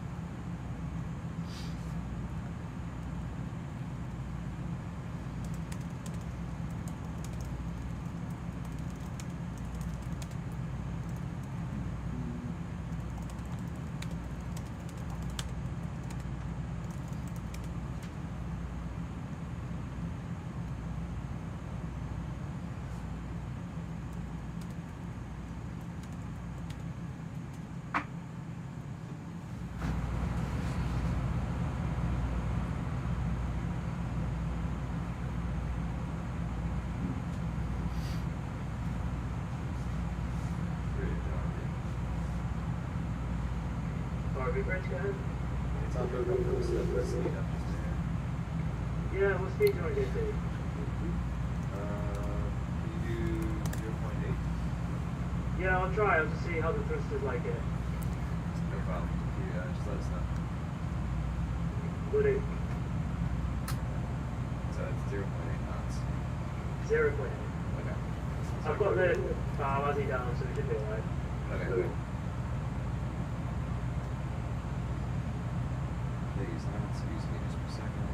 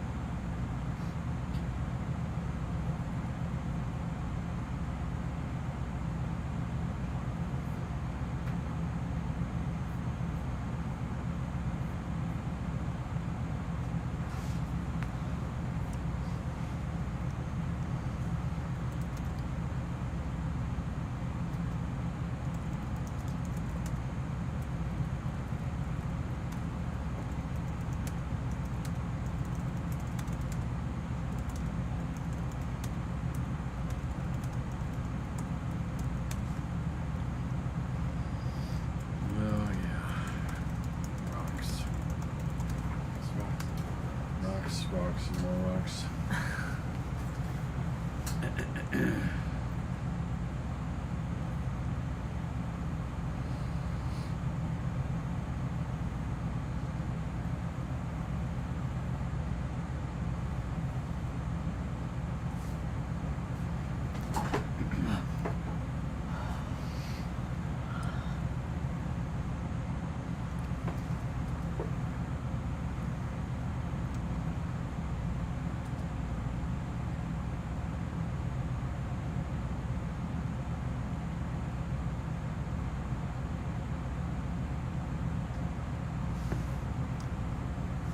Bridge already updated waypoint. Okay, waypoint.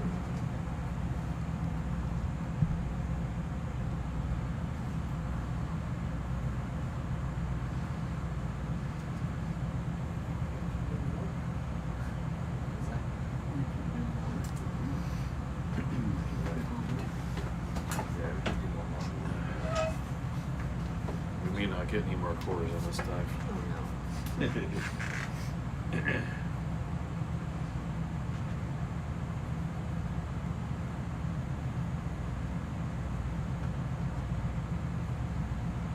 We got some good ones though from Yeah. the bottom. Yeah, there were some really cool cores. Yeah. Be the end of the world if we don't get any more.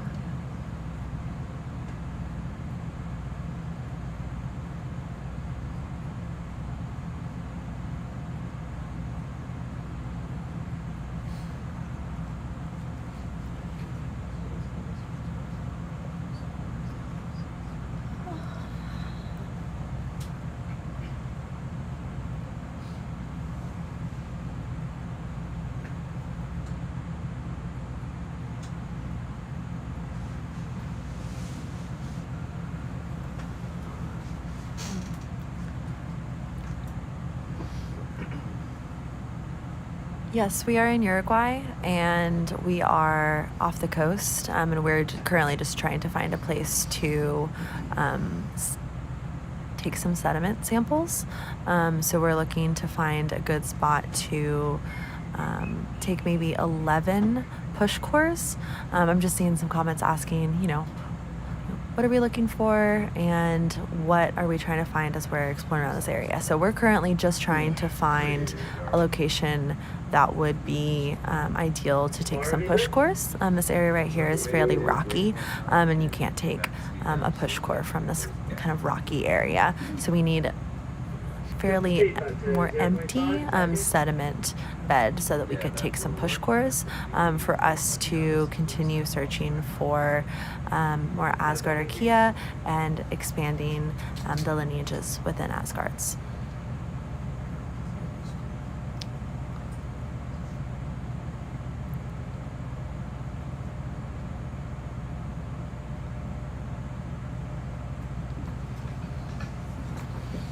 Yeah. What time is it? Almost one. Yeah. Okay. I'm starting to get. I think maybe we should go up. Oh, really? Okay. Yeah. What do you want to do? I mean, it doesn't seem like we're gonna find Yeah, an area. this is- Oh, huge fish.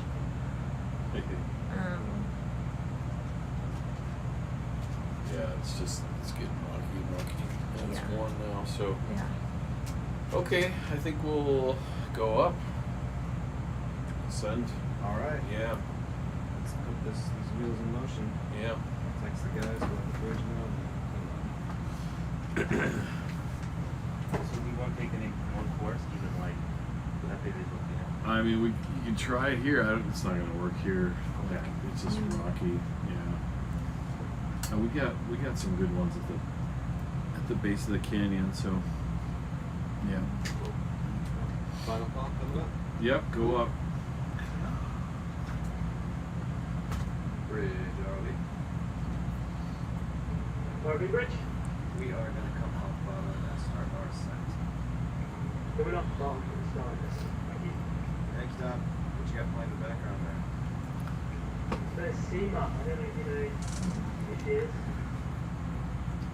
I do not, but it sounds like a party event. It's an absolute hoot, man. So I see a question asking, is the water pH very different from normal?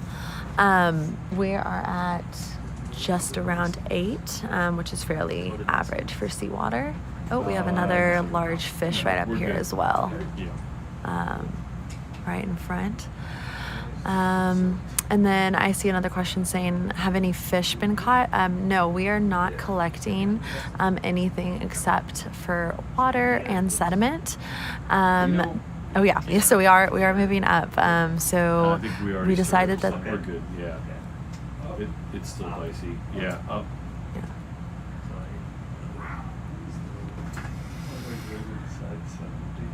Yeah, so we're gonna start moving back up through the water column because there really wasn't a good spot for us to sediment core. Okay, sorry. Yeah, close it out. Yeah. Yeah, awesome. All right, so we are sending back up.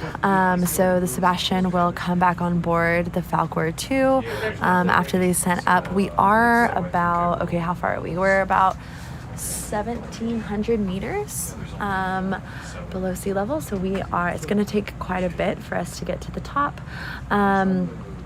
But I just want to thank everybody for tuning in tonight. We were able to take some water samples and 7 sediment cores, and so we will start processing those as soon as the ROV comes back on board the Falkor. Yeah, thank you guys for tuning in. Thank you to Schmidt Ocean Institute, and yeah, that's it. Thank you so much, everyone. Thanks, Emily.